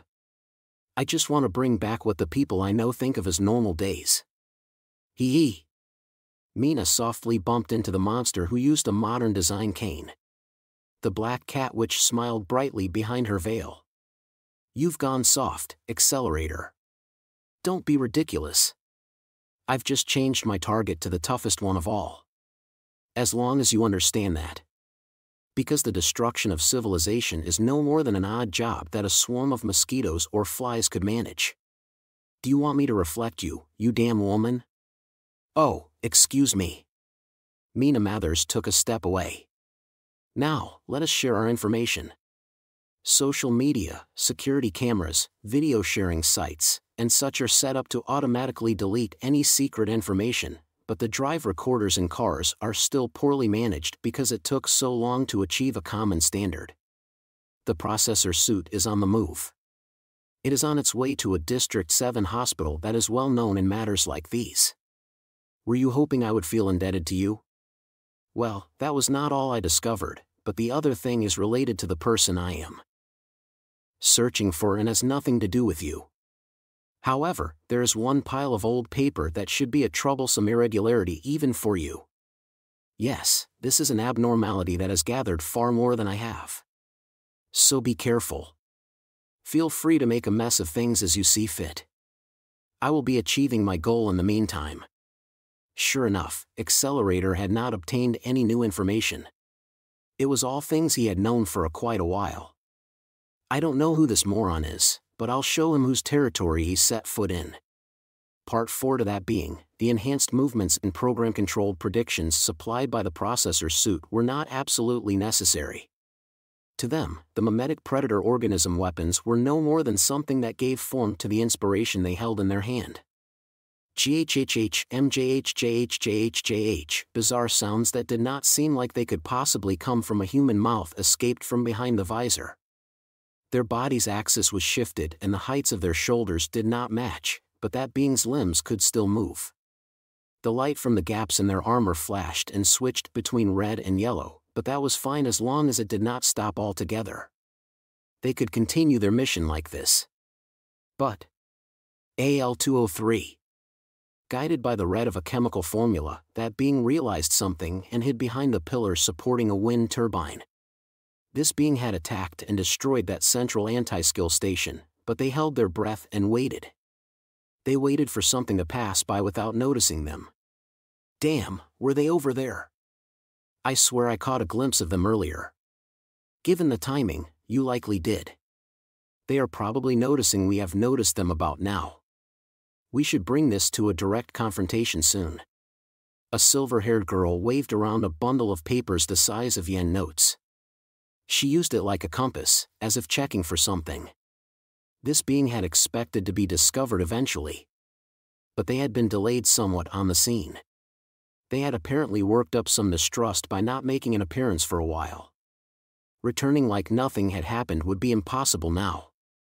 So they avoided regrouping with the others. They instead hid and waited for the others to pass by. That being held their breath and maintained their silence. Part 5 Hamazura too hid behind cover while dragging along his heavy body that's blue light flashed irregularly. He had no idea how far the processor suit's functionality had dropped, so he wanted to avoid leaping from building to building.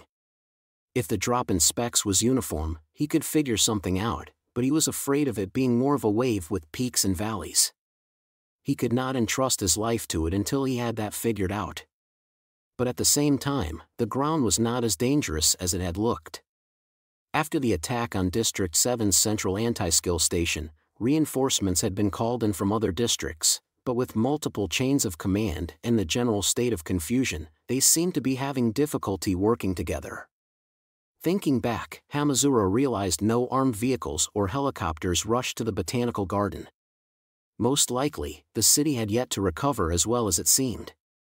Anti-Skill was busy regaining internal control, so the entire organization did not fall apart, so they did not have time to pursue external threats like wanted criminals. Of course, that information would cause the public order to collapse, so they were doing their best to at least look like they were keeping an eye on everyone. The Christmas songs on the streets had been quieted for the night, and Hamazura watched inattentive red flashing lights drive from right to left before he stepped out from behind a vending machine.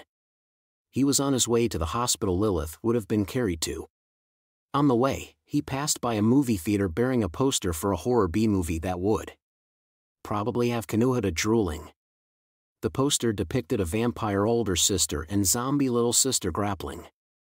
That late show was probably targeted at people who were sick of the Christmas mood instead of people looking for a date movie. Hamazura figured it was like getting sick of New Year's food over winter break and going out for gyoza or pasta instead. On the way to his destination, he kept clenching and unclenching his fists and shifting between walking and running in an attempt to judge the state of the processor suit. What even is this processor suit in the first place? If Lilith was not the core of the issue, this was the only other possibility he could think of. It enhanced his movements and it used partial vector control to absorb, disperse, and soften impacts. It also had Anery inside it, but was that really enough to make such accurate movement predictions? But despite all that, it was not necessarily meant for combat. What Hamazura was doing may have been like hitting someone with a fishing rod. And there was one other important point.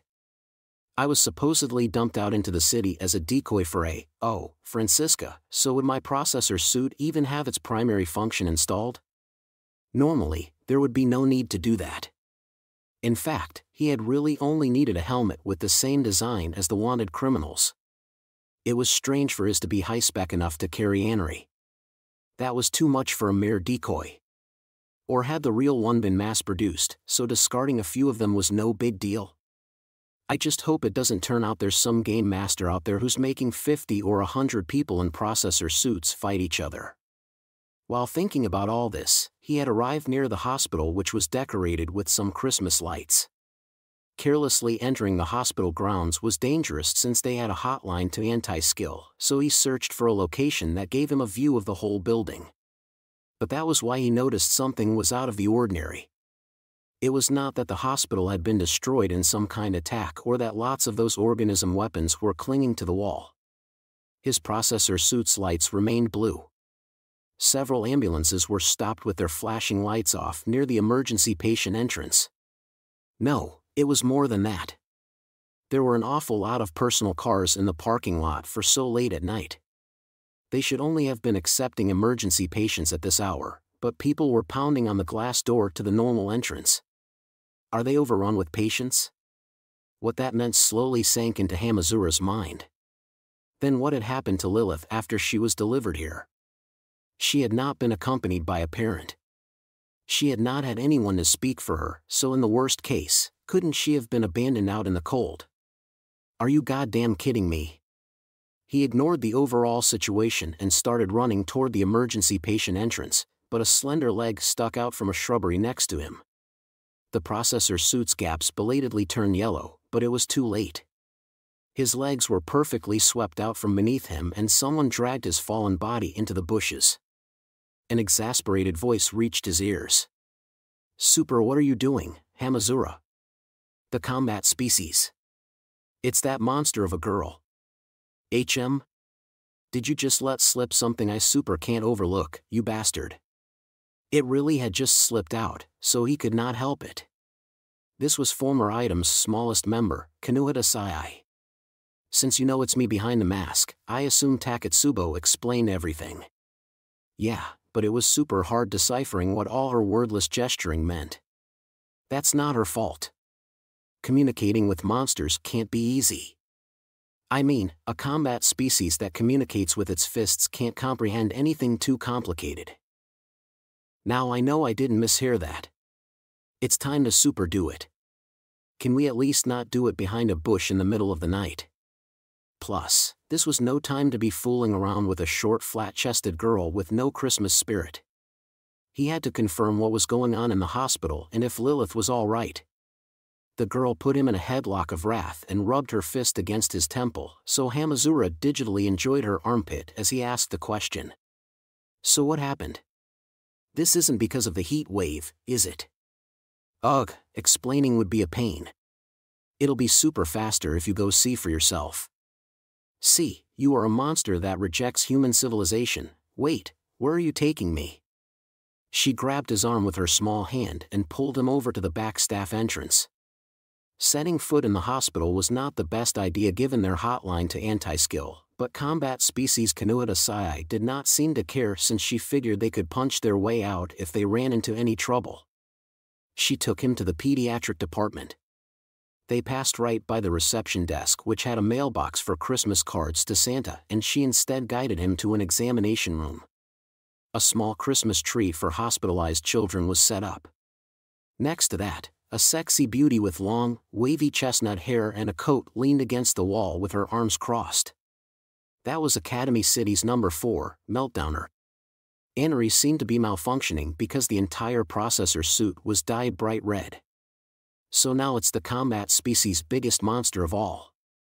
This is a hospital, so it wouldn't be a big deal if I tore off 5 or 10 of your limbs, would it? Have you gone so insane you don't know how many arms and legs people have? Even your starting number was above the limit and nothing about that made sense. Not to mention that tearing off just one of them would be a big deal. Taketsubo Riku, the bare midriff miniskirt Santa with knee socks, was sitting on a bench. Hamazura was glad to have a girl who could hold a conversation and actually had some Christmas spirit. She pointed toward the examination room door that had a round wreath hanging on it. Lilith is in there. She's being taken care of, so don't worry. I see, at the very least, they had avoided the worst-case scenario where no one took her in and she was left out in the cold. But it was too soon to be optimistic. Hadn't Lilith been suffering from an unexplained fever? But what was wrong with Lilith? That's the thing, Taketsubo trailed off there. And the inconsiderate combat species butted into the conversation. The medical computers have super stopped working, so they say they can't get any of that specialized information they rely on. What does that mean? Did some kind of virus lock them up? It's a more fundamental issue. Mugino sighed while still leaning against the wall. While it looks like most of the city's functions have recovered, it seems access to the bank, Academy City's general database, still isn't back up. That of course keeps the pharmacists from doing anything, but it's also stopped most of the scans needing to be run and the surgeries that were scheduled. Fortunately, a lot of the people being taken to the hospital don't really have anything wrong with them. After fighting over a single cup of water during the heat wave, a lot of people apparently started super overeating now that they suddenly find themselves back to their normal lives. That would be why the emergency patient entrance had been so busy. But even if they don't have all that convenient data, the doctors are licensed professionals, aren't they? Asked Hamazura. 100 years ago, professional doctors would do an appendectomy without gloves or even sterilizing their tools with boiling water, but do you really think anyone wants to do that nowadays? If they go ahead with a medical procedure without access to those convenient services, they're placing all the responsibility on their own shoulders. There are surprisingly few professionals who are willing to work outside the manual in order to save people. Of course, not all the doctors were like that. There had to be some medical workers who were rushing to help patients even in these circumstances. But there were far too few of those, so the tasks just kept piling up. The benefits of their work could not reach everyone. And Lilith was apparently one of those stuck in the queue. No one had done anything wrong here. It was just that reality was cruel and gave no thought to human circumstances. Then we need to recover access to that bank, said Hamazura. This isn't just an issue for this hospital. We can't bypass the problem when all 23 districts are jammed up. But Super, how do we do that? At times like this, it was important to have people who would harshly shove the hurdles in his face instead of soothing him with emotional platitudes. If they all held back, they would be unable to even directly face the problem. Anyone can easily use the bank. Every school and hospital relies on it, but only over the internet. No one knows where it's physically located. In fact, no one knows what color, shape, or size it is. And even if we tracked it down to some nuclear shelter or strategic satellite, there would still be the technical issue. This isn't like gathering individually sold parts and constructing a motorcycle. Messing with this and getting nowhere fast will only shorten that baby's life. But Hamazura stopped listening partway through. No, he started making connections in his mind. The usual chill remained on his spine. How had he immediately realized that silent and invisible surprise attack at the phone booth was the number one's vector control? Was peeking at the engineer's fingertips earlier in the day really enough to reproduce them at the supermarket ATM? What had led him to immediately search out Lilith in the pitch-black anti-skill station? How had he treated the injured anti-skill officer? Why had he predicted that Lilith was at the center of it all? There was plenty more than just that. Until now, he had thought he had made it this far with his own skill at using the processor suit and Anery. But what if that was not the case? He had taken inspiration from the many options, chosen one of them, and taken action. But what if even that was no more than one of the processor suit's functions? What was it Hamazura Shurich had needed to make it this far? He doubted the answer was solid armor or high mobility. Once he had a goal in mind, it was a straight line from there. He made more and more connections that led him to a single answer. Everyone had used it, but no one had known what its physical form was. In that case, there was nothing sillier than letting his preconceived notions hold him back. He had to assume it was not necessarily some massive underground facility or a server station that filled an entire skyscraper.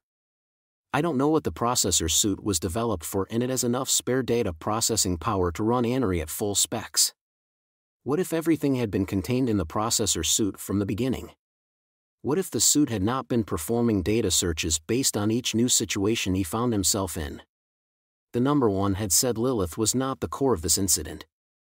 Then what were they fighting over? Come to think of it, I never figured out what the original incident was about. Hamazura? The attack on the General Securities Trading Office. Why did Francisca attack that place wearing a helmet just like this one?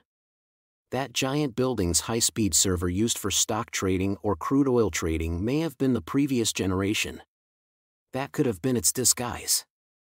Hamazura moved the processor suit's heavy right arm and touched the side of his head. Anery, Mugino and Kanuhata were telling him Academy City's medical facilities were cut off from the bank. And he recalled the number one's words.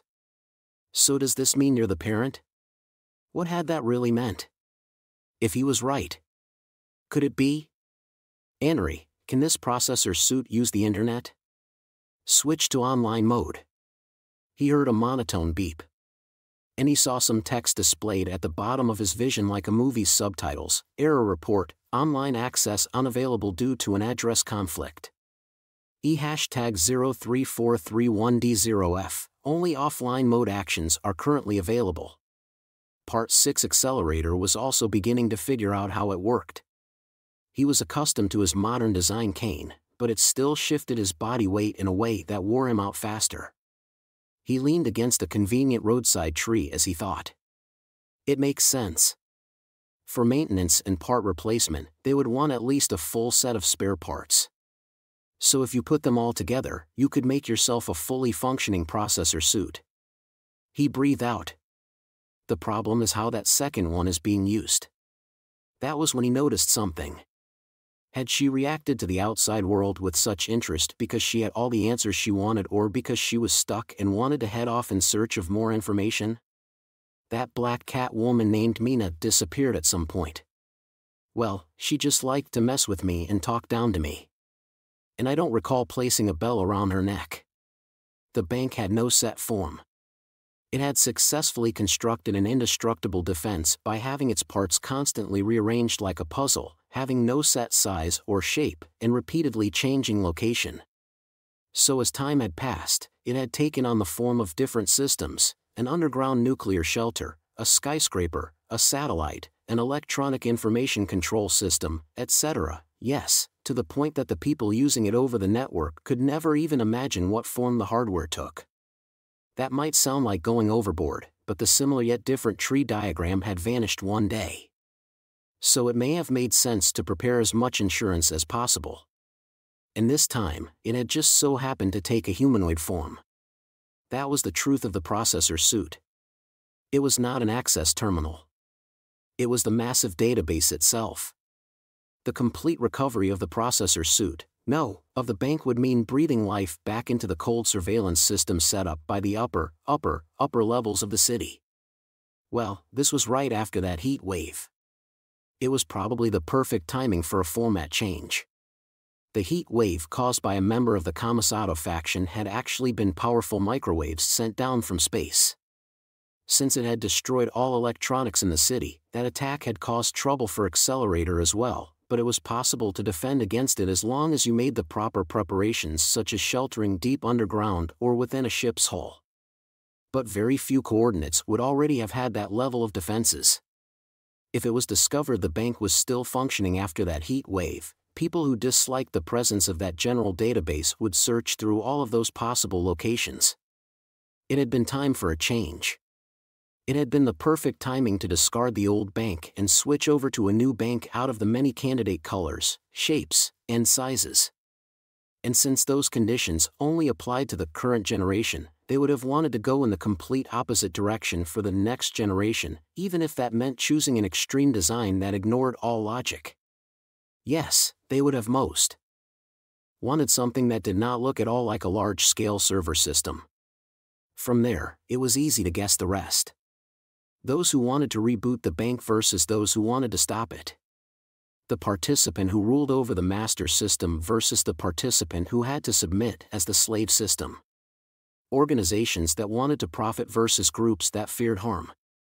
In the public and hidden sides of Academy City, many confrontations had developed over the whereabouts of the human-sized processor suit. It feels like one of them is the real one and the other was discarded as a diversion. But both of them have really been taking their time. And why are the two processor suits trying to destroy each other? I get why the one used as a diversion would be pursuing the real one, but why is the opposite case happening? If I had to guess, Accelerator had an idea in mind. He then glanced down at his mobile device. The previous generation bank would have had a completely different form. It should have already been disposed of, so an error message would have popped up if the next generation could not take over. It was possible they would even revert to the old version for the time being. But there was no sign of that happening. That meant the next generation was still functioning, just not fully connected. TCH. But I thought they were both destroyed back at that botanical garden. Damn those zombie machines. Did they patch together the torn wires to get them back up and running? Part 7. Hamazura slapped his hands across his body. Presumably because monsters like Mugino and Kanuada were nearby, the processor suit's gaps remained at their maximum alert of red. He could not find a port for a cable anywhere on the suit. Anery was no more than an engine. Without the database to search, he could not make use of Anery's strong points.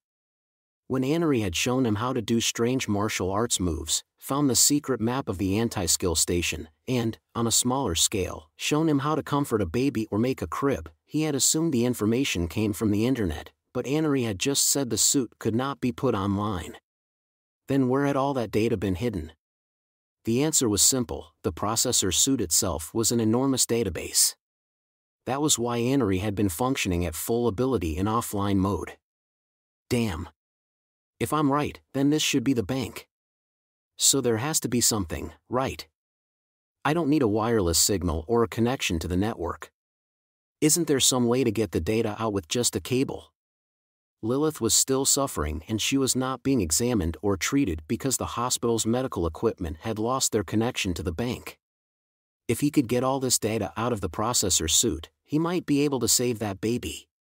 And he might be able to breathe life back into all the stalled hospitals and allow them to accept all those patients in need. They had all the puzzle pieces, but they would not fit together. They could not receive the benefit of what they had. It felt like having the key in the treasure chest, but finding someone had poured glue into the keyhole. Why can't I use online mode, Anri? Answer me. As soon as he asked, Hamazura's right hand moved on its own. He was not holding any kind of writing implement. Like a child scribbling on the road with a rock, the special material fingertip rapidly scraped out a series of words on the hospital wall with movements like a printer head. It said the following: 2 identical models. The same sim. Generalization necessary. Identical model must be slaved.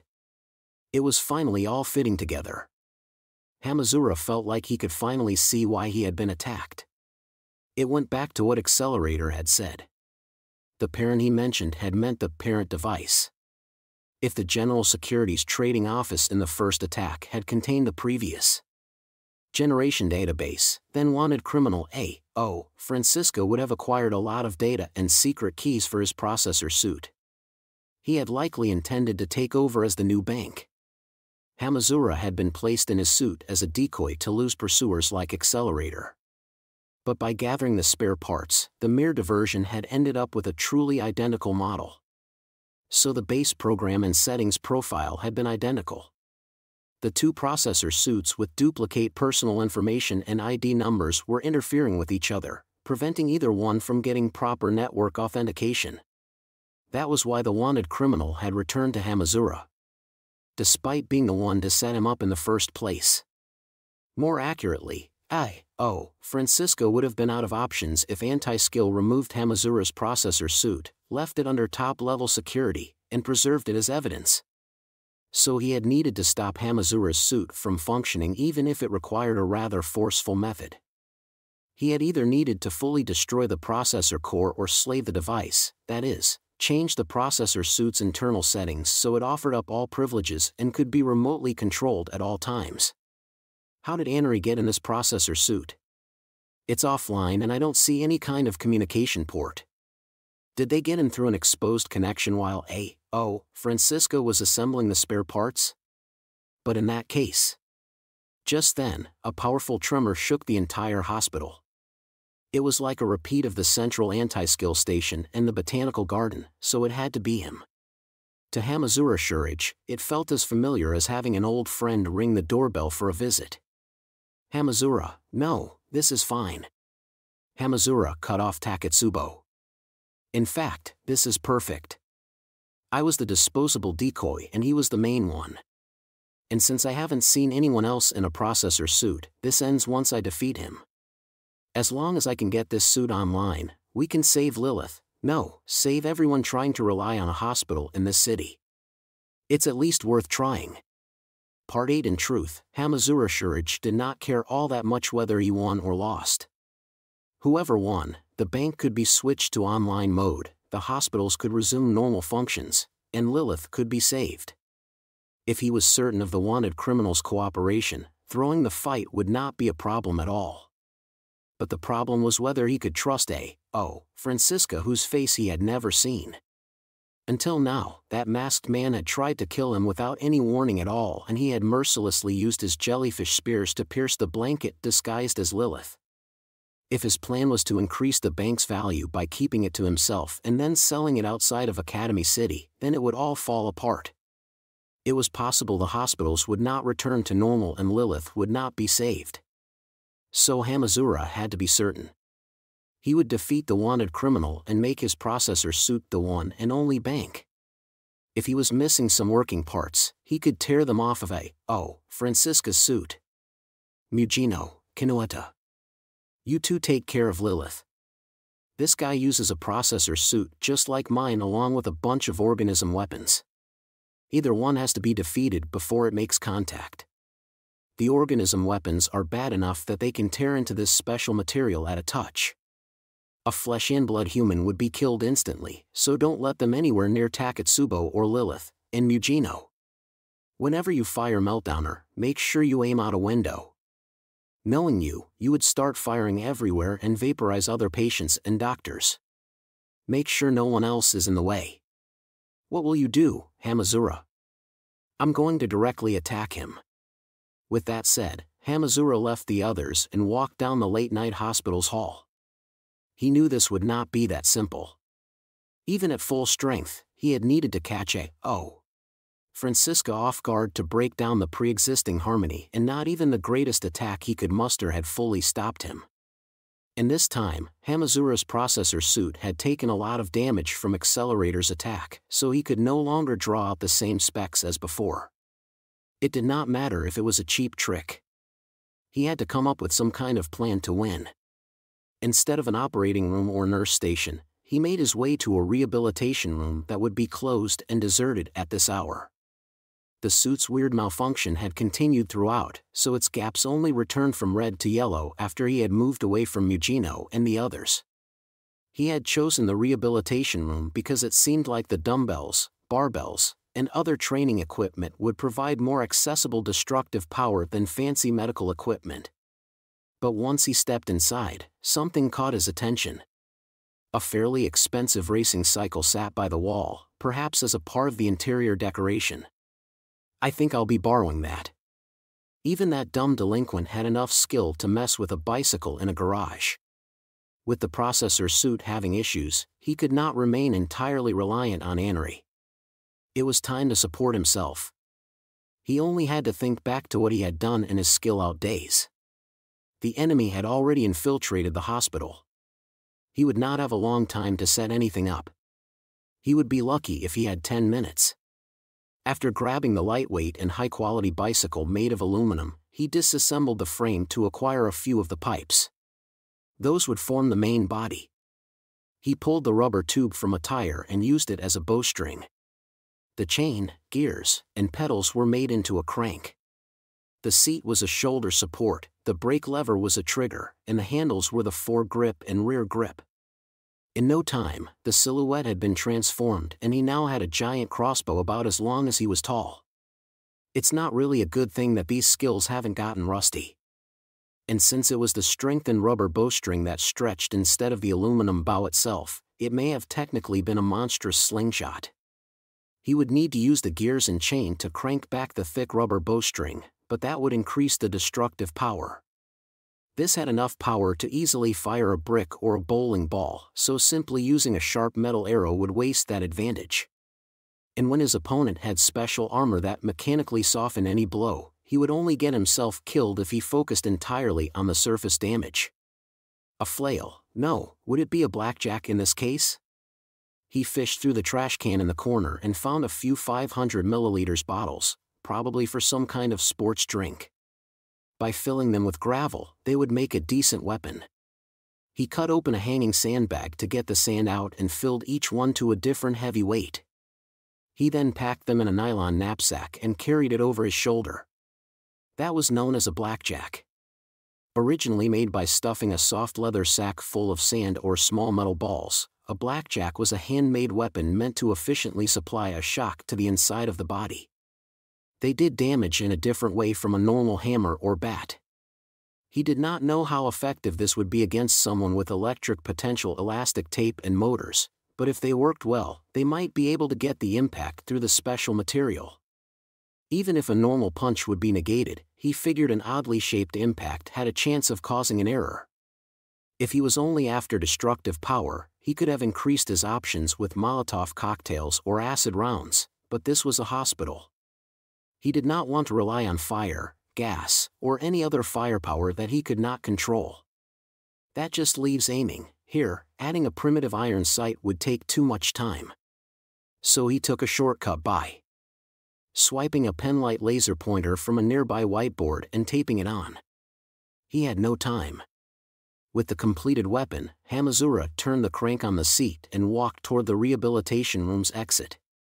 He wanted to test it first.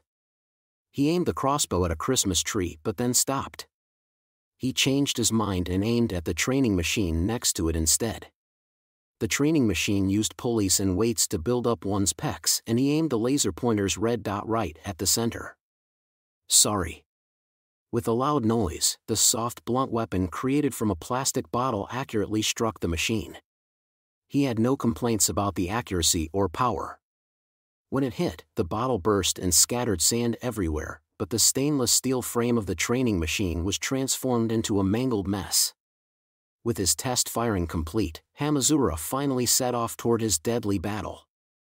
and as he prepared the second shot, something became quite clear. No matter how hard I try, it takes 10 seconds to reload. Damn, I could have done so much better with the suit's electric assistance. In such a short-term showdown, he did not have to worry about the rubber giving out. Before coming across the enemy, he cranked back the bowstring and aimed straight ahead while walking down the dark hallway. He had no idea what the other patients and doctors would do, so he had to make sure he did not accidentally fire on one of them if they walked around a corner. Where is he? Where's he coming from? Using the elevator late at night would stand out too much. So will he use the emergency stairs? 10 minutes had passed since the initial clash and the wanted criminal would have been free to move around the entire time. There were no shouts or screams echoing through the hallway. Hamazura hoped that meant he was not indiscriminately killing people, but it also meant he had escaped from the public eye after making such a commotion and was walking around without anyone noticing. The ducts? The garbage chute? No, maybe he could use the elevator like that. If he climbed up the shaft without calling for the elevator itself, the lights wouldn't activate. While considering all those possibilities, he made his way toward the emergency stairs. But then the gaps in the processor suit's armor were dyed an eerie red. However, this was not because Mujino or Kanuhata were near. A creepy form was clinging to the outside of the window right next to him. He swung the giant crossbow around at almost the exact same moment as the identical processor suit smashed the window with a helmet headbutt and jumped inside. The enemy had apparently not had time to work alongside a mimetic predator this time. It was Francisca. He too must have seen the other processor suit as his primary enemy because his suit's accent lights glowed a sinister red. Hamazura yanked back on the trigger made from a brake lever, but Francisca grabbed the crossbow and pushed it straight up. The plastic bottle bullet was fired in the wrong direction and broke through a ceiling panel, allowing colorful cables to hang down. But the fact remained that the wanted criminal's eyes had been drawn to the unexpected element of the crossbow. The combat patterns had to have shifted from the pre-established harmony that they could not settle things in an unarmed brawl. Using a weapon was not the only way it could be useful. Hamazura did not insist on holding onto his handmade crossbow and readily let it go. It was useless without a round loaded anyway, so it was not a problem if it was stolen. And by letting go just as his opponent tugged on it, he could knock the other suit off balance. When Francisca staggered, Hamazura showed no mercy. He removed the nylon knapsack he wore over his shoulder. It was filled with those plastic bottles, so it could be seen as a giant blackjack. By grabbing the shoulder strap and swinging it around, he swung the weight of all that sand toward the wanted criminal's helmet. Francisca seemed to give up on dodging and focused on defense. He used both arms to raise the crossbow so the knapsack hit it. This was not enough for a critical blow, but that was not a problem for Hamazura. The plastic bottle bullets were filled with fine sand. When the knapsack burst, that sand poured down on the wanted criminal's visor. No matter how many high-quality lenses and sensors he had, their sensitivity would drop if the surface was coated with something. There were gaps in the armor and joints, so it could even gunk things up inside. This could help widen the gap between the specs of the identical suits. Once those values were separated far enough, it was game over, so it was like a countdown to death. And all of his actions acted as a hint. He immediately covered his face. That of course might be a normal habit, like when someone playing with VR goggles waves their hands around, but if not, there might be something there. I don't know if it's the sensors or the processor core, but there must be something in the processor suit he has to protect. After shifting his timing with a shout, Hamazura once more raised his clenched fist and aimed for the top of Francisca's head. Just then, his opponent reached out a hand. He pressed the little finger side of his fist against the center of Hamazura's chest like he was pressing down a stamp. It was not at all a powerful blow. It seemed more like pushing shut a door. And yet Hamazura's body was knocked backwards. He tried and failed to hold his ground. Only then did he realize something had gone wrong with his footwork. While he was so focused on the wanted criminal's head, that opponent had lightly kicked Hamazura's ankle from an outside angle, so his foot slipped. Hamazura had been standing with his feet spread apart, but now his heels were pushed right together. It did not matter who supplied the greater head-on blow. With his legs closed, even a small push on his body would knock him over. Hamazura's entire body was covered by that special material, so a fall onto his back would not do much damage. But Francisca held the bent and misshapen crossbow. He swung it down like a pickaxe, and the tip of the aluminum frame dropped toward the center of Hamazura's chest. This full-strength attack used the great height difference between them. The impact was powerful enough for the crossbow to break into pieces. The floor Hamazura was lying on had several cracks run through it before it collapsed, and they both fell to the next floor down. Gh. He was supposedly protected by the processor suit, but Hamazura's lungs cried out in protest and he had trouble breathing. Countless warning windows appeared and his vision grew gray and staticky. He had failed to get up off his back even after falling a floor, and the wanted criminal was leaning down on him. The helmeted man held something in his hands. It was the bicycle handle used for the foregrip of the smashed crossbow. Since it had broken, the edge of the metal pipe was quite sharp. Still in the mounted position, he aimed for the visor of Hamazura's defenseless face. Agua! It was like driving in a metal stake. The first blow did not pierce the helmet, but not even Anari could fully negate the impact. Hamazura's skull strained and filled with intense pain, like someone had placed their palm over his face and pressed down with all their weight. Francisca must have felt more confident because the gaps in his processor suit lowered from red to yellow. And he did not just make the one attack. If his opponent would not stop resisting, he would keep swinging down that sharp pipe until the boy stopped moving. Yua. Hamazura Shurich may have actually been unlucky that he was not killed instantly. The cartilage of his nose was transformed, the blood flowed back into his eyes, and he could not even wipe off his stinging eyelids with the helmet in the way. The red light covering his processor suit flickered on and off like a dying neon light. The way a rusty smell and flavor spread from his nose to his throat and then seemed to fill his entire body was like torture. It was more than just the pain. The face he was so familiar with was being gradually destroyed. It was like a demonic act that brought an overwhelming avalanche of disgust and fear. The processor suits were causing a conflict on the network, so there was a rite of passage they had to undergo before they could function as the bank. Was the enemy simply trying to destroy Hamazura, or was he trying to get him to surrender from a fear and humiliation greater than death?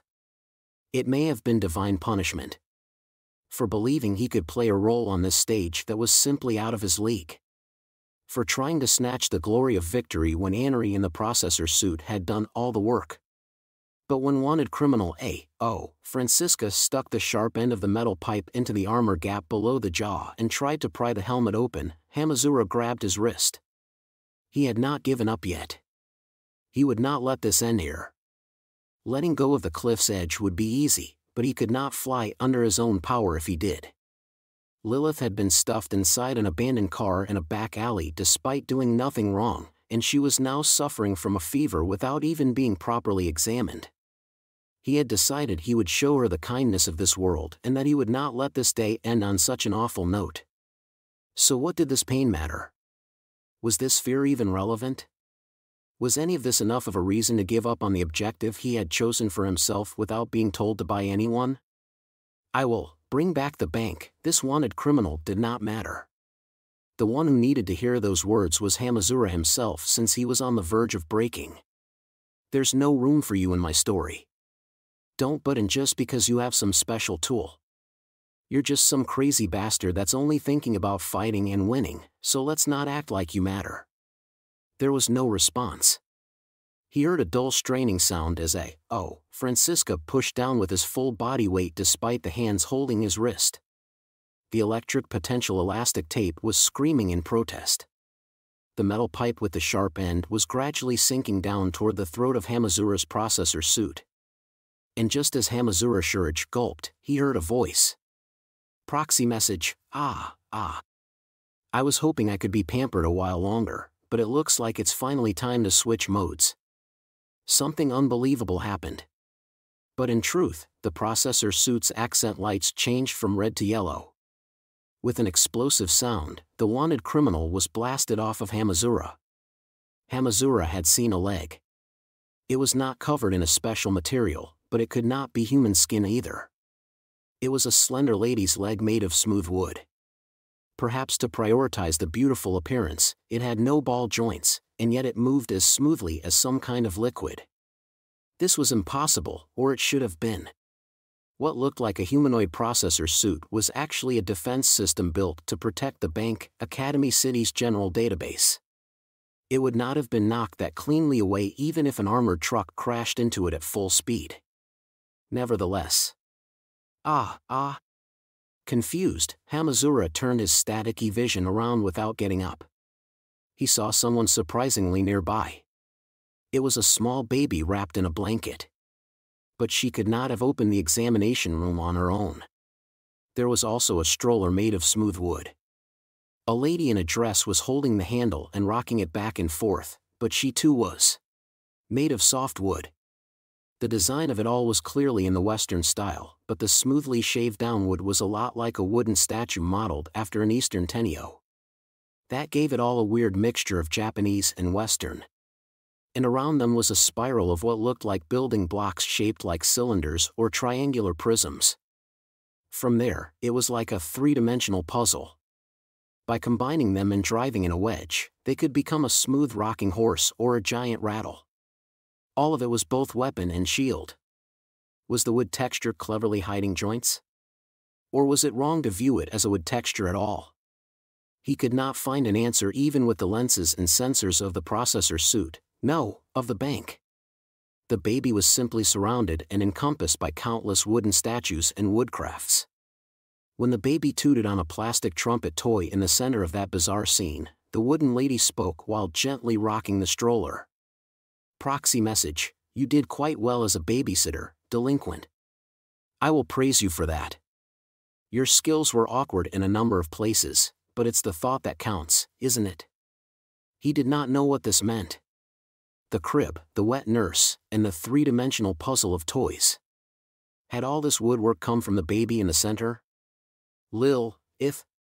Proxy message, yes, that's right. I am really and truly the real one. Were they linked in some way, or was the wooden lady speaking on her own? Regardless, the baby in the stroller raised her arms as the wooden lady spoke. Proxy message, well, if you want to precise, my name is Newtma Athor Hecate Sappho Jezebel Lilith, but that's just too long. And pretentious, there are parents in every age that want to give their kids ridiculous names, but they really need to think about how the one stuck with the name will feel. A bizarre form lurked in the darkness. It was the wanted criminal. It was Francisca. He could still move. The gaps of his processor suit's armor oozed a red light like boiling magma. But Lilith continued speaking without fully settling the situation.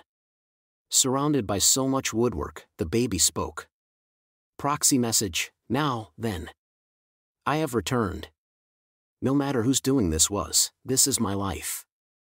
So even if it means violating the very world's decision, I will overturn that shitty ending and reach for an unquestionably happy ending. And one more thing, that girl turned her red and yellow trumpet toy away from Hamazura. And she aimed it straight toward the other deadly mass contained in an identical processor suit. You need to put in some work too, Dad. Unless you want the babysitter to take all the best scenes for himself. Hamazura heard what sounded like a liquid bursting. And it did not stop at just once. Drops were hitting the outside of the hospital window. It was a freezing December night. The wanted criminal's attention was drawn by that noise. And that was a mistake. He definitely saw something there. Far in the distance, a small and soaked figure was straddling an old broom. And that being that should not have existed in a city of science was gently holding her right hand out toward the wanted criminal with her fingers forming a handgun gesture. Spiritual tripping. With that being's magic, anyone who saw that action would be hit with exactly the destructive power they imaged it would have. It all came from the target's own brain, so physical distance would not cause a drop in accuracy. A moment later, something flashed in the dark sky. The slaughtering beam struck at, Francisca and then pierced straight through the hospital. Between the lines 3, what did you do? In the middle of their battle, Karanzan did not hesitate to ask that question via Lola Stewart's body. And her voice quickly rose to a roar. What did you do to this world I finally managed to fill with dispersion and separation? I was. Did you forget, garbage dump? I borrowed the body of Alistair's wife Rose to give them the Book of the Law in 1904. Although he seems to have interpreted that year as when he gave the Last Judgment which brought an end to the Aeon ruled by Christianity. What does that? Wait, you don't mean? And his first daughter, Lilith, was born in that same year, 1904. So when I descended into Rose's body, she already had a new life inside her. So the alibi works. In Africa, I entered in Rose's body and existed at the same time, coordinates, and womb as Lilith. Can you really say I did not have even a moment's opportunity to mess with that life and being? What was a soul? The ignorant and puny humans had yet to settle on a definition, but they were always in contact with a fraction of it. Yes, all magic was used by converting their life force into magic power. Lilith was doomed to die, protested Karanzan. She could not possibly have escaped her destiny to die just a few years after birth. But if you could predict that from the beginning, the rest was easy. There are a variety of definitions of life and the soul, but there have been examples in the surface world. For example, Goryu Maya, the ghost girl of the Kamasato faction. She replaced the outline of life with a scent and used that to both understand and control that outline. Her method was truly fascinating. Of course, the Russian Orthodox Church views all such examples as errors. And it need not be anything so out there. One's life force could be controlled through meditation or special breathing methods, and it could be converted into easier-to-use magic power by circulating it through the blood vessels and nerves. So if knowledge beyond human understanding was used to go the other way and produce a life force from magic power, it would theoretically be possible to create an uncertain life force. Just like park fountains always produced water art with the same design. Light sparked from Iwasa's palm. That was empty buffer material. Had it originally been a candlestick? A tree? It had to contain everything that composed a certain individual. Before she was born, I read in Lilith's structure and took her to the safety of another phase. Lilith would die soon after birth. That was determined before she was even born. But so what? They must have been satisfied with that sad fate because no one mentioned what happened after that death. Do you understand now? Whether or not her death was avoidable wasn't really a problem. It was the sad fate of the world to mistakenly assume that it ends with death. It was simple, I just had to add on more after her death.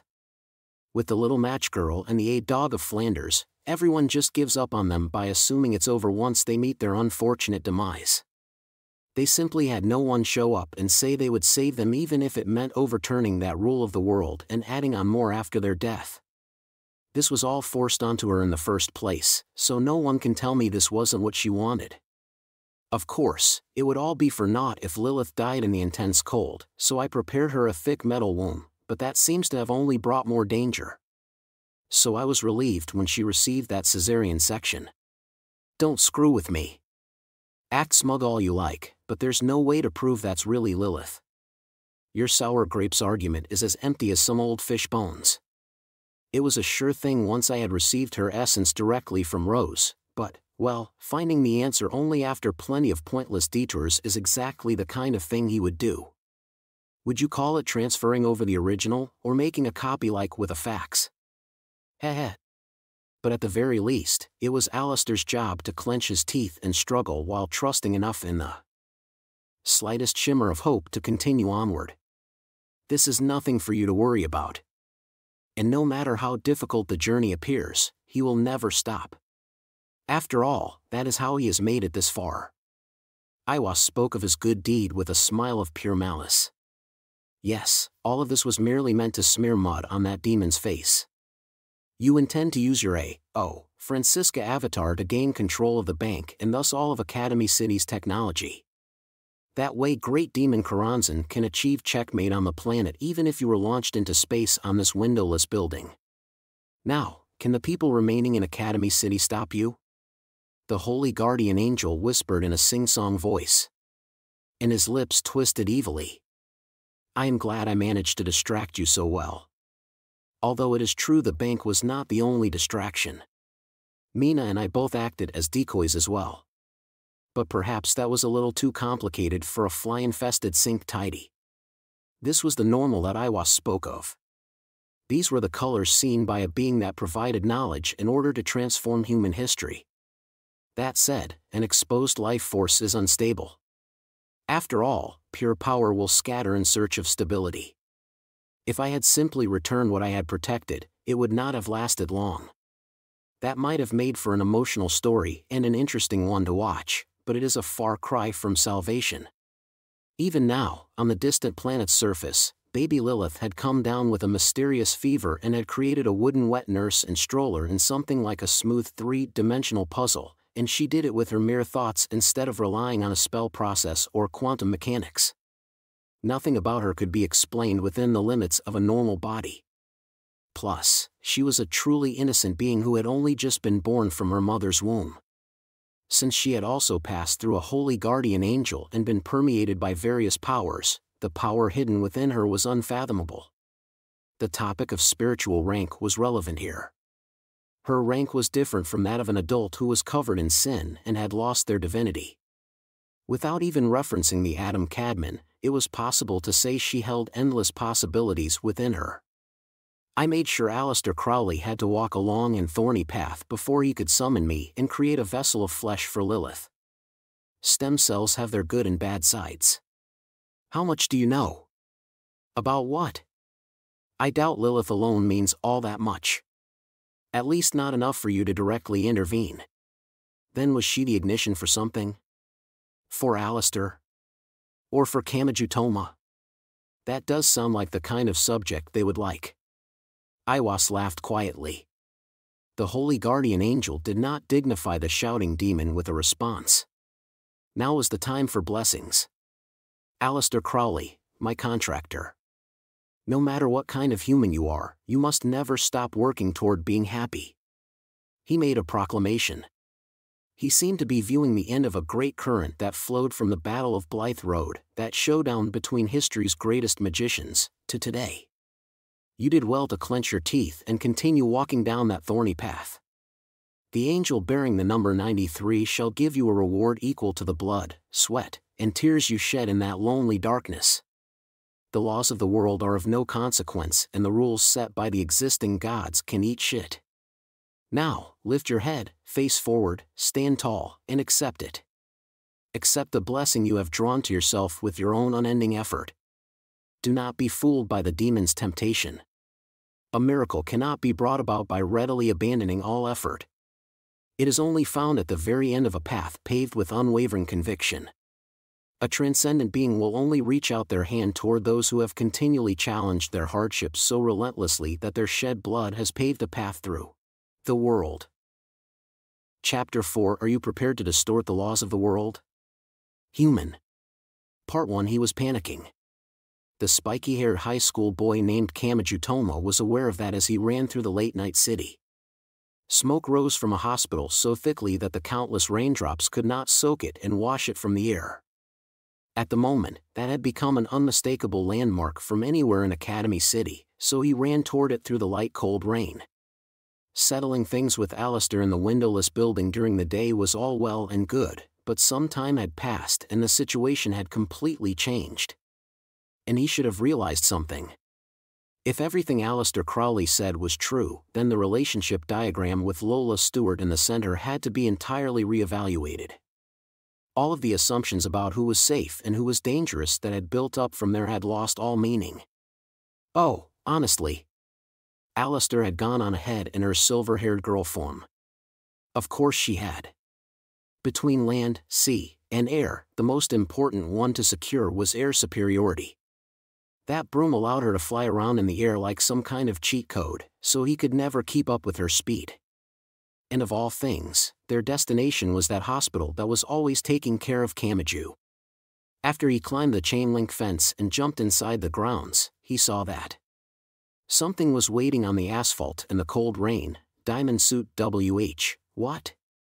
Inside the yellow glowing processor suit, no, inside the humanoid bank. Hamazura Shurage groaned within the hospital that had been badly damaged by the blast. Something odd had happened. None of the windows along the hallway were broken, yet from the point Francisca had been standing, the inner wall, an empty hospital room, and all the walls from there had been utterly destroyed like a small airplane had crashed through them.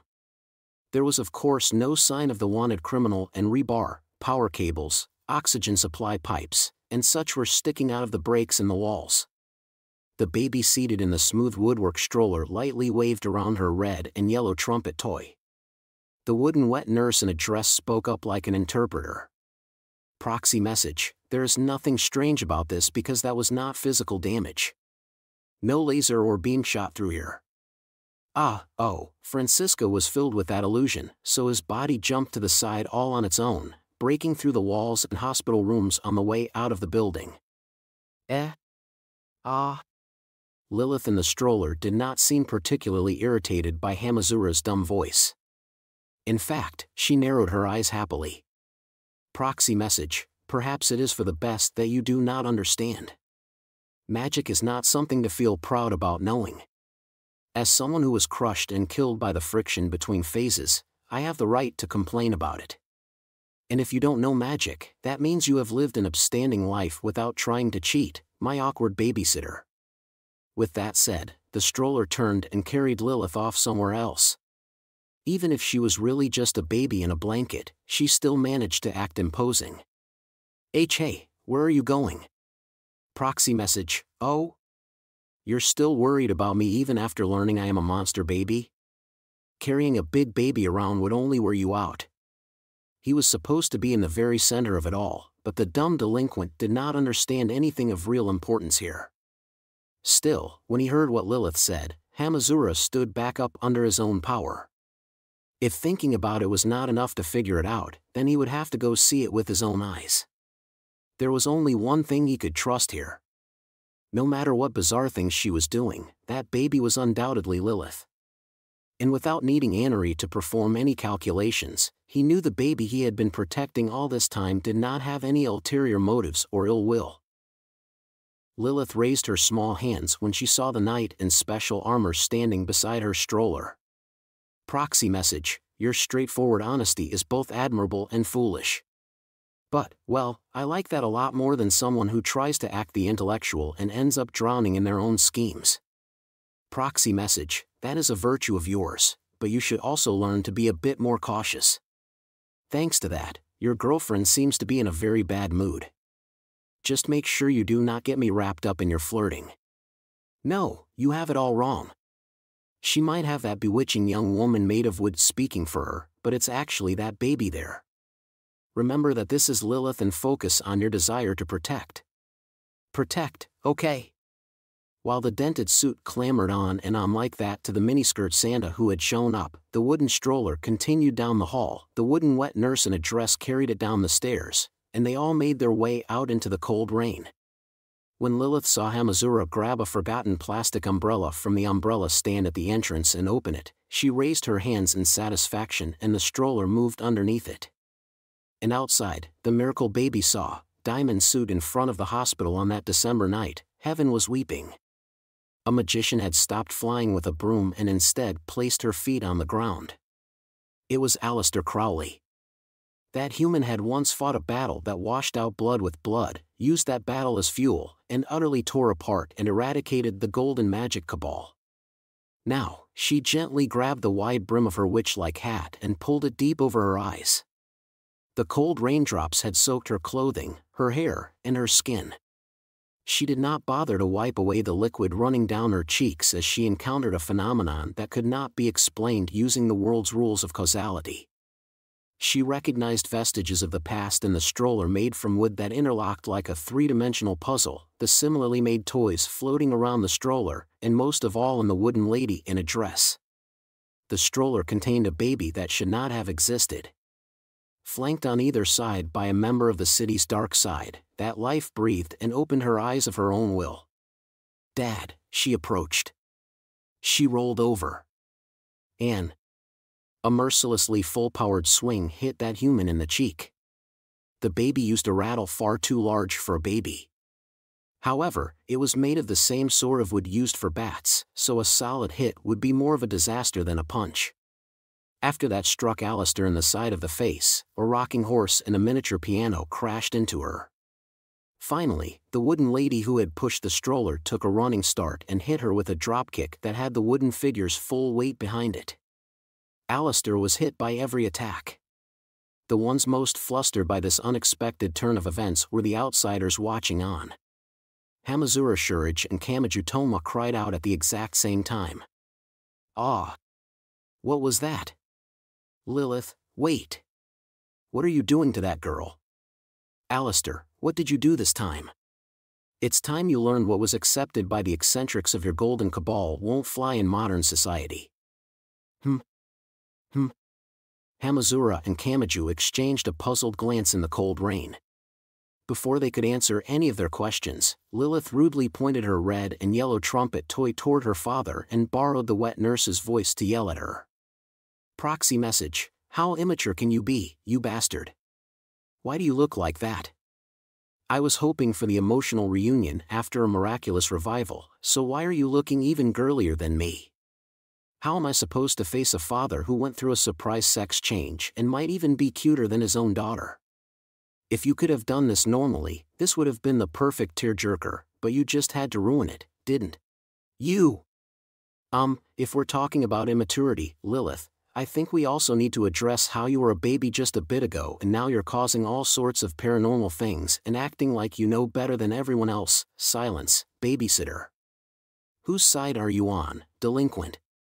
She was being entirely unreasonable, but if you analyzed how Lilith blushed, swung her arms around, and acted like this was a betrayal, you would discover the shocking truth that she had actually grown quite attached to Hamazura. But Hamazura was dumb and he secretly rejected Anari's offer to display the result of some calculations. The world was a complicated place.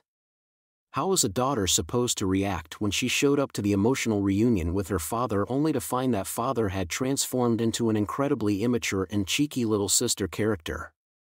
Was this more bad luck for the human who would transform any failure and defeat into her own power? The situation was simply the worst, but this was no time to be relaxing. Yes, none of this was over yet. Alistair had descended to the surface and Lilith had left the building because they had some other objective. A form was curled up and straining to move on the wet asphalt a short distance away. The processor's suit was identical to Hamazura Shurage's, which was switching back and forth between yellow and red. A wanted criminal wore that humanoid form of the bank. Francisco was there giving off a flickering red light. However, his suit did not seem to be fully functioning either. That suit had taken Hamazura's fist, which could have punched through a nuclear shelter, a kick from Lilith's wet nurse, and Alistair's magic. Those few but powerful hits to crucial parts of the suit seemed to have done serious damage. Presumably as some kind of safety measure, a white gas sprayed out. It may have been steam from the joints or a coolant. But that must not have been enough to contain the damage because the visor cracked with the sound of thin ice splitting. All the red lines covering the processor's suit vanished. And it all led up to a light tone much like a small bell made of glass. Francisca's hidden face was finally revealed. But Hamazura only tilted his head when he saw the answer. Yes, he had started this as an outsider. Damn it, so it was Kamachi Toma who spoke up instead. He recalled what Alistair had said after becoming a silver-haired girl. They had been unable to regroup with magical Tsuchimikado Motoharu or scientific Masaka Makoto. Someone was getting in their way. So they had to figure out who their suspects were by thinking about who could do something like that. That meant it had to be someone with knowledge of both sides. Tsuchimikado Maika and Index were too far on one side or the other. Thinking back, Tsuchimikado Motoharu's actions were odd. Which meant the bundle of papers the size of yen notes, the incomplete protective charms being used as a litmus test withered and fell apart in Alistair's hand. I am not talking about after you entered the windowless building. I mean before that, in that perfectly ordinary back alley. When I was preparing to take care of Karasuma-fran there, how did his bullet arrive in time? How did he think to go there with no hint whatsoever? The answer is simple, that was not a perfectly ordinary back alley. What looked like a normal metal door or manhole may have been merely disguised in that form at some point. Yes, to contain something that had to be protected, even if that meant keeping out my underline and restricting any reports back to me, the board chairman. That back alley must have contained the hidden entrance to a development space for the processor suit form of the bank. I guarantee it. Tsuchimikado had supposedly been searching for a bargaining chip to protect his stepsister from Alistair. And what better bargaining chip was there than the bank which collected all Academy City's knowledge? But before he could swipe that, he had run into Alistair himself like the human had been waiting for him, so the plan had failed. Neither one had intended it. It had been the worst possible coincidence. Tsuchimikado had abandoned his plan, saved the girl who would act as a contact with the Anglican Church, and decided to escape outside the city instead. But that meant Tsuchimikado Motoharu was not the one behind all this. Then who was it that had reached the processor suit in advance and thus met all the conditions to cause this incident? Who had managed to interfere with Makoto on the science side and Tsuchimikado on the magic side? They had their answer. So it was Fran after all, shouted Kamachi. Come to think of it, you did work for Lola Stewart, didn't you? Part 2 serial killers would not suddenly think to attack someone they had never seen or met from a country on the other side of the globe. Whether in reality or online, they would have to have some kind of contact with them, no matter how shallow. Otherwise, nothing would inspire the desire to kill. However, Hamazura Shurich had no way of knowing when this contact had occurred. It had happened early that morning. It had ended in failure, but Kamachi and the others had originally made their way to the city's outer wall so that Tsuchimikado Motoharu and Maika could escape with Karasuma-fran. And they had indeed heard the following exchange just outside the bus's window. Hey, mister. Is this spot good? Hamazura-kun, I am really grateful since we're short-handed at the moment, but why does a kid your age know how to operate a crane? Don't you need national qualifications for that? It's weird setting one of these up after using heavy machinery to steal so many of them. Now I'm worried about your past. So she had seen him. That was why the wanted criminal had considered him as a candidate target. They should have never met, but that dumb delinquent's face had still come to mind. Of course, there may have been other reasons. For example, her many antennae may have detected Anari's presence hopping between all the devices around Hamazura. That way she could obtain a decoy with little connection to herself but who had enough power to not be defeated too easily.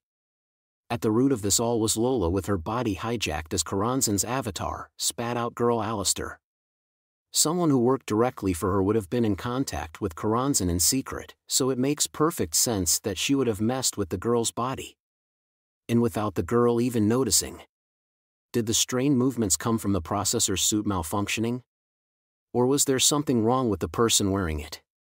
With the processor suit hiding her girly body lines and height, Karasuma-fran held her hands to her own face and then pressed her palms against the asphalt that was dark and wet with cold rain. Was she trying to gather up the pieces of the broken visor? That was Hamazura's first guess, but he was wrong. That demon-possessed girl did not even insist on bipedal movement. With a low bestial roar, she pressed all four limbs against the ground.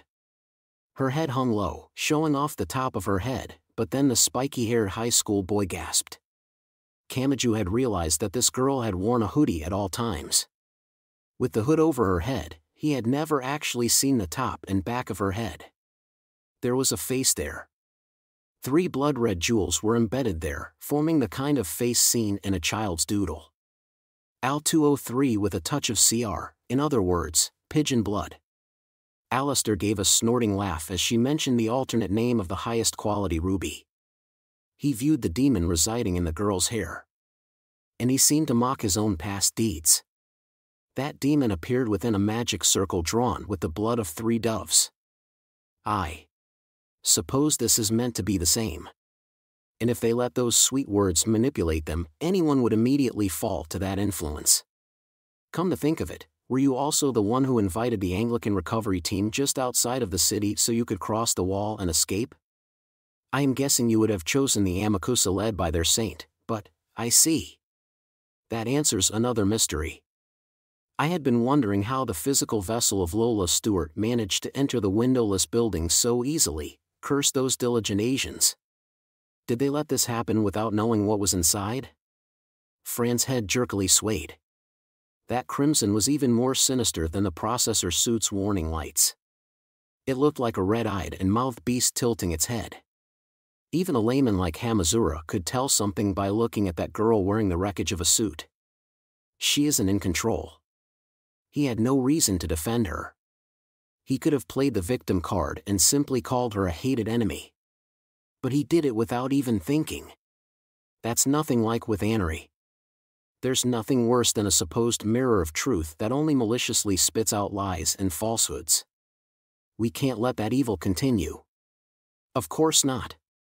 Fran never would have used the name Francisca otherwise. Even with that thing ruling her and messing with her mind, she still did her best to leave some kind of hint. A sinister howl rang through the moonless night of frigid rain. Immediately, a great wave of deadly presences pushed in from all directions. They were organism weapons that had disguised themselves in the 130 centimeter and 32 kilogram form best suited for this civilized metropolis. They were mimetic predators. Spiky-haired Kamachi Toma groaned when he saw the deadly weapons that had taken on the forms of so many different kinds of girls. This makes sense too when you know Fran is at the center of it all. She took inspiration from the Kamisato faction to create a method of managing such a large battle force. This is the Loch Ness experiment. Girl Alistair remained entirely composed. I never did master that, but as a side effect, a few half-formed spirits apparently welled up all on their own. Heh. Although everyone made a huge fuss about them being a surviving dinosaur and then some third-rate newspaper gave them such an adorable name. In Karasuma Fran's case, it seems she is intentionally guiding that magic experiment to failure to mass-produce monsters with immediate strength and chewing power. That said, taking a truth no one managed to discover for so long and redefining it as something able to take on any form is quite a unique idea. First implants in the head and now the Loch Ness monster. Was this all meant to match her image as a UFO girl? Proxy message, so what are you going to do about it, Dad? Lilith seemed to challenge Alistair by borrowing the mouth of the wooden wet nurse that's mixture of Japanese and Western made look like a tenyo or a lady in a dress. Different avatars have different levels of authority and different roles. It is a master and slave relationship, so there is a clear difference in precedence.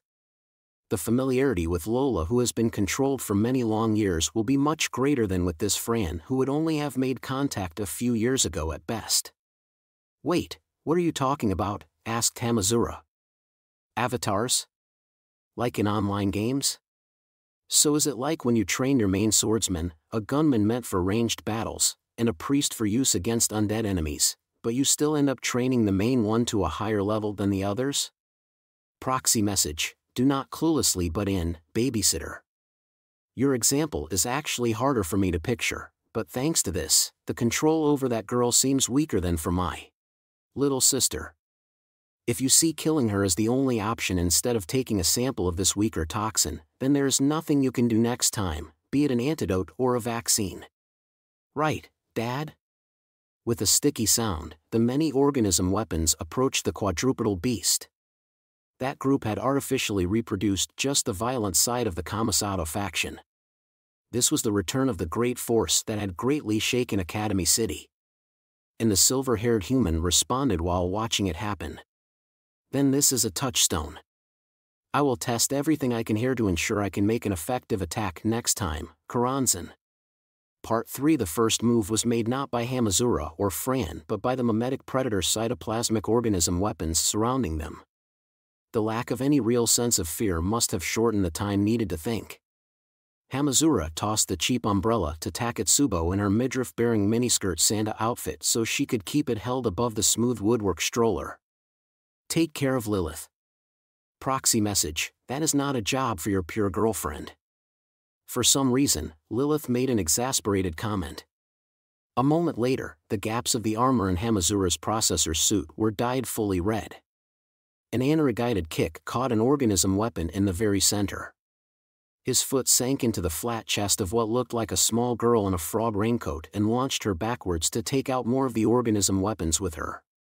That was the strategy he had worked out before, but if he kept this up, his armor would be worn down through contact with them. And while he could knock them down to temporarily stop them, he did not know if he could permanently stop them. They were simply taking on a human disguise and did not actually have human organs, so their apparent vital points were meaningless. Aura! That was when Kamachi Toma dashed through the rain. When his right palm struck the belly of a mimetic predator rolling on the wet asphalt, the organism weapon finally melted like cheese over a flame and dissolved into the rainwater.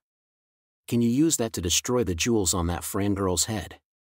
If I can touch them without getting my hand bitten off. But that's a lot like snatching the jewel from a lion's collar. Was this a step forward or a step back? With as scraped up as Kamachi was, his right hand looked pretty unreliable, but Hamazura decided it was better than nothing. Hamazura would knock them down while Kamachi finished them off. Is there nothing we can use as a weapon? Hamazura clicked his tongue and looked around the parking lot. Thanks to the patients arguing over at the entrance, the parking lot was not entirely empty, but it was still past 3 in the morning. There were far fewer cars than at a supermarket during the day. Among those, Anri ignored the obvious cars and instead placed markers on things like the metal poles or thick chains in front of parking spots or manhole covers. But perhaps Hamazura should have been more aware of the risk he made by taking his eyes of the battle right in front of him. He heard a straining sound. And then the many organism weapons fled to the left and right, like the parting of a sea. They had been so reckless before, but they were afraid of something. And that something raced down the open pathway at blinding speed. Fra. Her processor suit's lights had gone out, so it had to have ceased functioning. And yet, he was hit by as much pressure as a catapult meant to break down castle walls. It sounded just like an explosion. Oh, Francisca, no, Karasuma Fran destroyed the dull armor joints with her own strength as she launched a fist toward Hamazura's visor like an artillery shell. Without Anri's assistance, that would have smashed the special armor along with his skull. By moving his arms and legs in accordance with the markers, he managed to supply a slight blow to the bottom of the incoming fist's wrist and diverted it just barely out of the way. As the fist shot by overhead, Hamazura swept Fran's ankles out from under her, grabbed her slender arm, and slammed her back first into the asphalt. With a rumble, the parking lot ground shattered and sank down. No, it did not stop there. The overloaded special armor finally reached its limit and completely split and broke apart. The suit may have read in the electrical potential difference on the surface of her skin because the girl inside was exposing her soft skin with a bikini. She may have been using some kind of gel or cream to more efficiently read her bioelectricity because the way the raindrops bounced off her skin was not normal. But the girl's expression did not cloud over at all as she lay on her back. At this point, the processor suit may have been no more than a hindrance holding her back. No, it was a more fundamental issue. TCH. Looking at her expression isn't going to help regardless. Our real enemy is the pigeon blood face made by the 3 jewels in her head. The Al-203, no, demon-possessed girl raised a bestial roar. A closer look showed there was no connection between the roar and Fran's own breathing and throat movements. It was unclear how it worked, but the voice was coming from the jewels on top of her head. She got up like a clockwork doll. Hamazura threw a kick on reflex. He aimed for the girl's face, which was at about waist height. Only after throwing it did he realize Fran's face and body were no longer protected by armor, but now was not the time to worry about that. He felt the blow land, but his processor suit's red warning only strengthened. A fist immediately flew as a counterattack. Fran could not harness the strength of her legs or hips for this attack, but when her small fist struck Hamazura in the lower belly, he and the sturdy processor suit were launched 7 or 8 meters back. If he had not twisted his body and changed his landing point based on Anari's instructions, he would have crashed into Lilith and Taketsubo with the momentum of an artillery shell. Are you serious? How is the processor suit actually holding her back? Don't think of Fran like a normal girl just because she looks slender. You might have some extra armor protecting you, but she'll take off an arm or a leg if you let your guard down. He received some good advice from everyone's big brother, Kamachi Toma. This was probably the kind of advice that would save his life. Be careful. Fran was a magician who specialized in star and space magic. I can't even imagine how dangerous she is now that her power is being boosted. If you can't imagine it, how am I supposed to get what you mean? I'm having trouble picturing this, so what actually does star magic mean? Don't tell me she's going to summon a meteor or something. Oh, but Fran did drop that giant space STA, that was supposed to be a joke. If you're just going to give some horrifying example with a straight face, then stop talking. Hamazura gulped when he heard a straining sound. It came from Fran, who was down on all fours. She kicked her right leg at the wet asphalt like a bull preparing to charge, and the second face on the top of her head was shaking.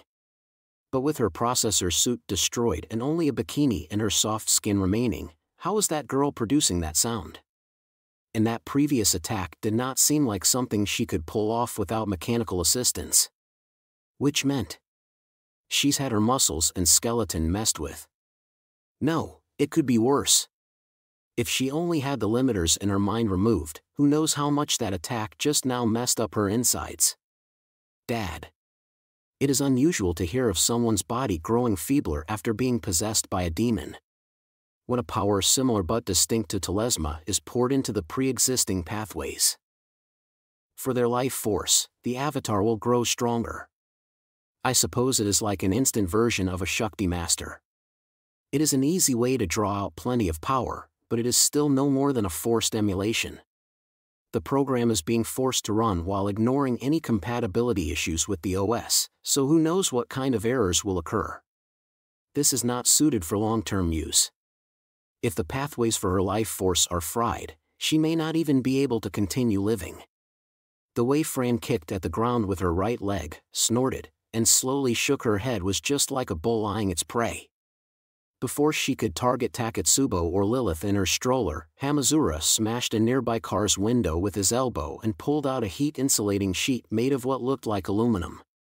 When he beat the air with it so it would spread out and draw the bull's eyes, Fran kicked off the wet asphalt with all four limbs and mercilessly charged toward Hamazura. Part 4 and outside the chain-link fence, another pair confronted each other on another battlefield. They were both colored white. One of them, the number one with white hair and red eyes, spoke with exasperation in his voice. I really don't think this is my specialty. But the other one did not reply. The white figure simply stood there with an unnatural light glittering in her eyes. No, that was no mere light. Two triangles irregularly overlapped in the iris area to form a bizarre design. And that form spoke. Chapter 3, Verse 8, Area Scan Complete. John's pen mode will now exterminate the enemy. Part 5. They should have imagined the possibility. Lola Stewart was the Archbishop of the Anglican Church. The fact that she had been corrupted would entirely change the relationship chart that Kamachi had built up over time and used to determine who was safe and who was a threat. Even Karasuma Fran had been negatively influenced as a magician who worked directly for Lola. Then what about this case? The grimoire library whose perfect memory had been used to memorize 103,000 grimoires. Index Librorum Prohibitorum. And who was it that had the physical key to forcibly control Index? A pure white beam sliced through the night sky as it swept by over Kamachi and the others' heads. It did not matter who it had been aimed at. Nor did it matter that someone flying through the air might have controlled the wind to knock the girl who produced the beam toward a more appropriate opponent. At any rate, she fell right next to the spiky-haired high school boy named Kamachi Toma. The short girl had long silver hair and wore a teacup-like nun's habit with gold embroidery on white fabric. Kamachi held his side and groaned in pain. I thought everyone had just been separated when that idiot Alistair launched his rocket, But you are taken over too, Index. She is not an avatar. Lola, no, Karanzan is merely abusing the pre-existing external control device. It's the same either way. With Fran and Index, they would be attacked on either side. And both girls possessed brutal firepower. Kamachi and the others could easily be caught in a hopeless crossfire here in the parking lot. Search out the control circle, whispered the human who pulled her witch's hat deep over her eyes. It has to have appeared somewhere on the Grimoire Library's body. And you must have done it once before. Even if you no longer remember it, the facts engraved in history have not changed. Kamachi felt an intense pain run through his right temple. He had no way of determining whether it was a real pain or a phantom pain coming from a part of him that no longer existed. Regardless, he held his head and staggered while doing his best to face his enemy. An emotionless face. A bizarre pattern in the eyes. He had no memory or recollection of this. And yet the silhouette of the missing puzzle piece in his head seemed to be shouting at him. Do not allow this to continue. Rescue that captured girl no matter what. Part 6. Meanwhile, a lithe black cat ruled over the late night of Academy City as cold rain poured down. Morning clothes were decorated with cat ears and a cat tail. The black cat which held a thick book in front of her quite large chest. It really was an original grimoire which could overturn the laws of physics. No matter how much rain hit it, the cheap collection of loose leaf paper repelled the drops like it was made of plastic. Mina Mathers. She was the one who gave humanity knowledge in the form of a grimoire. She was the lady who had been freed from the bonds of a giant parallel processing machine at the hands of Iwas. She was moving toward the center of the commotion. She honestly had no clear reason for her existence at the moment. She was no more than a being who had been doomed to destruction but then saved by the whim of that holy guardian angel. She was an impossible parameter, unnecessary code. But perhaps because she had retained the nature of the Thoth Tarot, Mina Mathers realized the value of that superfluity more accurately than anyone else. In the overall script, I may be no more than some garbage data, an alphanumeric string someone forgot to delete. She was not being cynical or self-deprecating. The black cat witch was remaining positive as she came to understand her own weapon. But that means I could easily become a bug that freezes up the unfeeling pre-established harmony. Humans can be self-conscious, so they dislike viewing themselves as mere dust or garbage, but the truth is different. Every man and every woman is a star. No one in the world is unnecessary and everyone has an important meaning. Those sound like convenient lyrics targeting the world-weary. But if every single person is a crucial gear for the world, then no matter how hard the human race works, the most they can do is help turn the gears in the politician's clockwork machine. In other words, her conclusion was as follows: it is the being that should not have existed, that seemingly insignificant bit, that truly acts as the lock that freezes up the colossal program. The unnecessary garbage functions as a powerful safety device to stop the clockwork machine from continuing on when it begins moving in the wrong direction. The instant she entered the hospital grounds, Mina Mathers felt like all the puzzle pieces were gathering. You must not forget. That black cat which held a legitimate original grimoire in front of her chest. Part 7. Kamachi Toma vs. Index. That boy could no longer remember the battle which could be seen as the beginning for his current self, but he was just about to repeat that clash here. However, a figure in black moved between them. It was Mina Mathers. She directly faced Index, who was being externally controlled, and she opened her original grimoire made up of loose leaf paper. The view seemed to fill a certain individual's entire visual world. Memorize this, Grimoire Library. Fulfill your original role like a machine and memorize the forbidden knowledge of your 103,001st grimoire. This was just how she worked. She had no way of rejecting it. Index had a perfect memory. Whether she wanted to or not, everything in front of her would be etched into her mind. And have my toxin burn through the pathways of your soft brain. Even if this is entirely superfluous and no more than unnecessary garbage, even the slightest damage is enough. Just like flipping one Thoth card upside down, this poison will act as a medicine. Lola Stewart. No, Great Demon Karanzan. With my true freedom, I will fry the wicked controller you have embedded in this girl. It was like watching a doll as the gears slipped out of place. The girl convulsed like a high-voltage current was running along her spine, and then she collapsed to the rain-soaked hospital parking lot. Index. Do not worry. I merely removed the malicious program. The black cat witch spoke in a refreshing voice to the boy who rushed over and supported the limp girl. Then she whirled around. It happened just as the wooden wet nurse supporting the baby's wooden stroller leaned unsteadily toward Alistair. You may be used to confronting a traumatic illusion, but do you fear actually touching her as a part of reality once more? Or do you think regaining this means losing your excuse for destroying the Golden Cabal since that was triggered by your daughter's death? If resurrection had been an option from the beginning, then Alistair lost the primary pillar for his revenge taken at the Battle of Blythe Road. This could always be written off as more of the wandering so often seen in his life of failure and defeat, but those caught in the middle of it could hardly accept that. That was how it may have looked. But the reality was different. If Alistair had not hated magic and walked that thorny path, he never could have arrived at this overlapping phase that Iwas had prepared. Lilith had been no more than a copied life force created by reading in the diagrams of her blood vessels and nerves, so he had needed to develop the technology necessary to create a vessel of flesh that could stabilize her. Only after reaching that point could he play the resurrection card. Otherwise, it would have remained as a cheap tearjerker where he threw that exposed life force out into the open world, knowing she would fall apart on her own before long, also they could be miraculously reunited for just a brief moment. And whether she was resurrected or not, the actions of Mathers, Westcott, and the other Golden Cabal members would still have brought death to people around the world who were in the same circumstances as Lilith. In fact, if he had let the Golden Cabal survive and thrive, it would have grown much larger. If he could face that tragedy and accept it as long as his own daughter was resurrected, then Alistair had no right to call himself a father. If Lilith's death was unavoidable, then the deaths wrought by his revenge should also have been unavoidable.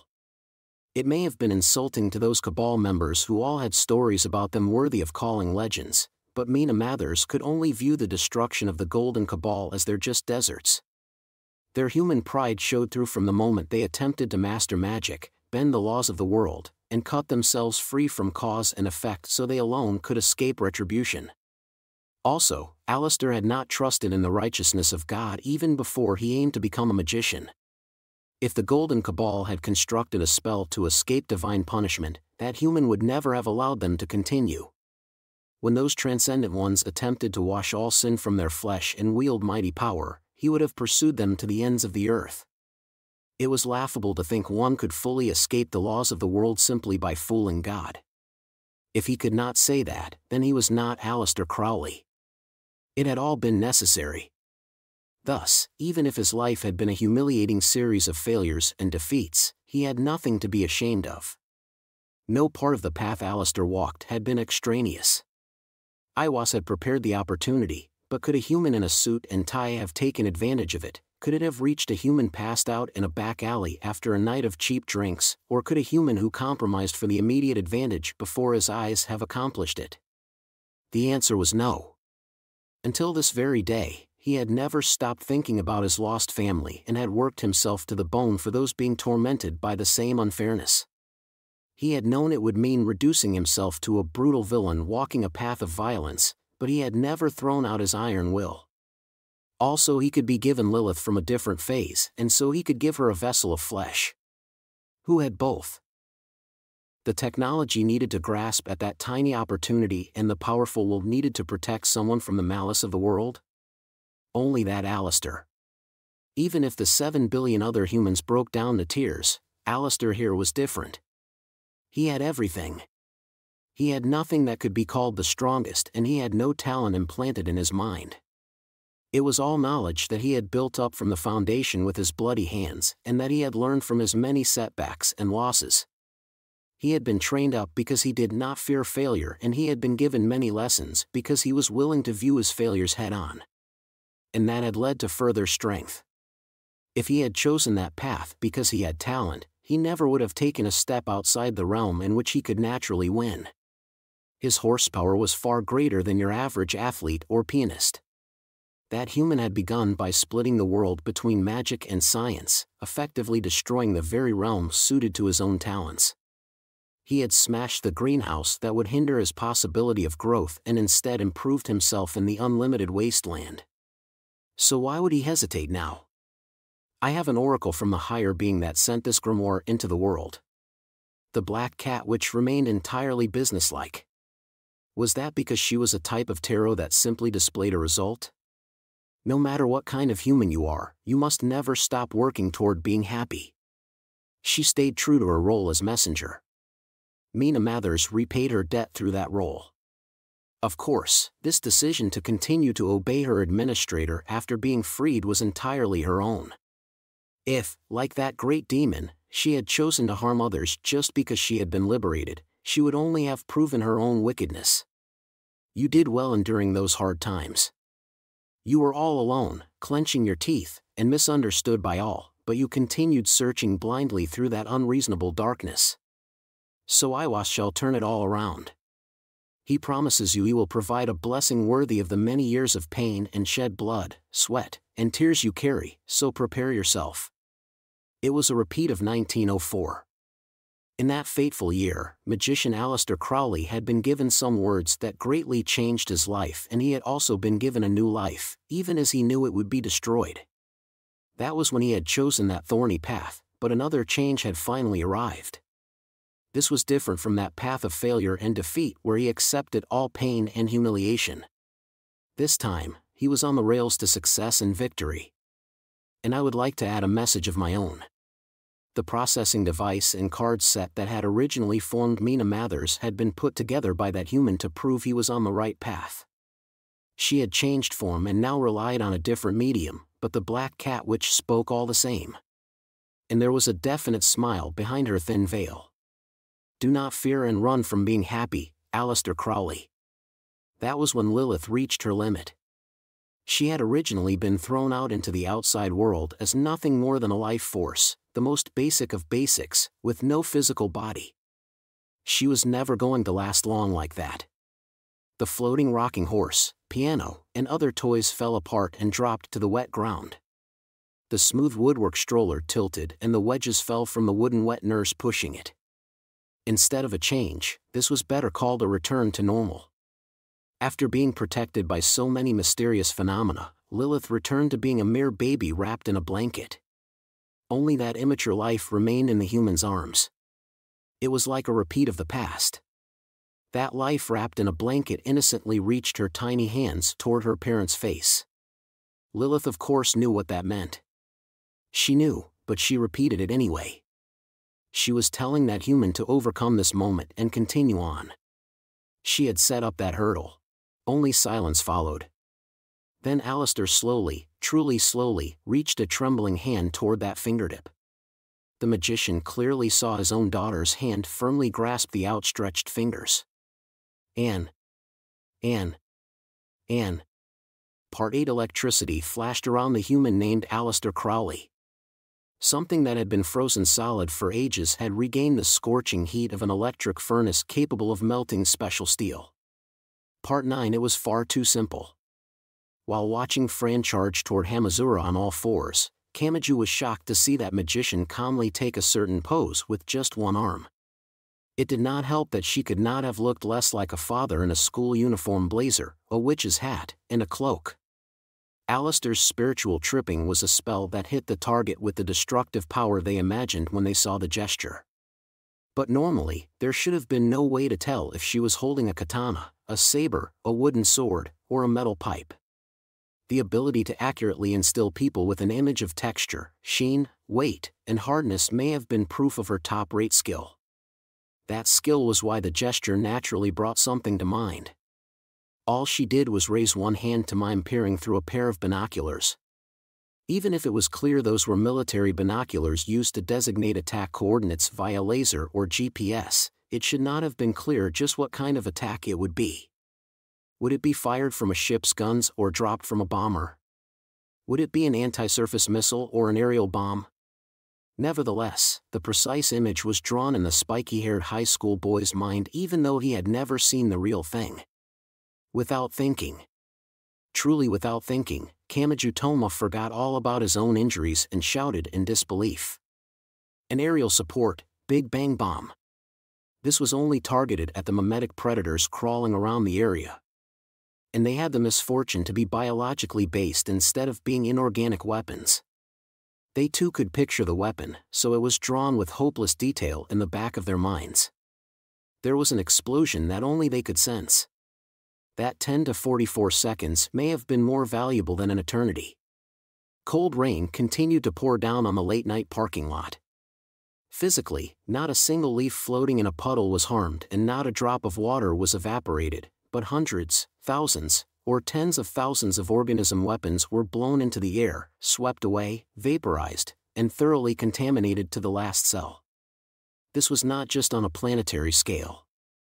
This blew away the entire world, including every last galaxy and nebula. For those chosen as a target, there was no escape. The meaning of what was possible was cruelly distorted. This far exceeded a neutron bomb or pure fusion bomb and added a much too evil attack to human history. How naive. But Alistair whispered. That severe human had more to say. Blasting rod. In other words, that power will be multiplied tenfold from my opponent's point of view. She finally exceeded the limits of the existing universe. This had originally been a secret technique meant to take on every last magic god at once. Even if the one taking the damage had a limit to their imagination, her enemy's mind would be mercilessly blown away by enough energy to create the universe 10 times over. Down on all fours, Karasuma Fran, no, the red jewel demon borrowing that poor victim's body, forgot all about charging toward Hamazura in his processor suit and tensed up when she thought about what this meant. Why was she alone unharmed? That was not Karanzan's doing. Alistair had called her a touchstone. She was practice for saving a possessed avatar. That was why Alistair had not killed her. She had been intentionally removed from the list of targets and spared. Alistair had control of the scene. There was no overturning things with trickery at this point. Now, then. Oh, don't pretend to be a mere beast, Karanzan. You were always a whisperer. Although I will admit it is more frightening when the demon-possessed shout unintelligible nonsense instead of just making pathetic threats. You can't. This was a new voice. It did not belong to the short bikini girl, but it also did not belong to Lola Stewart. It may have been an unprovable voice that sounded different to everyone who heard it. You can't possibly do it. All you know is failure and defeat, so how can you save some? X-rays. Alistair cut her off while holding the baby to her chest with one arm. She sounded like she was trying to decide what to cook for dinner. CT scans, MRIs, blood tests, gas chromatography, ultrasound, centrifuges, transmission electron microscopes, polymerase chain reaction DNA tests, and, yes, how about I prepare a cyclotron particle accelerator as well? With all that, slicing up Karasuma Fran's body and inspecting the contents would be a simple task. From head to toe, I can inspect every last molecule of her body. And that will tell me where your filthy traces have taken root and what I must attack to eliminate your influence. Spiritual tripping only used the spell user's gesture to paint a picture of the weapon in the target's brain and create a foothold for influencing them. Could it really go this far? Did a forcibly implanted imagination really have such a wide range? It's no imagine breaker, but I suppose I will reveal a little trick of mine. Do you know what this is? Alistair's right hand moved. As soon as her fingers seemed to mime holding a pencil, the target's scenery was entirely changed. The illusion danced like a spinning pen. It resembled a pencil, but it was not one. It resembled a highlighter, but it was not one. It resembled a tablet stylus, but it could not be one of those either. The target desperately tried to picture some other image to muddy the implanted one, but she could not keep up. As much as she wished otherwise, she could tell the color, shape, weight, texture, and sheen all accurately narrowed in on a specific weapon. And once she knew what it was, there was no escaping the image. Just like someone trying to forget the phrase purple mirror and only focusing on it all the more. She knew she was only restraining herself, but she could not control her own thoughts. Are you trying to bind me, human? A single visual fixes the image in your mind, captures you in its grasp, and robs you of all freedom. Using this sort of exchange to seal off your opponent's options and guide their thoughts into a dead end is a fundamental part of magical combat. And real experts place a great emphasis on the fundamentals. A true chef will train their skill to the point that they can surprise a guest with a simple fried egg. There was clear mockery in that smile. It was the look of someone who had already secured their method of killing. That Big Bang, well, it was technically 10 times that, but it created a great many things. Radiation was one of those, and it is a powerful medicine that can be used for good or bad. As a powerful medicine, it cannot be taken lightly, but when used right, it can become a weapon that saves the life of someone who cannot be saved by any other method. That Grim Reaper who had taken the form of a girl had robbed his opponent of her foolish hostage strategy that used her own body as a shield. After all, a gamma knife. When a brain tumor is surrounded by the delicate organ and is thus inoperable, this medical tool can pass through their body and accurately burn through just the minuscule target. Oh, my apologies. Was that explanation unnecessary? I am sure someone as wise and knowledgeable as you was already well aware of all that. And don't worry. No matter how much Karasuma Fran struggles, I will accurately excise you and only you, until not a speck of you remains. So rest easy and struggle all you like. Devouring a live meal is nice every so often, don't you think? No one and nothing could stop it. A nightmarish operation made up of acrobatic actions had begun. Between the lines for, however, this battle may not have had any real meaning. Excising the demon infesting the delicate brain or heart was meaningless when the source patient remained elsewhere and could reinfect them. And it was Aleister Crowley herself who had launched the largest source of the disease out of reach. That is, into space. In the eternal isolation of the windowless building, the angel and demon approached the conclusion of their battle. I see. So this is as far it goes this time. That pained voice came from Iwas. Avatar Lola Stewart's slender hand grasped his neck and pointlessly lifted him from the floor in the weightlessness of space. After holding back with Lilith for so long, you must have known the importance of a physical vessel. Whatever you may be, an avatar is necessary if you wish to influence this physical world. You can try to fill the gap with tricks, but that is not enough to match my ultimate strength gained the proper way. Heh. Even now, Iwas continued to smile. My fixation on the world of the living ended when Academy City's AIM diffusion field was used to release Lilith into the world. I will resume observing from the background. Yes, Karanzan, I will relax and observe the story of a most foolish demon's defeat. Are you sure you want those to be your last words?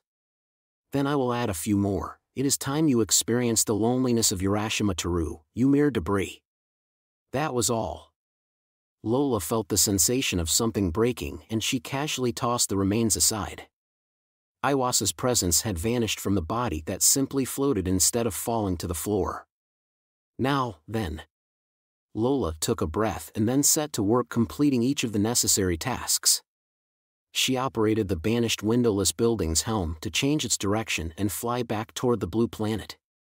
This was not enough to spell doom for the calamity named Karanzan. The building broke back into the atmosphere, tore through the upper atmosphere, and maintained its top speed while flying straight toward western Tokyo like a javelin. What did satellite weapons matter? Who cared about ballistic missile countermeasures? Why even bring up anti-air defense weapons? This was a fully enclosed environment built for space travel.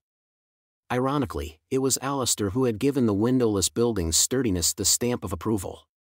It did not matter that they city had missiles, lasers, anti-air guns, high-power EM waves, and many other safety measures. It would all be turned to ashes when the building powered through it all and hit the ground. Karanzan felt no fear of the scorching atmosphere. She had a glass of water. And if she was to enjoy that perfectly ordinary water to its fullest, she was the one who would have to change. Drinking it in an air-conditioned room kept at the perfect temperature was not enough. Leaving that room and crossing a scorching desert would work much better. Karanzan's true nature was dispersion. She destroyed the world's laws like she was tearing apart two lovers.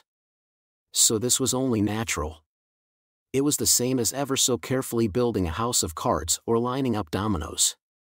To enjoy the destruction, she first had to create the thing to be destroyed.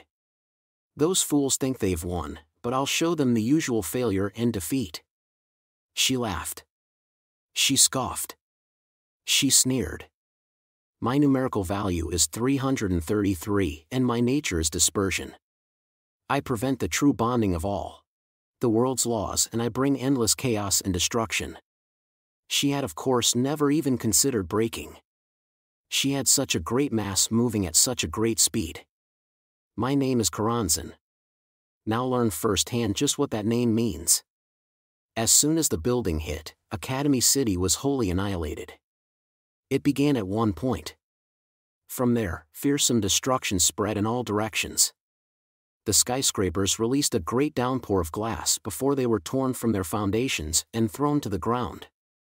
The asphalt covering the surface was torn up and stripped away, the lines of cars were tossed into the air like paper boxes, and the schools, parks, music halls, movie theaters, and all other shelters were crushed with nothing to support them. There was no escape. For one thing, this was not limited to the one little city. The fearsome impact and shaking sent an unbelievable amount of dust high into the sky where it blotted out the sun. This would bring on a hopeless age of winter. This was the same extreme cold that eradicated the dinosaurs which had once ruled the planet with their great strength, so furless bipedal apes had no hope of overcoming it. But Karanzan did not let it end there. Dispersion was a disposition found in everyone. Organizations split apart into small groups of friends which further divided to have time alone. But for Karanzan, that desire extended to the very laws of the world. Cold, hunger, the fear of an uncertain future. A fragile group unable to support their own lives would readily cling to a simple miracle. And that increased the joy she felt in the moment she deprived them of that. What if a single beam of light shined on a single point on the -50-degree planet like a spotlight? A gentle warmth, all the food and water one could want, and a place to sleep. That was all they would need to throw themselves into a hopeless battle where they tore at each other with their nails and bit chunks out of each other. It was irrelevant whether or not the victor would actually be saved. In fact, it would be even more fun to give the losers weapons so they could come back for revenge. With the archetype controller, the demon could divide the winners from the losers and life from death. Heh. The windowless building itself was smashed to pieces. The great demon inside her avatar looked absolutely delighted in the center of the massive crater. This was an undeniable truth. An unchangeable result. Yes, the end of all human civilization had happened almost too easily. Pant. That worked so perfectly. I had intentionally held this great chain reaction in reserve so I could truly enjoy it. Yes, did you think you had won? Did you think you had ended it all without letting anyone die? Yeah right. Why would I ever let that happen? So, what was it you did? Relied on a shred of hope, got the help of a holy guardian angel and an original grimoire, and worked together to bring about an impossible miracle? Was it the perfect setup? Well, that wasn't my doing. I was the toilet slipper. One stomp and it was all squashed flat, you fool. This is it. Yes, this is it. I've finally done it. Heh. Yes, I've felt this tension for so very long. She imagined it. She imagined what her enemy had to have looked like as that fiery orange attack filled the sky overhead and yet had no way to avoid it or defend against it. She imagined the agony and screams of a father who could do nothing to save his daughter after having her return to him after so very long. A sensual stir ran through her body. Taking decisive action was so much fun. Just like throwing out all of your old junk while remodeling your room. She could not bear it. For so very long, she had yearned for this feeling. The concepts of karma or just deserts did not matter. In fact, it was so much more fun when it was entirely unfair and absurd. When someone had built something up with extreme care, she would cause an unexpected coincidence. When people experienced great fortune, she would swat them all down to the ground and crush them there. And she would sneer at them all the while. That was a great demon. That was Karanzan. Someone who divided their actions between good and evil and sought excuses and justifications for everything they did would never even realize this form of entertainment existed. She recalled foolish Iwasa's command to never stop working toward being happy. But only the extremely ordinary would apply that concept to pursuit of the pleasure signals brought about by the basic necessities and in efforts to reproduce. Procuring food, preparing a bed to sleep in, and leaving behind descendants were all things that the millions of animal and insect species did every day. But seeking pure cruelty or tormenting and destroying others for reasons other than eating or self-defense was something found in very few life forms in the natural world. Humans were one of those. The descendants of those apes who learned to walk upright and whose fur fell out should have been seated at the foot of a chosen elite's table. But they were unable to fully throw out the animalistic and primitive desire for happiness and mistook the protection of their silly brain chemicals for acts of good or justice, so they could not reach out and grab the fruit that was hanging within reach. She could only call that foolish. They did not understand that the only reason they had let their true cruelty wither away unused was because they had given up on thinking and fallen to the level of a mere animal focused on thrusting its hips. Karanzan was an intelligent life form. So if she was to stave off boredom, she would do it in a way those common hip-thrusting animals could not. She knew the polite way to deal in cruelty. She was familiar with the courteous way to engage with others in cruelty. She understood the graceful way to decorate herself with cruelty. Those non-functioning cruelty impotents thought they were so great. Lola laughed and spat out those words, but then she noticed something. The stench of blood and flesh was missing. Even if she had dropped such a large mass on Academy City and crushed the entire city, would it really be blown away so cleanly? It was a densely populated area with a population of 2.3 million. If she had squashed them all with the fly swatter, the powerful stench of death should have hit her like an invisible wall. It was too clean. It was too clear. Yes, almost like there had never been a human race on this planet. Wah! Just as Lola grew suspicious, something reached her ears. They were voices which sounded incredibly out of place. Huh! Hey, Nephthys, some neat-looking toy just fell out of the sky. You're right, Nyam Nyam. It isn't every day that someone wanders into this sealed timeline without permission. Lola Stewart was not so stupid that she did not know what this meant. For one thing, it had been Karanzan herself who used Karasuma Fran to guide Kamasato Kakeru into Academy City so he would make a mess of Alistair's plans. She had of course received reports on the annihilation of the many magic gods along the way. The exiled magic gods. Wait, then this Earth must be. Despite the groan, the modified mini China dress girl with pale skin did not actually seem to give it any thought. This is a time-shifted place, much like the excess frames on a film, that Kamasato Kakeru's world rejector exiled us to as a prison, right? Then did you maybe get caught by some part of relativity? Like how approaching the speed of light causes the flow of time to slow. For example, if you set out on a long-distance space journey intended to leave the solar system and then made a U-turn, it's possible you could have gotten shifted from your origin point and ended up on the time axis of this Earth instead. It would take miraculous odds for it to happen, though. It finally hit her. She realized why human Alistair had launched Karanzan into space and why Iwas had intentionally lost and made his exit before they arrived at this Earth. What was it he had said? It is time you experienced the loneliness of Urashima Toru, you mere debris. And there was one problem more important than the logic behind this. Unlike the proper Earth where 6 or 7 billion lived, this Earth contained no life forms, human or otherwise. Here, there were only the magic gods who had mastered the field of magic until they had achieved the title of a god. Only those true beasts who were satisfied so long as they could wield their extraordinary power without being a nuisance and who were willing to engage each other in unceasing combat in this eternally regenerating prison where they could go all out. And now they had found a new toy. A new rule, never before seen in online mode, had been added. The magic gods gathered around, licked their lips, and spoke up in unison. Just as Karanzan herself had wanted, they did not even attempt to hide their extreme cruelty. Looks like we aren't going to be bored for a while. Epilogue: A throneless demon roars in hell. The _devil_C. With her light returned, human Aleister Crowley was devastating. Even if it had happened when she had intentionally let herself sink to the bottom, Kamachi Toma could not believe he had once defeated this monster.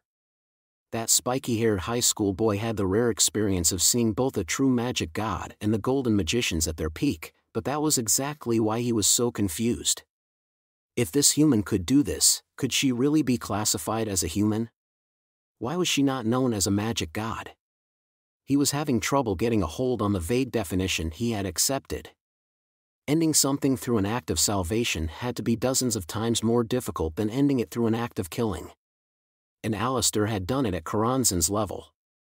Both Index and Karasuma Fran had been taken hostage.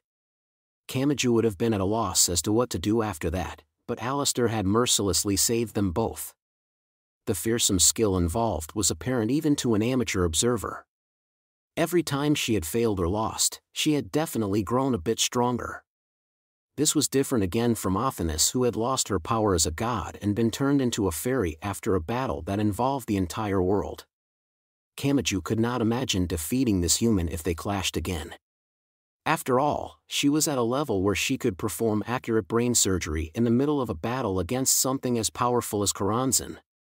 If he clenched his fist and challenged her with all his might, he could end up receiving a detailed full-body medical examination followed by a scolding for not getting enough to eat on a daily basis.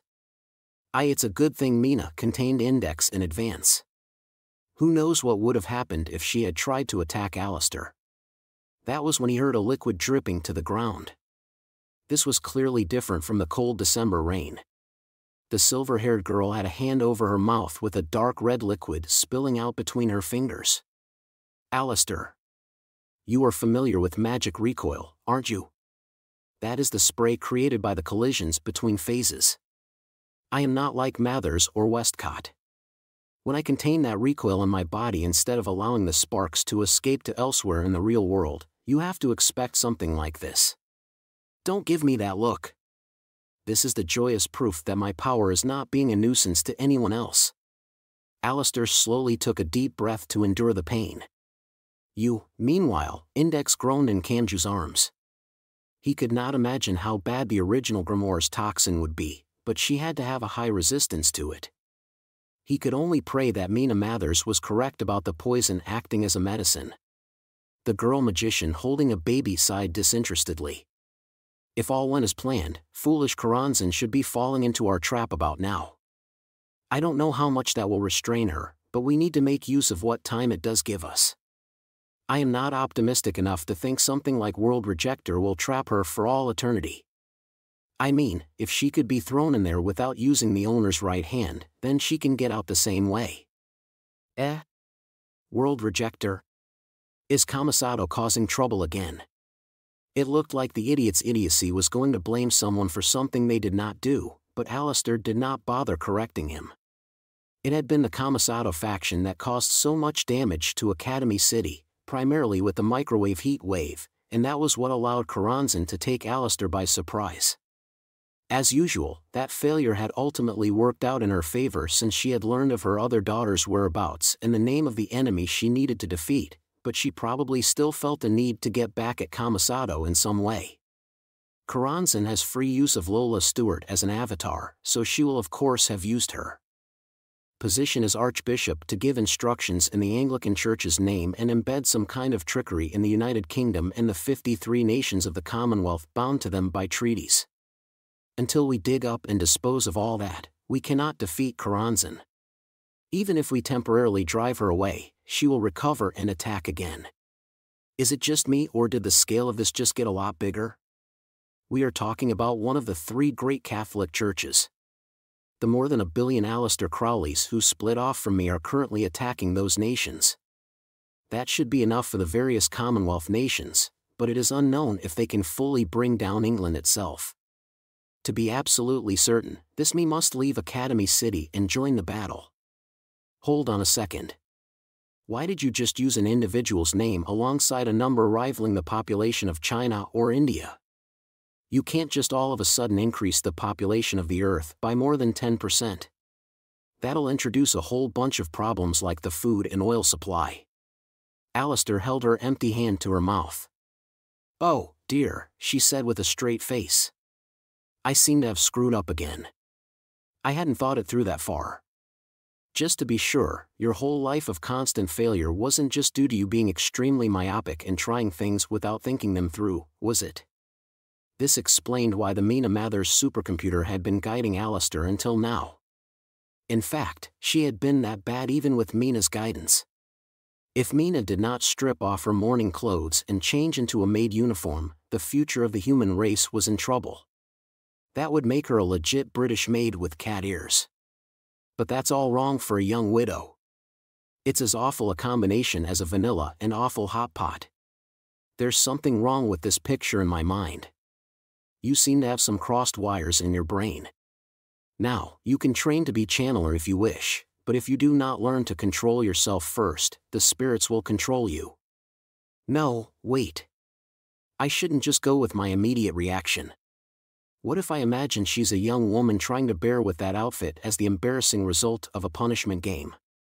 And what if, yes, just hypothetically, what if she was a dorm manager? So it would be Mina Mathers blushing, fidgeting, and unsure what to do with herself in that frilly outfit? My God, it's beautiful. Why was I trying to stamp out this possibility with a hasty decision? I'm so stupid, stupid, stupid. Hey, if you don't come back to your senses soon, I'll kiss you. With tongue. Once he received an unprecedented threat from a historical dirty old man, Kamaju's mind was instantly dragged back to reality. In a way, he felt about as much fear as he had while chased around by the mummy high priest. He knew this utter moron would not hold back even if she was holding her baby. Does this cruel reality really have more it wants to throw at me? I've had about enough of all this, so I just want to go home and get some sleep.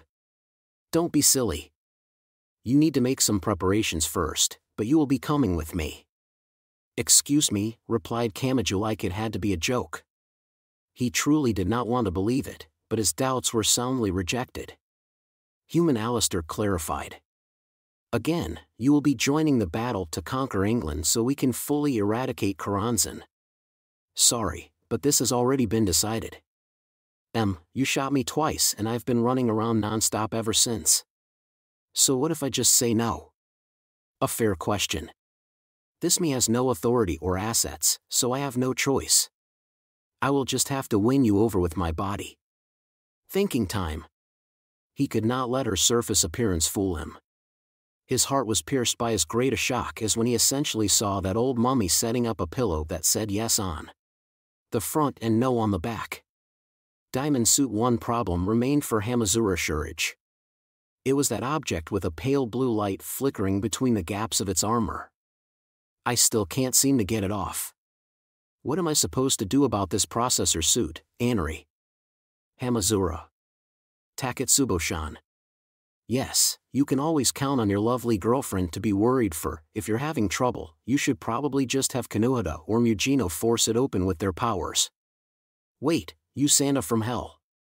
If I leave this to that human bulldozer and human tunnel boring machine, I'll be torn up into scraps along with this massive cutting-edge tech. I can just see them tilting their heads in confusion when a dark red liquid oozes out from the gaps and it stops moving. Hamazura and Taketsubo whispered to each other like a couple in love as they watched a cosplay woman in a bizarre combination of mourning clothes and cat ears cut across the hospital parking lot. Surely there's a lever or handle somewhere, said Taketsubo. I've searched all over and haven't found anything. Young lady? Don't crouch down between my legs like that. It makes for quite the visual from this angle. There's a small hole here. Only about a millimeter. Eh? There?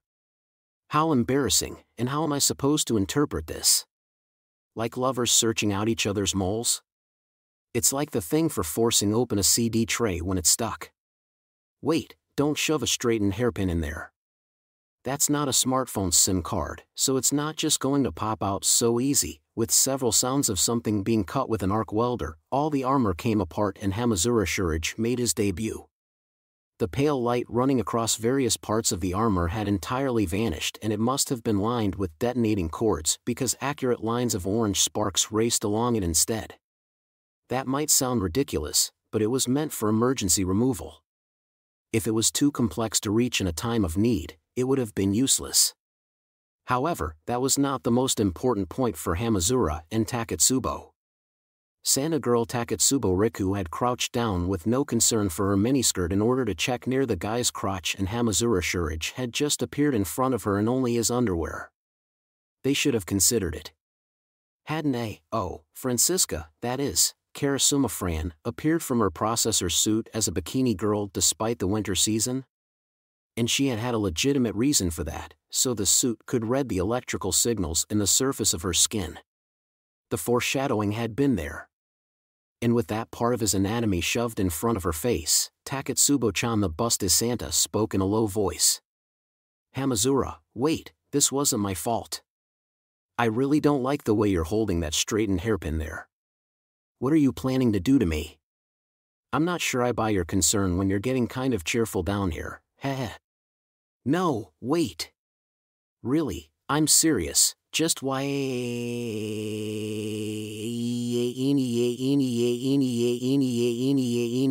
it. His screams echoed into the late-night sky. Diamond Suit Index and Karasuma Fran had been released from Karanzan's grasp, and Alistair had overcome many hardships to receive her daughter Lilith's life from Iwas. Case closed. They all lived happily ever after. That was how it looked, but the world was not so kind. Is that them? Someone stood on the asphalt as cold rain poured down through the December night. It was a white-haired and red-eyed monster.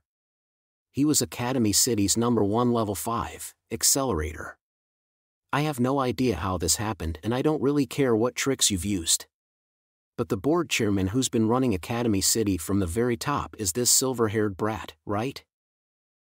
Hamazura Shurage also slowly walked over.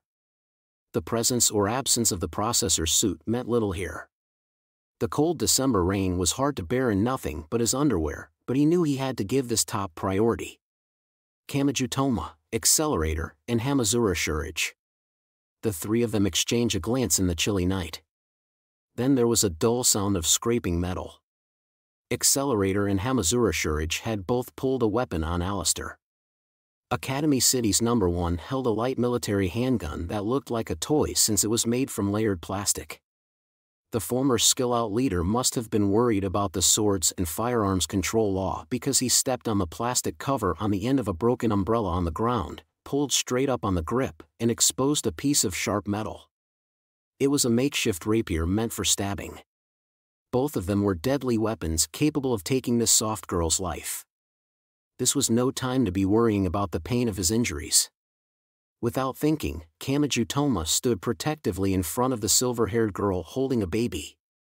Hey, what are you thinking? Answer me this, what reason do you have to protect them?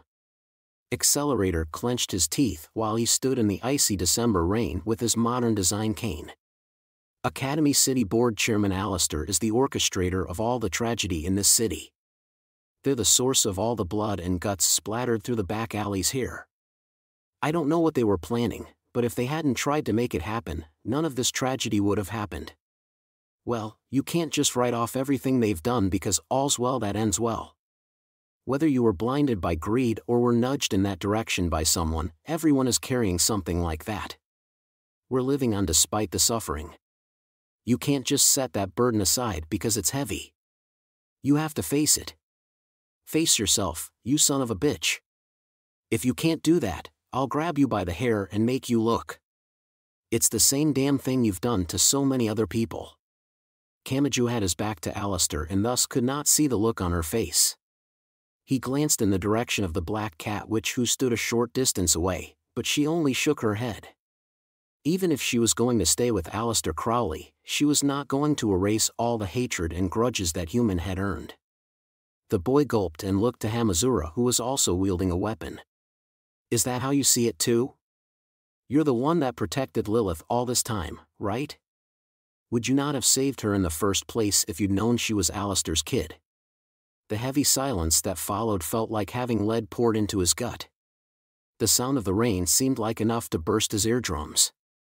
But finally, Hamazura Shurich moved while holding his makeshift rapier created by removing the protective plastic cover from the tip of a broken umbrella. He broke the already broken umbrella frame in half. And he shoved the two sharp ends toward Kamaji Toma and Accelerator's faces. They both glared intensely back at him, but he could not take it back now. He slowly took a breath and then spoke. I honestly don't care either way. You went this far when you don't even. Yeah, I'm fine being just one of the masses. It's not like I have the power to protect or destroy the world. All I have is one puny vote. But I'll use that vote to its fullest. I'll shove it right into the middle of your conflict. You're stuck at 50 versus 50, so I'll cast the final vote that decides the whole damn thing. The sweaty boy in just his underwear looked to the silver-haired girl behind Kamaju. I only have one demand. I want some kind of insurance other than the parameter list. File that was lost during the heat wave. I want some kind of amnesty that will protect me, Taketsubo, Item, and the others. Something that will protect us from the dark side. Say yes and I'll risk my life to protect you. Say no and I'll take in Lilith and let you die. Make your choice, board chairman. To repeat, Kamaju could not see Aleister's expression while standing in front of her. But there was clear mockery in the breath that reached his ears. How convenient for you. Is that your answer? But a demand has no value if you lack the ability to grant your end of the bargain. But fine. If you will follow me, then I will grant you your extraordinary request. Make sure to fight hard enough to make up for the part of your promise you cannot grant on your own. Then something happened that surprised even Kamaju. The silver-haired girl stepped out in front of the spiky-haired boy who had supposedly been her shield. She pushed Lilith into Hamazura's arms and then unhesitatingly walked right up to Academy City's number 1. This one step alone is not part of my plan. Look, this is the world outside the mastermind's wishes you so longed for. Welcome to the end of the children's rules. Now, what will you do? From here on, you cannot shift blame for any of your actions. You must bear responsibility for your own actions. With that in mind, let me ask you something. What do you want to do with that gun and your powers? You've convinced me of one thing. Accelerator's voice was even icier than the December rain. And that monster aimed the gun upwards as he spoke. There would be no point in doing anything now. I'll remind you what fear is. Only then will I settle this. As you wish. Did it make her a monster to bow so elegantly in front of that monster? It had all seemed ridiculous, so Kamaju had let a lot of it slide.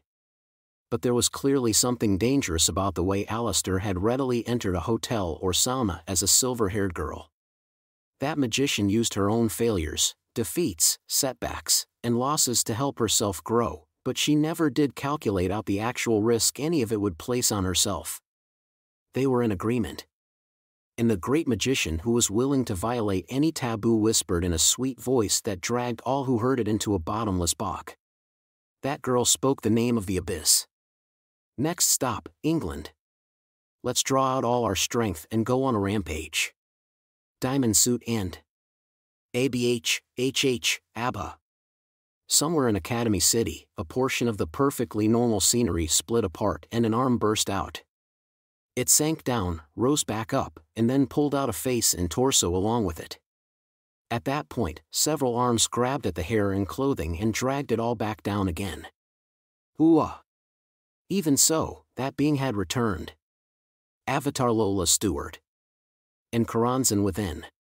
With multiple magic gods clinging to her like the sludge of a bottomless bog, she had taken one last large step to force her way back from World Rejector's shifted timeline. Oh, crap. We got carried away and played around a little too much. Oh, dear. This is not good. The crack has sealed back up. A modified mini China dress girl with pale skin and a sexy woman with bandages wrapped around her brown skin had been dragged up with her. Those two sounded panicked for once, but it was too late now.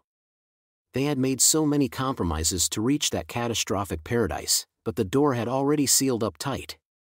Lola gasped for breath with them tangled around and clinging to her. And she sensed someone's gaze on her. Someone was looking down on her as she tried to gather her strength and stand up like a newborn fawn. Their appearance had entirely changed. The fact that they were now a young girl felt very immature. But Karanzan immediately saw through it. Alii, stir. Oh, would you look at that? It seems I have an absolute victory on my hands for once. How about I give you the throne of the needy while we are at it? I mean, with you back, Academy City is in a precarious position. It really is no laughing matter for me. Shut it, you hip-thrusting animal. Your failures and defeats change nothing. I am the one who watches it all and laughs. It's quite sad seeing a nude ape pointing and laughing at me. It doesn't even make me angry or exasperated. I just feel sad for you. Did you really think I would simply hand over Academy City if I could have predicted this would happen? Then something happened. With a deep noise, the lights illuminating the dark night were all extinguished. The great demon was dumbfounded and the humans sneered down at her. Yes, it was now Alistair's turn to laugh. She toyed with a stamp-sized flash memory card between her fingers. You tried to take control of the bank using Francisca, but it was Hamazura Shurage who ultimately gained the parent device. When he purged the whole thing without asking, I will admit I panicked and thought I had failed yet again, but that exposed the circuitry inside and allowed me to find the port for plugging in this flash memory. So I used that to send out a virus that shut down every last computer. Yes, that general word gets the idea across a lot better than a more specific one like malware or worm, doesn't it? Just like Holy Guardian Angel or Great Demon. Wah! You can't really give a virus an overall rank, but I feel confident calling this one the most brutally wide-scale there is since it brought down the entire network while Masaka Makoto's cyber attacks would only break through one targeted barrier. Yes, this affected both Academy City and all the cooperative organizations scattered around the world. Well, I left enough leeway for the medical and research equipment and to ensure the astronauts and the satellites aren't harmed. Yes, that means this blackout has not abandoned any of the badly injured, so don't worry about that. I made sure to build in a failsafe for that by basing it on field hospital construction techniques. I will do this right. So you only have to focus on lamenting your own bad luck. After all, this means all your research data and next-generation weapons are entirely unusable. What did that mean? Alistair savored the look of dawning realization on her archenemy's face. This is not something you can solve by brute forcing a random number table. Human or not, any mind but mine would need 20,000 years to fully eliminate this virus. Oh, and don't worry about Lilith's physical vessel. I can create that even without the equipment here. Now, then.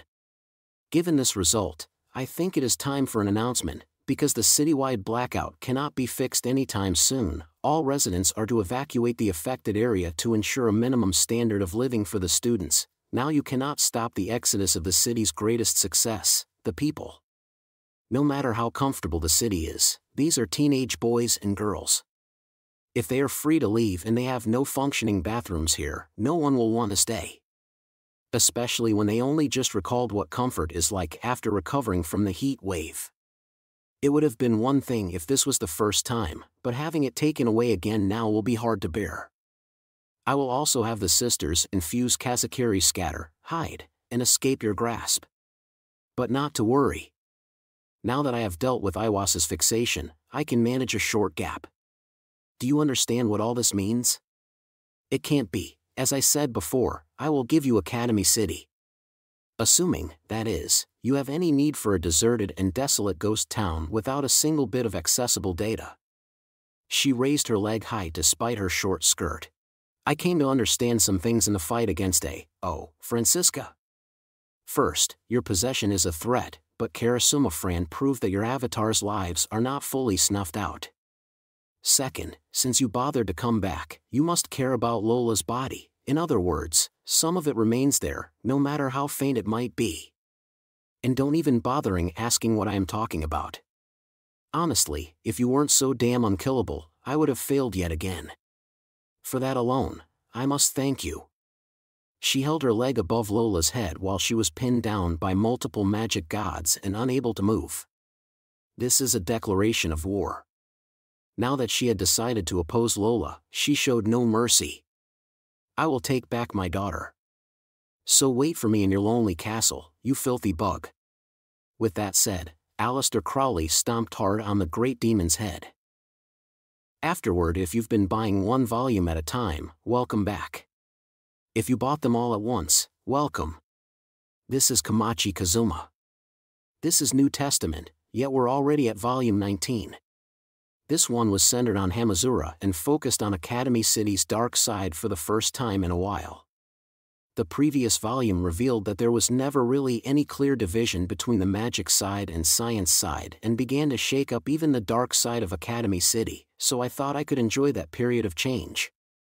I had Hamazura be the main character with Accelerator bringing the important points into focus and then having them both meet up with Kamiju and Aleister in the end. That last part would be the major difference between this and OT 15 and 19. I thought it would create a new sense of exhilaration if I made Academy City's dark side look isolated but then show how the root of it all was tied into the previous volume's story. What did you think of that? I worked hard to make sure that Hamazura's processor suit and Anari's assistance would look like something fun to use. By comparing it to a dance game and having him do incredible Chinese martial arts moves, I tried making it sound like Hamazura did not really understand what he was doing and was simply using the best words he could to describe his impression of it. I have already written AI characters with Mina Mathers in the previous volume and Maxwell in the free novels on my official site, but I tried to give Anari a unique personality as the silent girl. But she is different again from Abyss and Boo Boo, so I think the main point is that she has grown into a seemingly obedient but actually rather wild and rebellious AI that confirms the bathroom function in the interrogation room or refuses to give any advice because she does not want Hamazura to get along any better with the people around him. For Karanzan's minions, those two should have been the obvious examples once you knew Lola was behind it all. With Index and Francisca, I wanted to have them one-shot by something built up over the previous volumes instead of some new concept or weapon introduced in this volume. It would have been one thing if Hamazura had defeated her, but since Aleister was doing it, it kind of had to be like this. I give my thanks to my illustrator Himura-san, to my editors Miki-san, Ainen-san, and Nakajima-san, and to Kasai Shin-san who designed the processor suit. To think I would write a volume where the protagonist spends the whole time as a masked man. I think that restriction had to be even more difficult than Girl Aleister, Lola, Lilith, or Francisca, the Futokuchiyama. I am truly grateful that you keep putting up with the crazy things I do. And I give my thanks to the readers. Mina Mathers did not die when she should have, and Lilith herself went on a rampage. What did you think? Perhaps she should have been allowed to step down from the stage after everything was tied up so emotionally, but I thought this series Iwas would not allow that just because her surroundings had set everything up so perfectly. If you place his benevolence and malice on the scale, it would tilt just slightly toward benevolence. I hope you could accept this kind world. It is time to close the pages for now while praying that the pages of the next book will be opened. And I lay my pen down for now. But make no mistake, this series Iwas is not a particularly good person. Kamachi Kazuma, the contract was made. As Accelerator and Hamazura Shurich set out with their eyes on their respective objectives, Kamiju glanced toward the silver-haired girl in the rain. Aleister Crowley. Do you need something? No, Kamiju looked to that silver-haired girl holding Lilith in her blanket. I'm not trying to copy what Accelerator said, but I also think you could stand to remember what normal fear is like. Really? Well, I can't blame you. I have made a mess of your life for my own ends. No, not because of that. Alistair looked puzzled when Kamachi shook his head. And Kamachi Toma continued speaking to the silver-haired girl holding a baby. Otherwise, you can't hold your head high. From here on, it isn't just about your own learning. And you have to teach all that to Lilith as well. Right, board chairman? That was all. Kamachi walked over to where Index, Ophanis, and the others waited. The boy had his own objective in sight, so there was no hesitation in his gait. With Lilith in her arms, Alistair watched him leave. Without saying a single unnecessary word. Diamond suit, and now the stage shifts to England. Their target is Great Demon Karanzan's Achilles heel. Those boys are on the move to cut through it all.